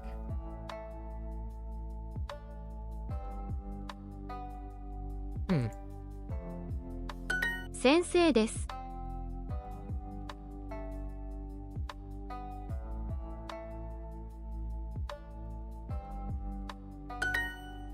かっこいい弁護士です。 医者です。 医者です。 弁護士です。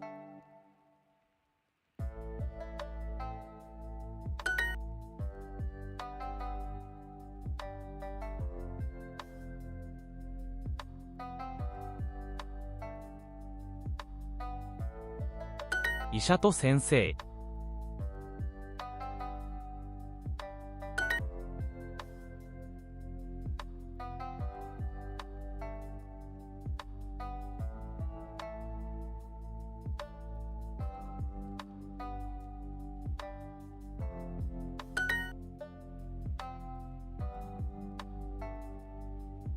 That exclamation mark.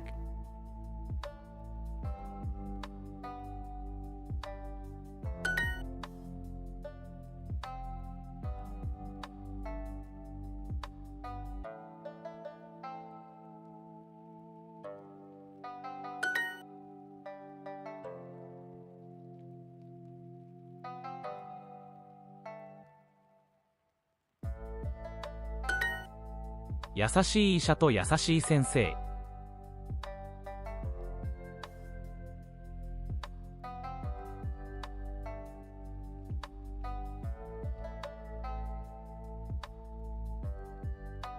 優しい医者と優しい先生。 I don't know how I missed it the first time. Not quite sure. ご飯とお茶です。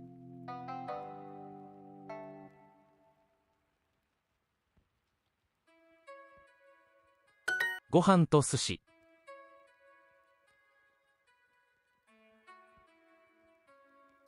水とご飯。 寿司、水。 水とご飯です。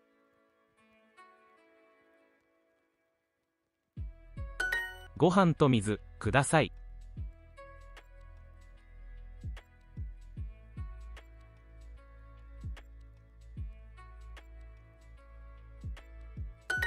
寿司とお茶ください。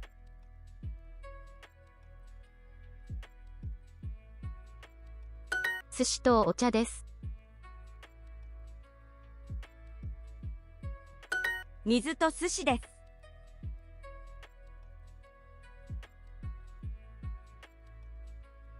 す。寿司と水。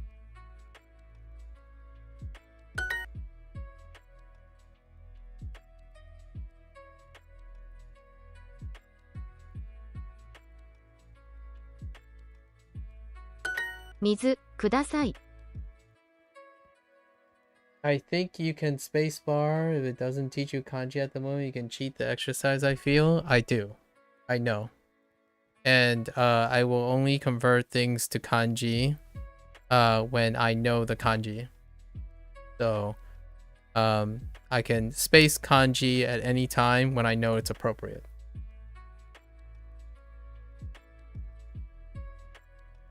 So the reason why I'm not space kanjiing is because I don't know the kanji for those things. And I prefer not to know them if I haven't learned them yet. 水ください。 But yes, I will put in kanji where it's available.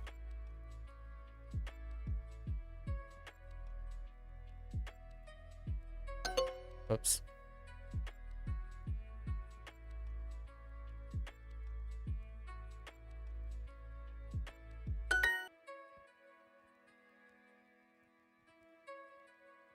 I did just learn the kanji for Mizu though. Mizu. Now that I think about it.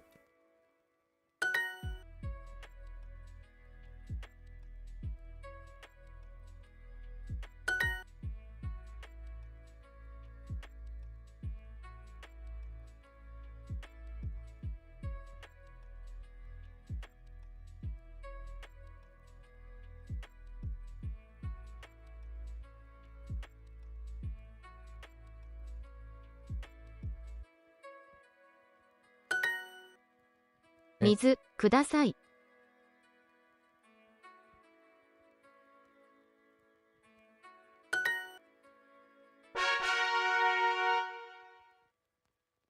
Okay. All right. 新しい。 All right. Atarashi. 新しい。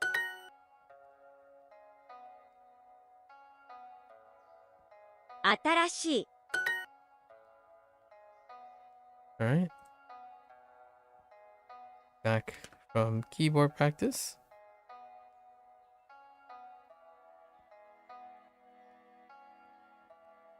This skirt is cute, isn't it? Okay. Skato.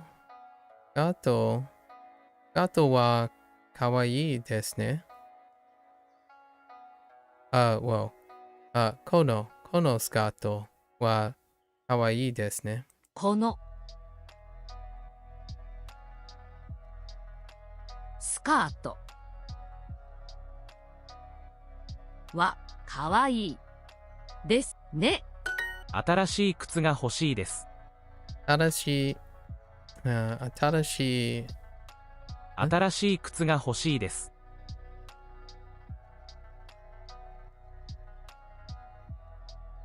新しい靴が欲しいです。新しい靴が欲しいです。新しい靴が欲しいです。新しい靴が欲しいです。この T シャツはかっこいいですね。この T シャツはかっこいいですね。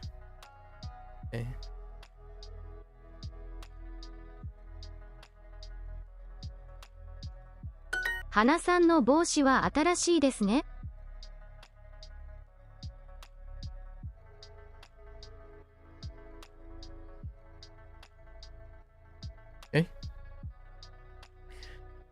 そう。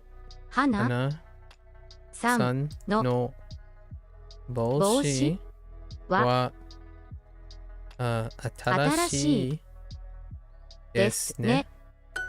新しいスカートが欲しいです。Yes, we got Hoshi. 新しいスカートが欲しいです。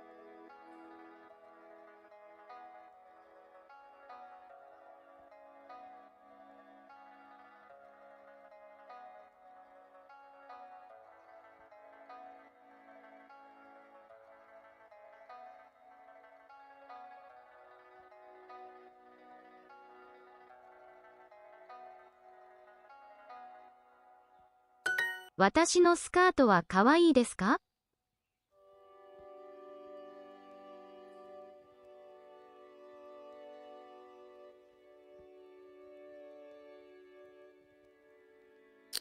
私のスカートは可愛いですか？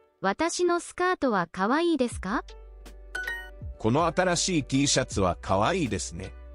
この新しいT シャツは可愛いですね。The Japanese is going well. Thanks. Thanks, Red. Akai?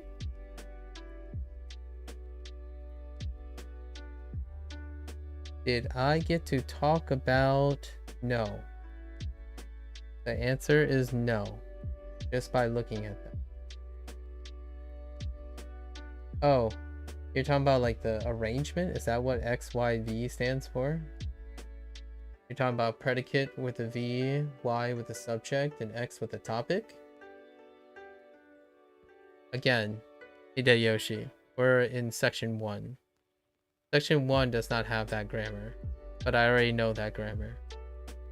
By that, I mean I already know that pattern. So that's the reason why.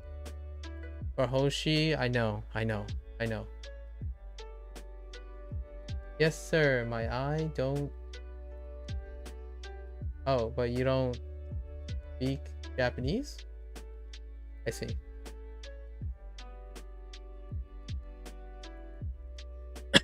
How are you doing?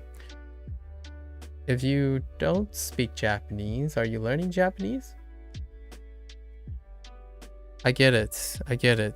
Hideyoshi. Stop jumping the gun, alright? Yeah, stop jumping the gun. But yes. X, Y, ga, yes, I get it. Particle sentence structures. Again, probably the last 10 days I've said the same thing. Section 1, no grammar points. I even dedicated 2 or 3 hours to talking about the whole idea of the importance of grammar points. They're not relevant in the observational learning in section 1. I know, I got it. I don't know if you used, I haven't really asked you, did you use Duolingo, Hideyoshi? Because it would very much help if you actually know what's in Duolingo. This is where resonance required. Using a tool and offering advice, not for Japanese, well, that can very much change the experience, can it? So grammar points are not until section 2. So wait until then, and then we'll see if they share enough.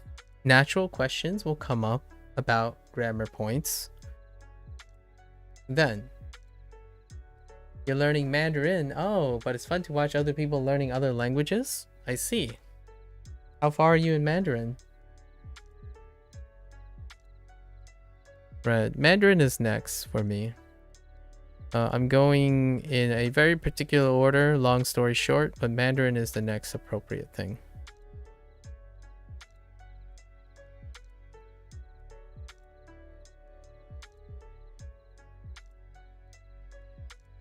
I throw in some Chinese related stuff here and there when it makes me think of it.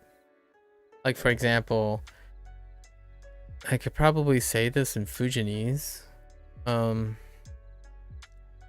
吉지 생일을 야호한 야호한 이내 지징 이내 yeah, we don't structure it that way. Well, I don't structure it that way. 이내 지 생일을 애호한 지 생일을 애호한 I would phrase it like I would phrase in English as opposed to this way.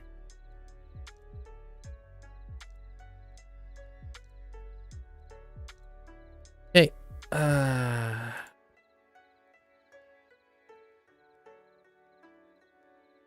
There is a... Oh, there is, huh? You're at the beginning of that? Unfortunately, I have no idea.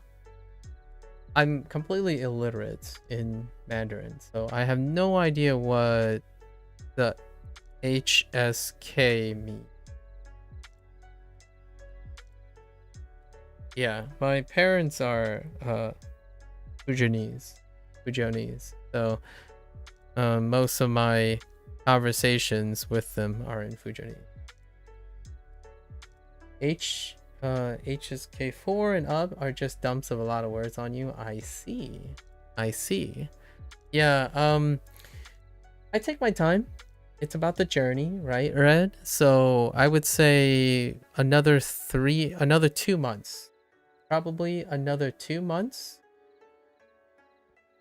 Another 2 months, I will probably stagger with Mandarin. So it will be like half and half, at least through Duolingo. And then on Japanese, we'll probably be moving to synthetic prompts. I will probably pick up like a news article or something and then try to localize it and then reinterpret it in English as an exercise. Then hopefully by 6 months, we'll get pretty close to the end of the Duolingo Japanese course. And then we'll do synthetic conversations with an aided like AI, something like that. And then continue with Mandarin and then Spanish after that. So it'll be fun. It's only been 24 days, including today. Not too bad. Things are kind of nice, you know. We do more than we're going slowly, steady, more than what is offered on Duolingo, but doing it at the same time. Embellish the process. この新しい哲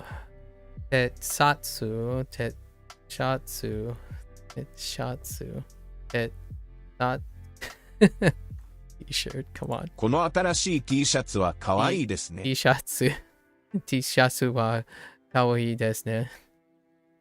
この新しい T シャツは可愛いですね。This new t-shirt is cute, isn't it?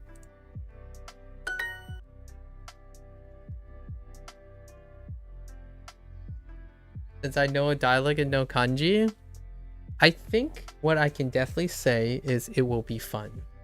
It will be very fun.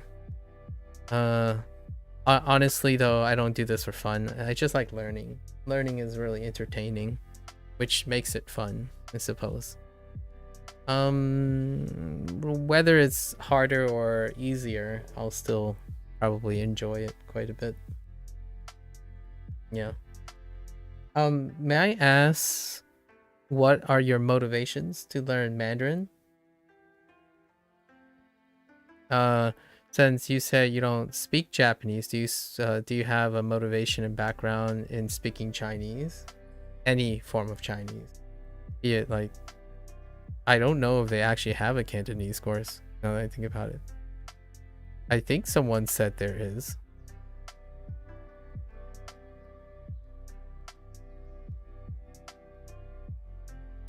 I just like learning things. 10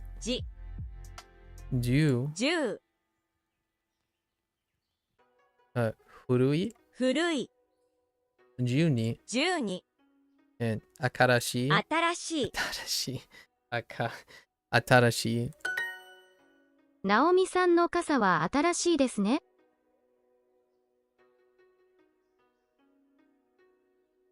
Okay.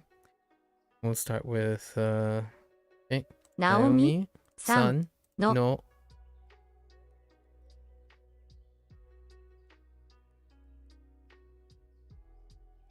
I forgot the object. Or the subject. What did they say? It's probably casa 傘 because I'm umbrella blind. I'm literally umbrella blind for whatever reason. Naomi-san no kasa wa は atarashii です desu ne. ね。ナオミさんの傘は新しいですね。Yep.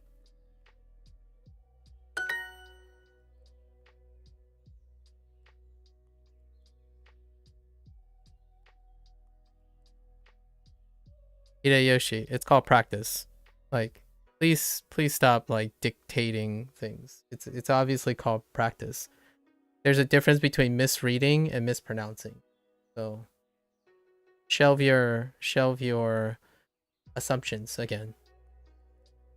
Well, you got an opportunity to study 6 months in Shanghai. Oh, so I'm trying to get the basics at least, like study exchange. Ooh. That's lovely. 6 months in Shanghai. Is there a particular interest in China? Like, do you have any particular interests or investments in it?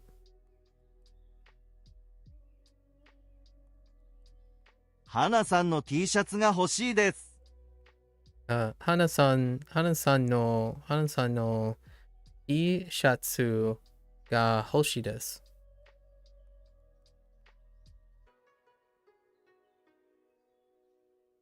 Hana's t-shirt is... Oh, no. I want Hana's t-shirt. This t-shirt is cool, isn't it? Tishatsu, kono tishatsu. Kono tishatsu wa kakkoi desu ne. この T シャツはかっこいいですね。この赤いスカートが欲しいです。この赤いスカートが欲しいです。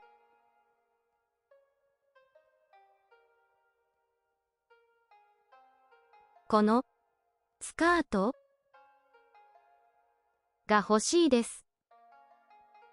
白いこの赤いスカートが欲しいです。Oh, 赤い。赤いこの赤いスカートが欲しいです。This white skirt is cute, isn't it? この白いスカートはかわいいですね。この白いコート、スカートはかわいいですね。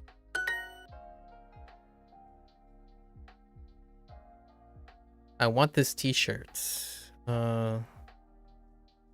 この T シャツが欲しいです。欲しいです。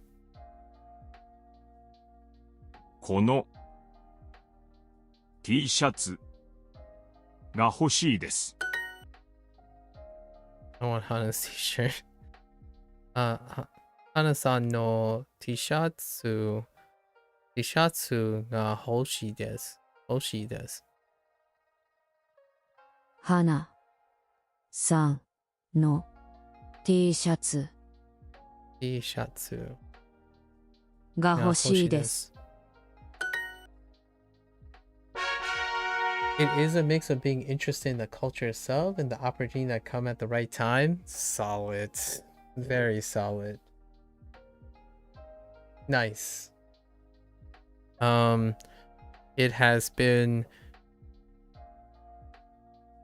it's quite refreshing to have someone talk about in mixed interests, at least in a combination interest in the idea of learning language, but also being accessible to a culture, to an interest in the culture.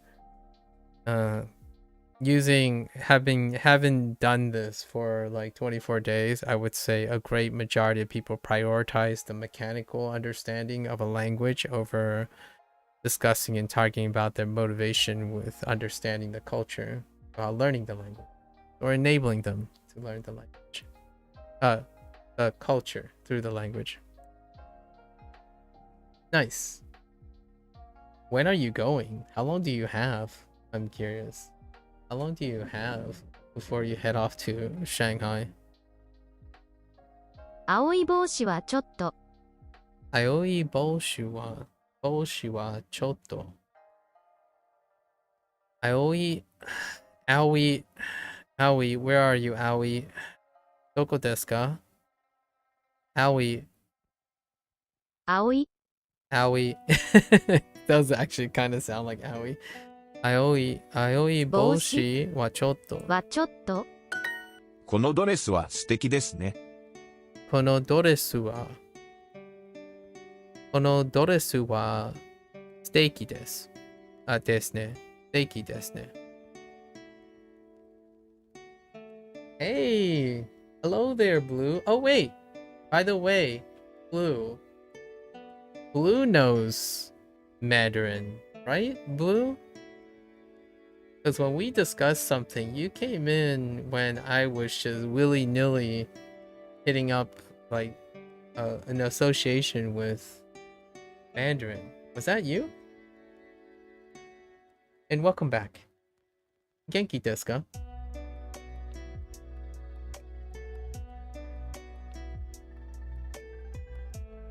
You know some Mandarin? We have someone here, a fellow splasher in Duolingo who's using the Mandarin course to get some of the basics for a Shanghai exchange trip. Oh, and Hideyoshi knows me. You're also Chinese American? Oh boy, we have a lot to talk about. Your Mandarin is better than your Japanese? That's good, Hideyoshi. I can imagine that. I mean, you kind of struck me as a person who's hyper focused on the language aspect of cultural discussions. Chinese American. Wow, I have so many questions. Blue. What type of Chinese American are you? And for that, I mean both the Chinese and the American. I am, as we talked about it a little bit, my parents are Fujianese, and I am Northeast. I am East Coast Asian from New York City. I'm a New Yorker Asian. Oh, Guangdong? Okay. Interesting. Guangdong has a dialect too, doesn't it? Like a prominent one? I don't know like what it sounds like. Or probably multiple ones that I might have heard before. Family speaks Cantonese and Taishanese. Okay. Interesting. Dang. Unfortunately, my geography is terrible. Way to reinforce the American stereotype, right? Guangdong is...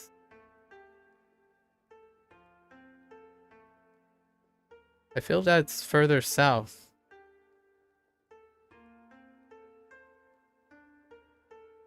You'll get there in September, so you have a decent amount. Oh yeah, September.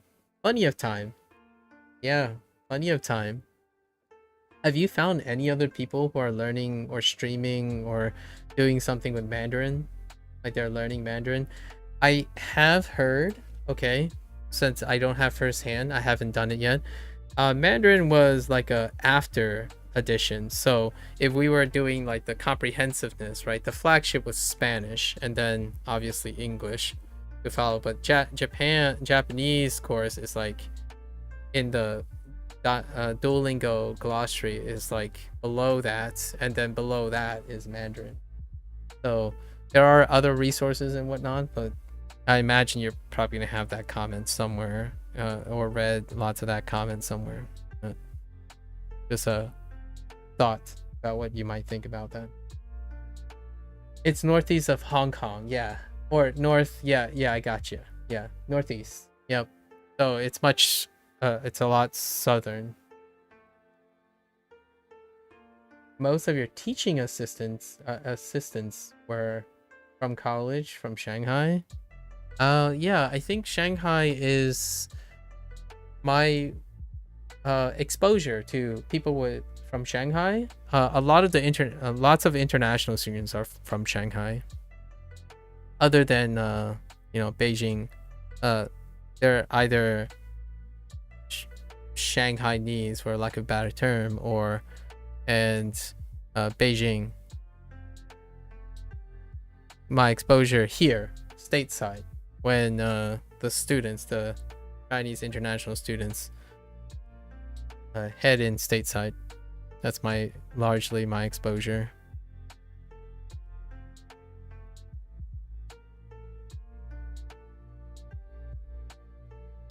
Okay, so このドレスは oh, steaky. Yeah, steaky ですね. Where are you what kind of Asian are you? Like American? Like, what I mean is, where are you regionally? I'm northeast. Good old, I guess, good old New York City. East Coast. American, Asian American. It does quite make a difference, of course. You're in New York too? Oh, you're in New York, Hideyoshi. Huh. East Coast, huh? You're in San Francisco? Okay, West Coast.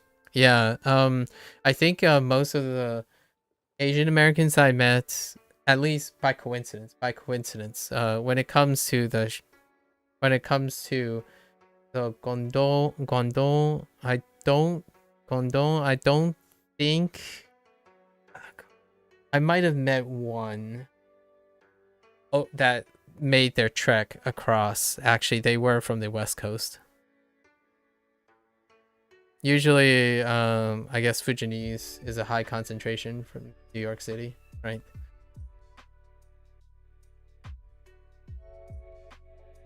Oh, you're in upstate New York. I see. Yeah, or the other, yeah, the New York, which Duolingo doesn't distinguish. Funny enough, Duolingo does not distinguish between New York and New York City. Yeah, the real upstate, the actual state New York. In Albany. You've met a few people studying, but haven't met someone who streams learning Chinese in a context. I see. How big of a departure is Mandarin from your speaking environment? I imagine you use English as your normal speaking environment. I'd be surprised because there are quite a lot of people who type incredibly well and form incredibly well English sentences because they learn it side by side with their native one. Like, I met a Polish person who clearly is that.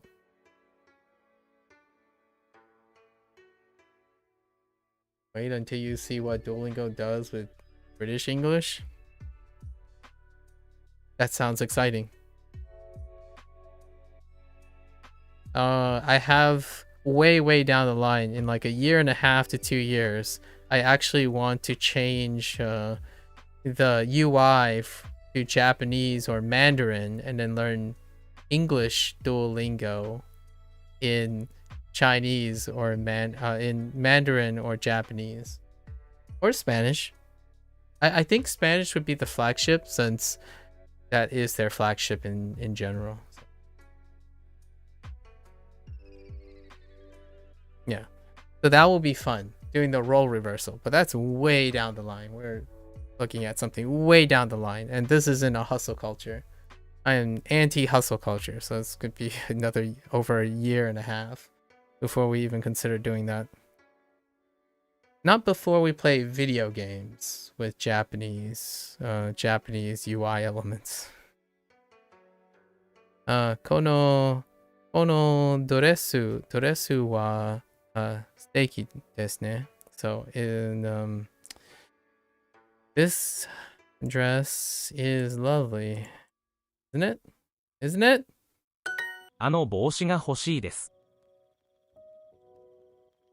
あの帽子が欲しいです。あの帽子が欲しいです。が欲しいです。欲しいです。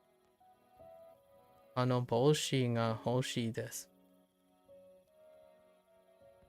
You didn't quite understand the question. Do you mean like our Chinese is from my mother? Oh, yeah.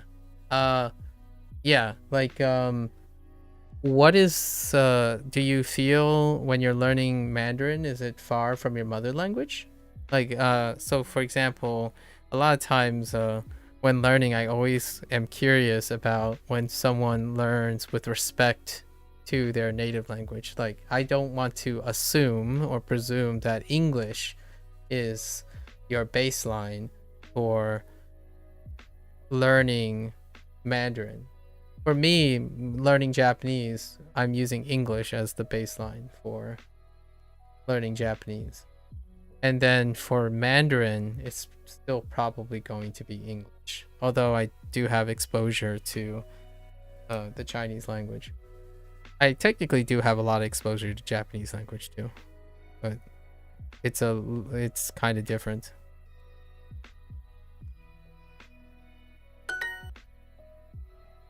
This umbrella is lovely, isn't it?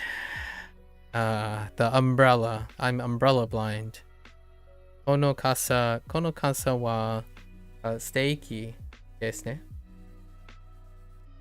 この傘は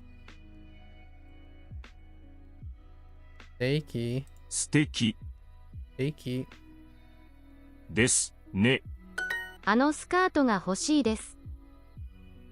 あのスカートが欲しいです。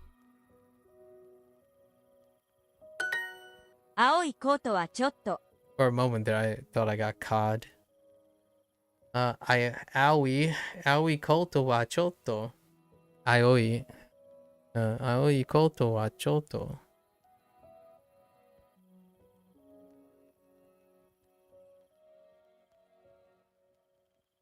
Try not to be literally colorblind as well. 花さんの傘はいいですね。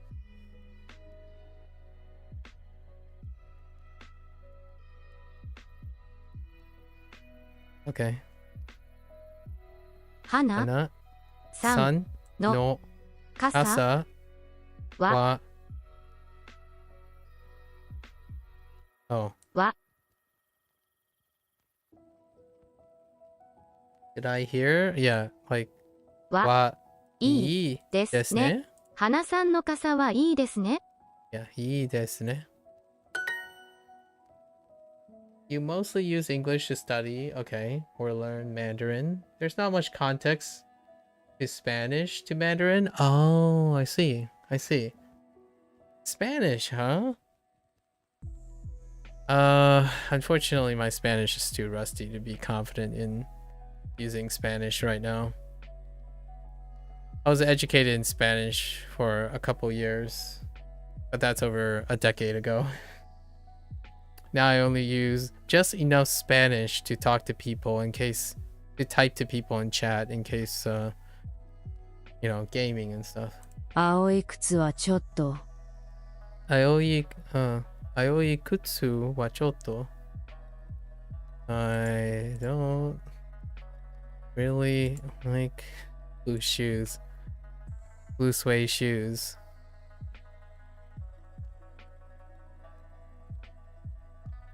田中さんのカバンはいいですね。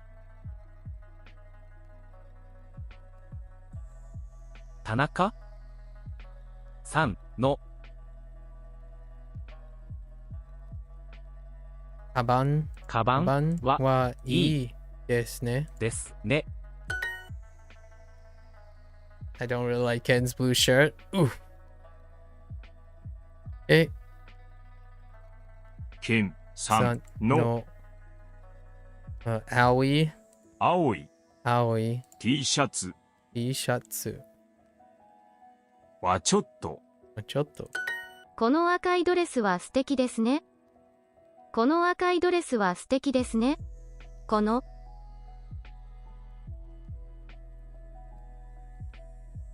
赤いドレスは素敵ですね。赤い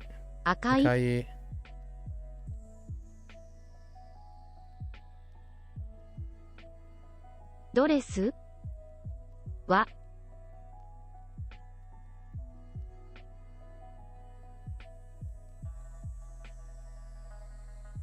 この赤いドレスは素敵ですね。素敵ですね。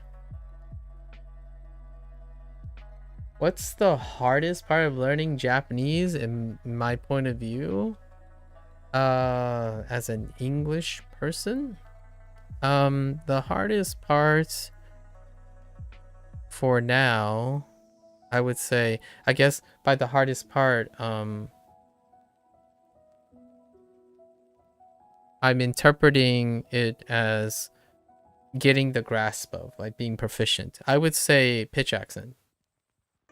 Like reading something and understanding where the subtle up pitch and down pitch are. It's an ever looming distraction for me, but it's also an ever looming interest. Pulling something from English, it's quite different. And then mora is the other one, which is the beats. So it's generally the beats and the accent, the pitch accent, that is ever looming. You hear it all the time. This is, in my opinion, why I appreciate Duolingo's slower pace. So the more I hear kono and akai doresu wa, like, the more I hear these things and I say it out loud, since I'm streaming, right? I always say these out loud repeatedly. The ones that repeat the most are the ones that I start finally honing in on the mora and the pitch accent. The mora is the beat. So, you know, you could say something like akai. So you could say something like kono akai doresu wa suteki desu ne. So you could say all that, but over time you need to develop the feeling or the intuition for the mora and the pitch accent. So that part, the charm of English allows you to be a little playful with most of these things. You can even say syllable things incorrectly and it'd still be considered kind of playful, right? So emphasis, carries, drawing, pulling out your words intentionally for emphasis, or just dropping slowly out of context and speeding up again. That type of thing is an English natural pattern. And when you listen to someone speak English and you're really focused on the way someone speaks, you can identify them even if they sound the same in pitch accent, right? It's very astronomically unlikely for two people to have a similar, like an identical layer of pattern and pitch. However, in Japanese, you're trying to meet and mold yourself into that. So you have to increase and close off your precision.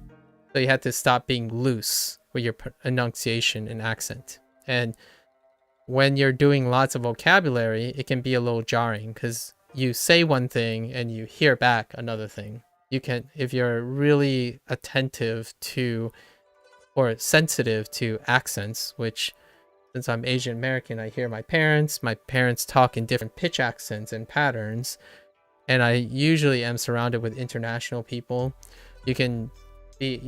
I become hyper focused on that a lot of times, so it's very distracting whenever I hear this. この赤いドレスは素敵ですね。 And I can't properly mimicry it at slowly getting closer and closer to it, right? That makes sense. It creates a learning environment. Yeah. So it's kind of nice. And I don't think what I'm doing is what most people who use Duolingo is doing. Like, Duolingo is not telling you, hey, please say all of these things aloud to yourself constantly. Because I can tell you, after I talk a lot on stream, like a lot, but man, voice, like once the stream ends, I don't talk at all. I just hydrate and wait for the next day. So the way you say it matter even more than what you're saying sometimes. Yes, for sure.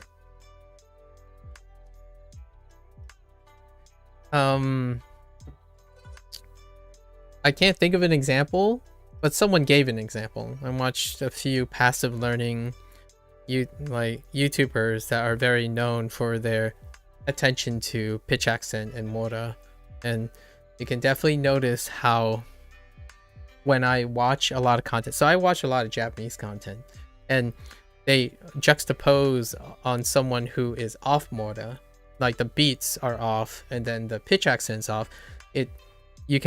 My ear training over these years, I can tell that it's off. So whenever I say it off, it takes a long time. It takes a while for me to train. It's one of those things, if you want to sing, you can sing, but it requires a lot of practice, because just like most things, right, you have to get used to actually saying those things. So when you're reading the thing and you're hearing the thing in your head, and then when you try it, it doesn't come out right. And the first thing I will probably say that most people that I take for granted is that when you think about Mandarin and then you go into a tonal language, right? A really tonal language. I have to remind myself that there are things that I do already in terms of the sound profile that you need. And that kind of thing, I would say, it's something that it's not really hard per se, but a lot of times people think of hard as how long it takes to do. And in this case, it's kind of like going to the gym, right? You got to do it.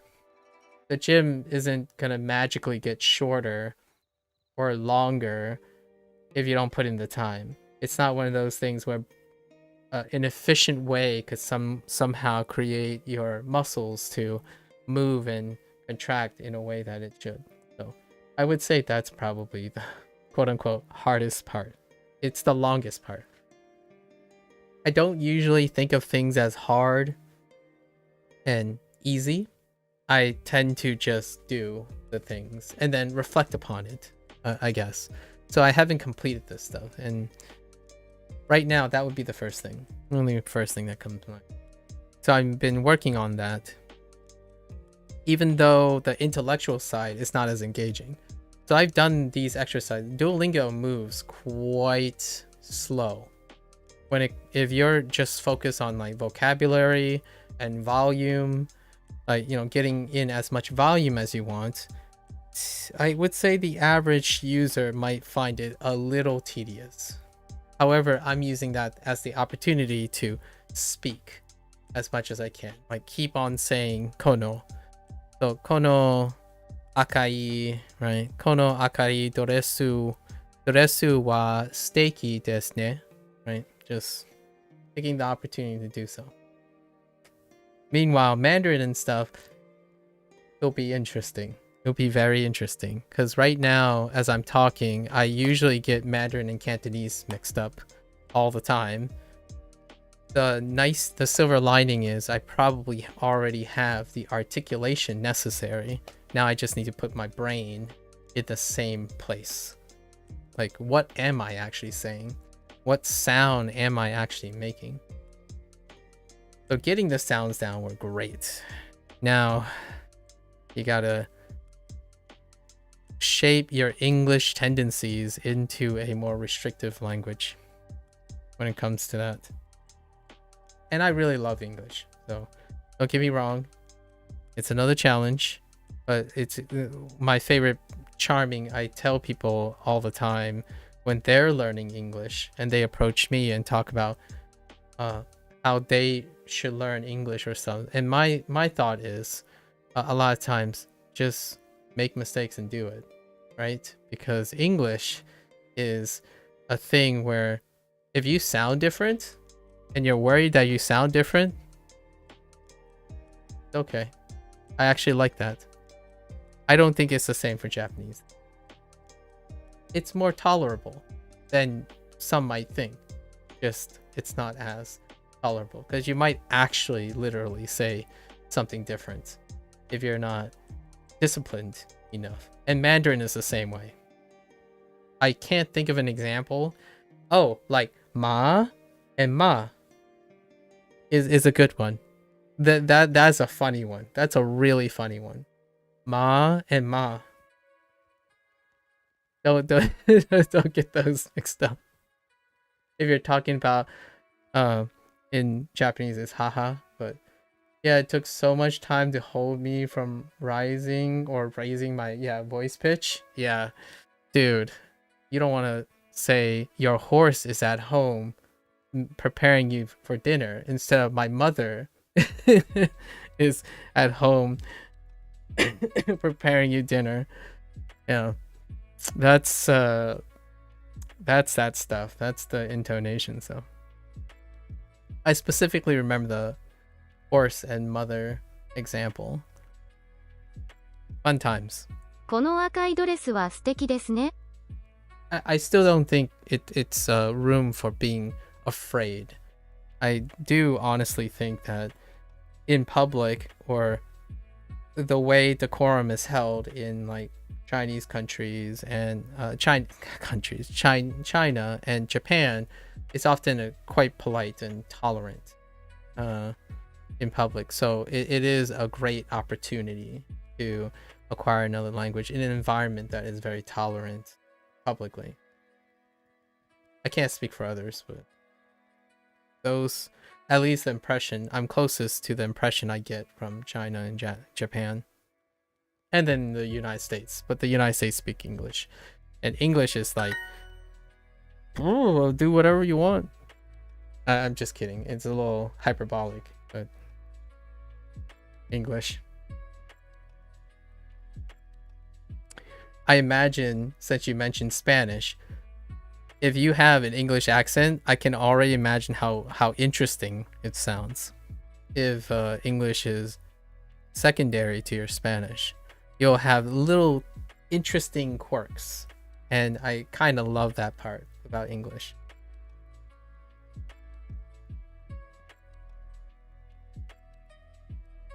This wallet is lovely, isn't it?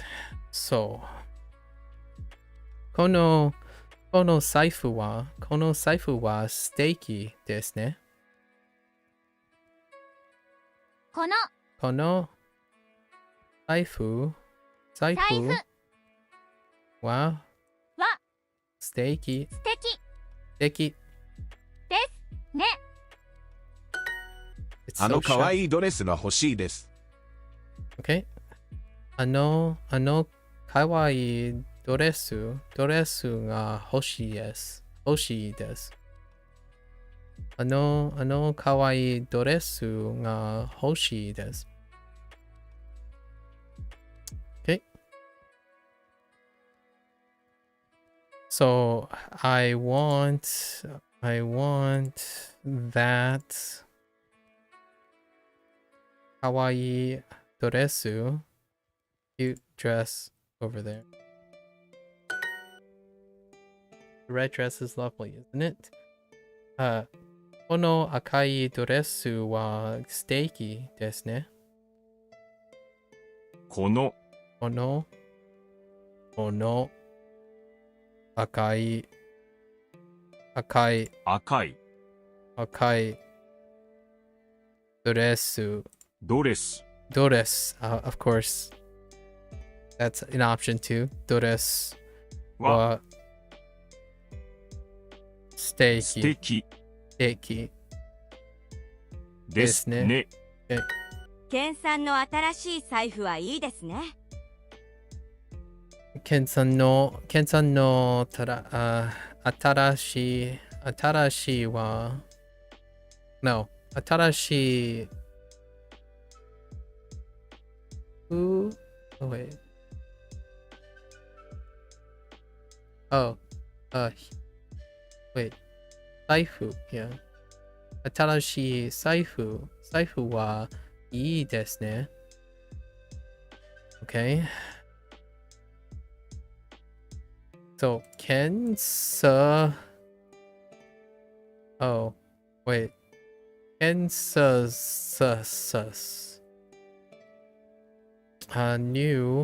New wallet.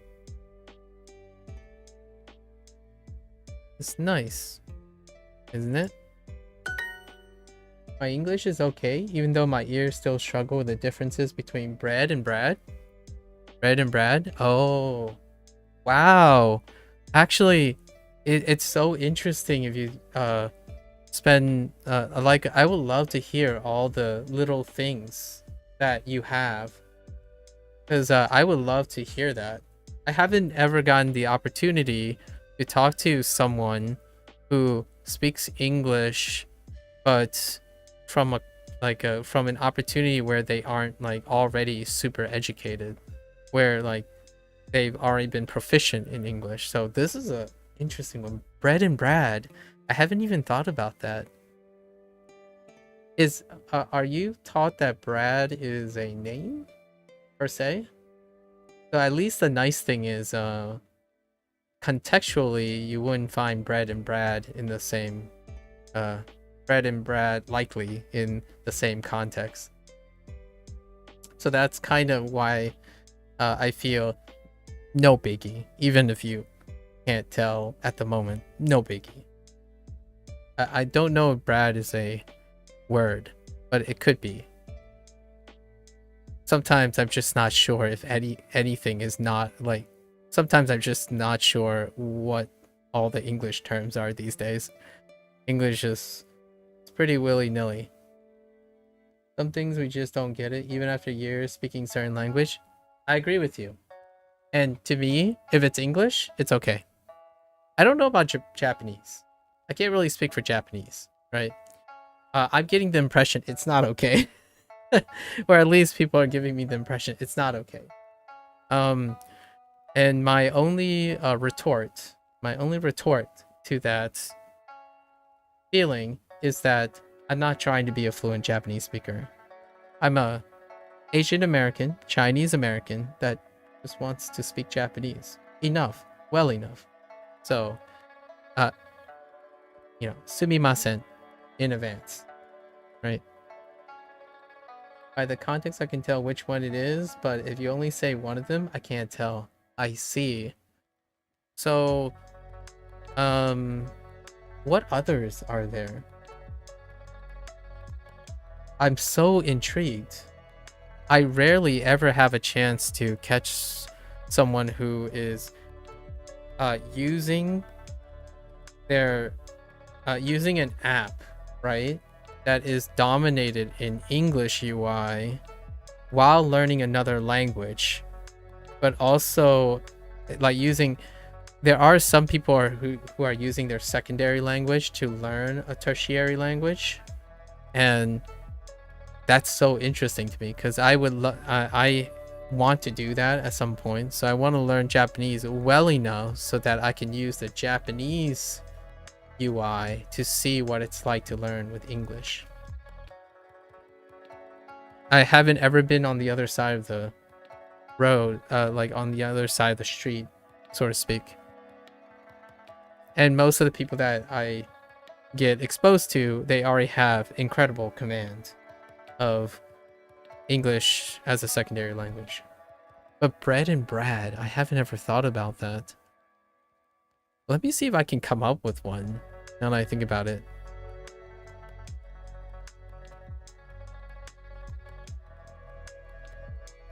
What's something like bread and Brad?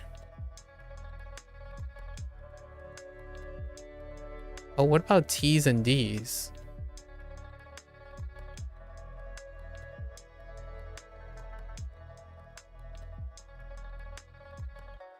I'm trying to think of my Spanish, right? It's really, it's like terrible at this point. But I'm thinking of the sounds that are closer together, like D's and T's. Words with D's and T's in them, especially in the middle of stuff. Like metal and middle, right? Metal and middle.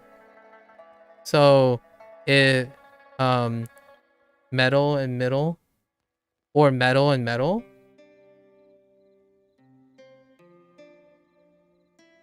Metal and metal, they're not necessarily homophones. One's really metal and one's metal.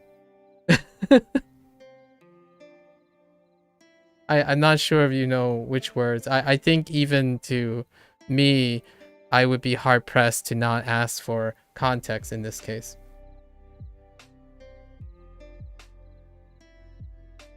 B and beach is a very common mistake, and also the sound like I have a brother from another bother. Oh, I have a bother from another bother. Oh, that's a good one. It's hard to find a Spanish speaker who can pronounce well. I see. Also, no, it's perfectly all right. Oh, and Chinese is kind of messing up your English. Dude, I feel you. Japanese is making me like drop articles and like drop random words. It's getting tough. Like the closer you get to doing another thing, you're starting to drop things. So I totally get how you feel. But meddle, like to meddle with someone's affairs, and metal, as in the metal, like shiny metal. And then there's medal, the homophone medal, which is the like a medal you win at the Olympics 2024 Olympics, right? So there's metal and metal, which metal and metal are homophones. But there's also metal, which there's two T's in it, and that's to like meddle in someone's affairs. And they're really close. They're like so close that they might as well be the same. They're also homophones, right? That's anything with like double T's can be kind of close, because I always think that if you're learning, oh, actually, I haven't asked, are you learning American English or are you learning British English? Because I think the things I'm describing are more specifically American English. Because when you say metal, like metal and metal, the two T's are there. The T's go back in the word, but an English speaker would drop the T's for D's, kind of closer to Spanish. I kind of like that. It just happened to work to my advantage back in the day when I was learning from a Latina. So just dropping the T sounds. You add the T sounds back in Japanese, although kind of slightly different than a T from British. It's like less sharp than a British T, but it's weird. Like watashi would be a great one. Like ta. It's slightly less stressed than a ta, like a super ta. And then you have da, right? Da. And da, I always feel like Spanish T's are a little bit between a D and a T. And and any B's as well. And any B's for sure. Especially V's. Like Ooh. What's a good V? Vine and Vine. So Vine and Vine. Lots of people don't hold out their V's for very long, so Vine and Vine can be a little bit of a trouble area where anything that has V and B's rhyme, they can sound like each other. Is what I would think if I were to remember how Spanish lines up with English. American English, there's a lot of movies and series from Hollywood, so okay. Me too, by the way. Red.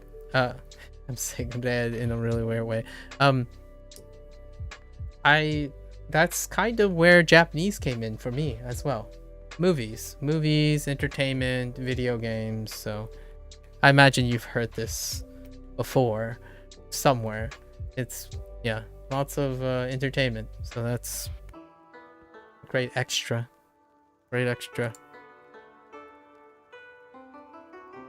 Although now have you seen Chinese entertainment? Like dramas and whatnot coming from China, or maybe old cop dramas and martial arts, kung fu films and stuff. Oh, the Vine and Vine.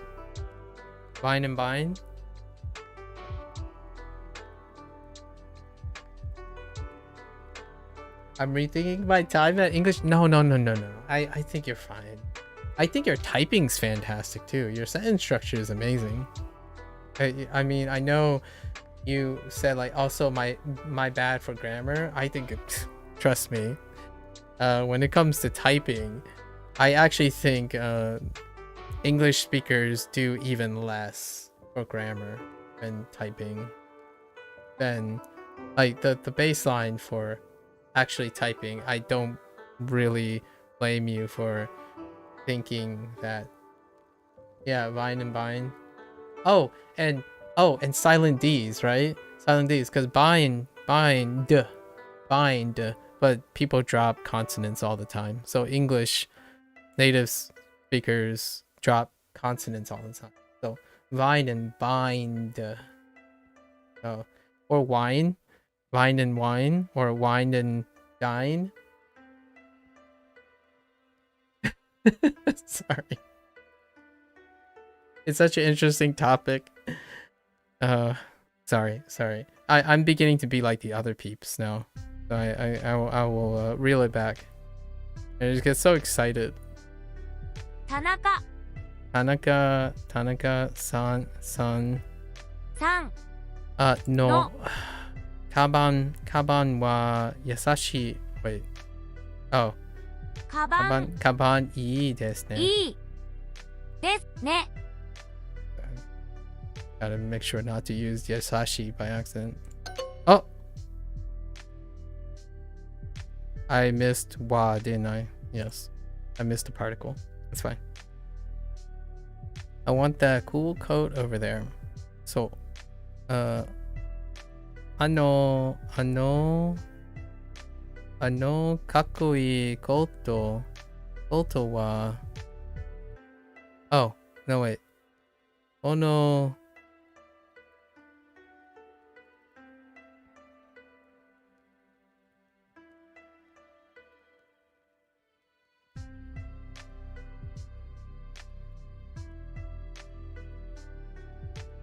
Oh, nga hoshi desu. Ano kakkoi koto nga hoshi desu. Yeah. You have to go? Yeah, take care. Enjoy. Thanks.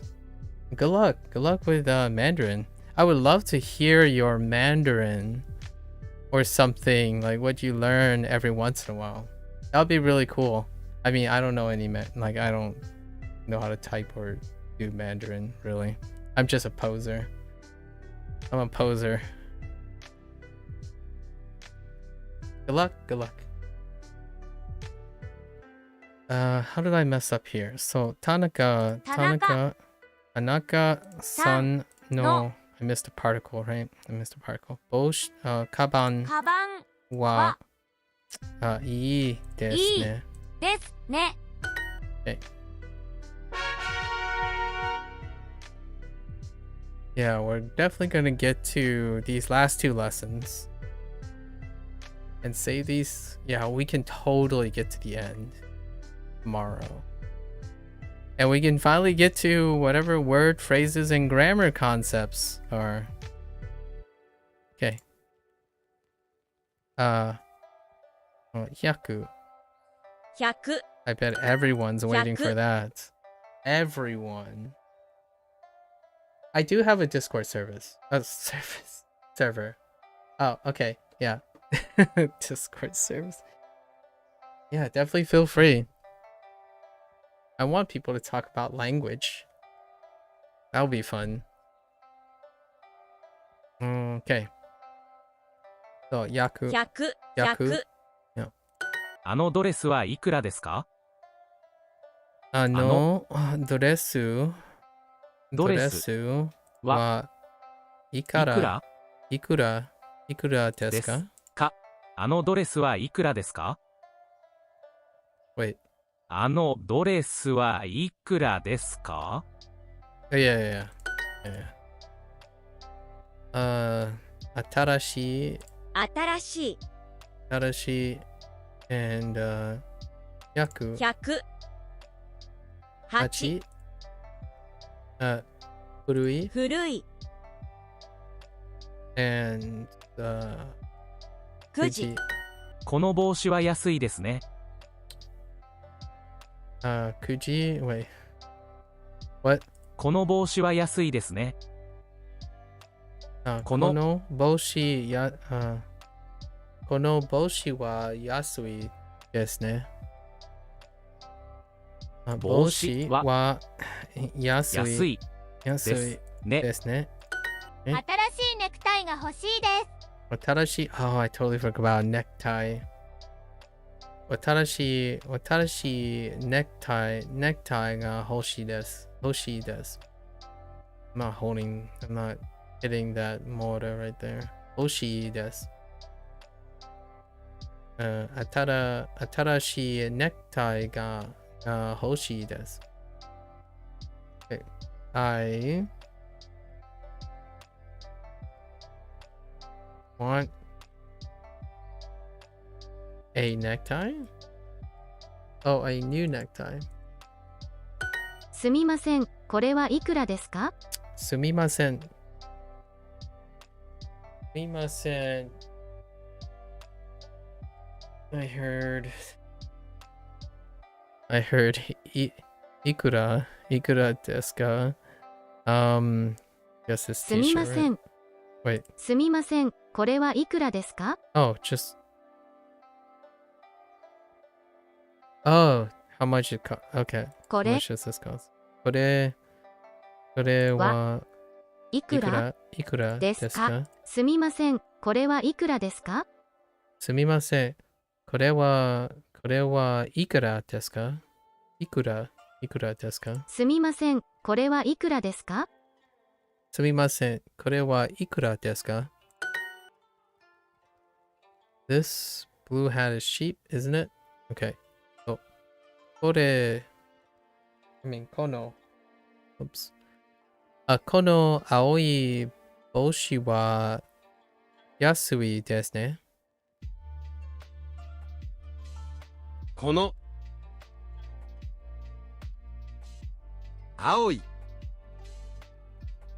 帽子は安いですね。ケンさんの新しいネクタイが欲しいです。ケンさんの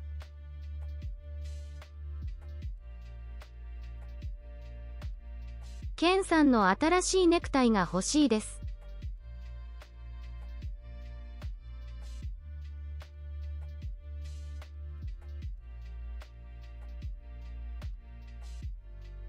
新しい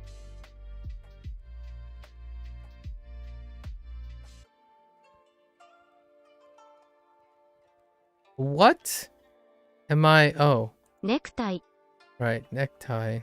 が欲しいです。ケンさんの新しいネクタイが欲しいです。Okay. 500 yen. Go 500円ですか？ 500円円ですか？か。このネクタイは200円ですか？このネクタイは200円ですか？このネクタイは200円ですか？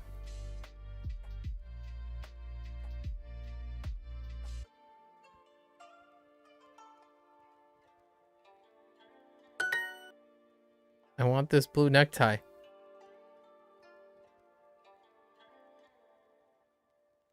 この青いネクタイ。この青いネクタイが欲しいです。この青いネクタイが欲しいです。この青い帽子は安いですね。この青い帽子は安いですね。この青い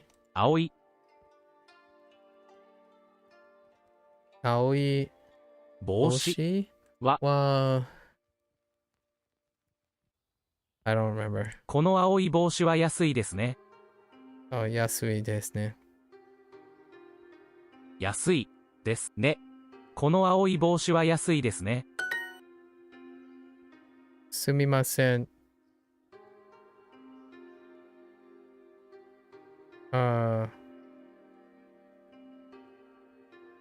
これはいくらですか？いくらですか？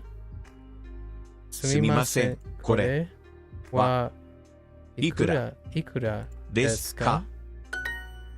この T シャツは500円ですか？この T シャツは500円ですか？ Okay. Is this t-shirt 500 yen? Okay. This wallet is 400 yen. この財布は400円です。この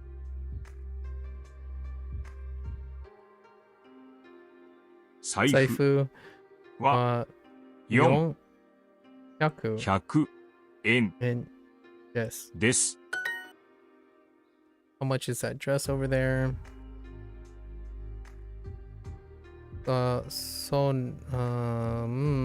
Hold up. あのドレスはいくらですか？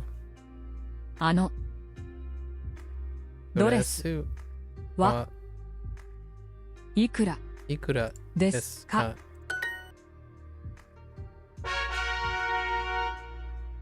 Time to practice. Whoa, wait. Oh, that's a super function. Oh, so there is something here. Oh, but it's a super function. Oh, we'll have to practice in the future. Oh, what? Wait. Okay. We'll save it for the 2-week crash course, right? We'll do the 2-week crash course at some time. I'm guessing I need super for this, right?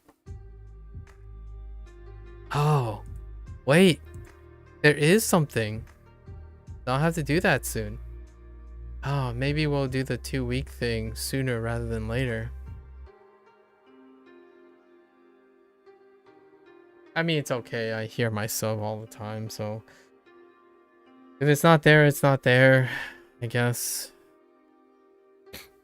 It would get a lot of visual feedback. I'm curious how they report back your enunciation. Okay, last lesson for the day. 1000 10. 1000ケンさん、ありがとうございます。I think we reverse this. Thank you, Ken.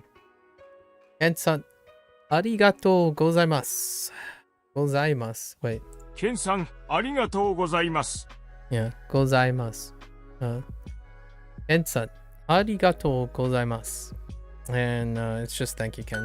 高い服はちょっと。Takai.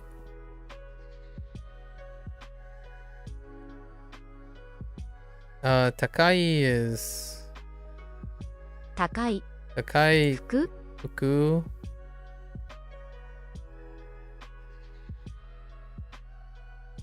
Wait. 高い服はちょっと Oh. はちょっと Takai. It's expensive, right? Takai fuku wa chotto. Ken san ありがとうございます。ありがとう。ありがとう。ありがとう。ありがとう。ございます。ございます。ありがとうございます。この店はいいですね。このこのSo I heard me.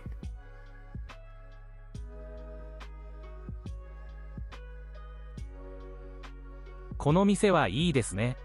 Oh, mise. Mise いいいいですね。ですね。この店はいいですね。1000 1000。このジャケットは4000円です。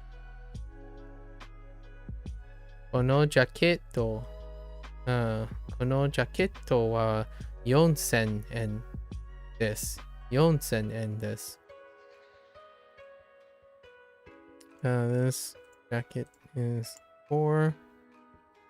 4,000 yen. Crazy. Ah, that's pretty reasonable. ナオミさんのジャケットはかっこいいですね。ナオミさんのジャケットはかっかっこいいこいいです。です。ナオミさんのジャケットはかっこいいですね。ですね。ね。That dress over there is 5,000 yen. そのドレスは5,000円です。5,000円です。No, sorry. あのドレスは5,000円です。1000円です。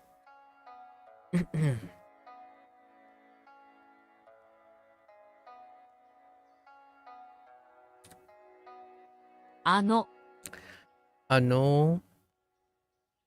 ドレスは5,000円です。1000 1000 yen. 円 N. Sorry. N. Gotta make sure I don't yen it. N. で。ですす。あの黒いジャケットはいくらですか？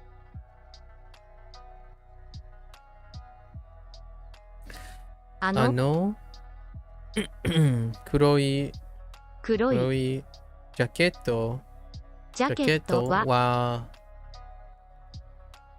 いくらですか？いくらですか？いくらですか？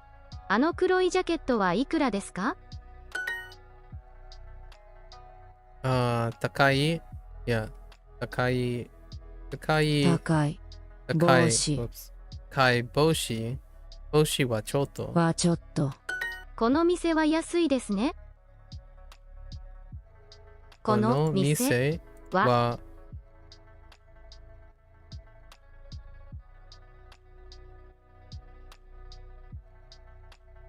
この店は安いですね。は安い。安いですね。このジャケットは4000円です。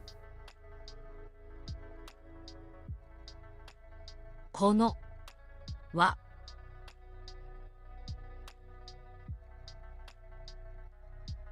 ジャケットジャケット。ジャケットは4000円。4 4。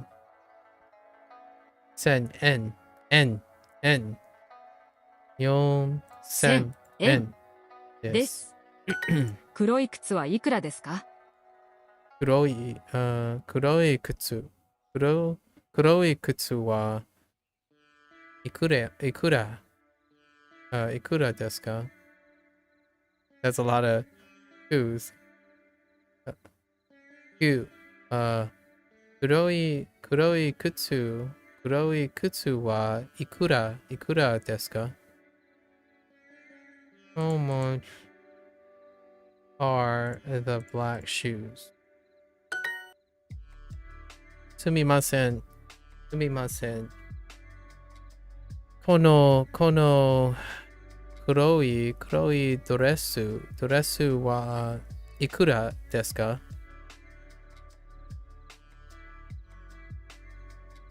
すみません。この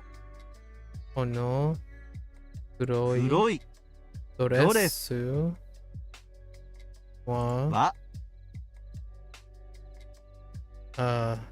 いくらですか？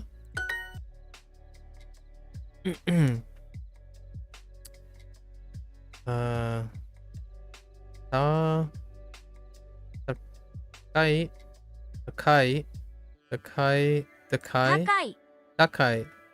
いコートはちょっと。The store is expensive, isn't it? This store. この店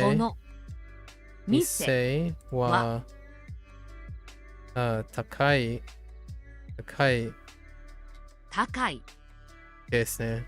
ですね。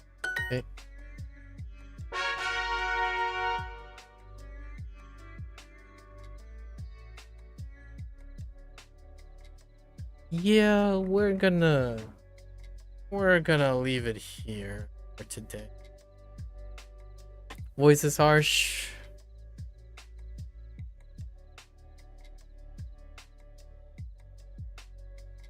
Oh, hey. People are completing stuff. Yeah. Not bad. I think last week we went kind of hard too. Not bad. Got some more gemmies, I suppose. Yeah, man. So there's a mic input after all. I wonder how the mic how I did hear about the mic input being hit and miss. So I'm really curious how the mic input works. Guess we'll see soon enough. Not right now. I'll just get a lot of self-practice in before I do anything like that. Alright, folks. There you have it.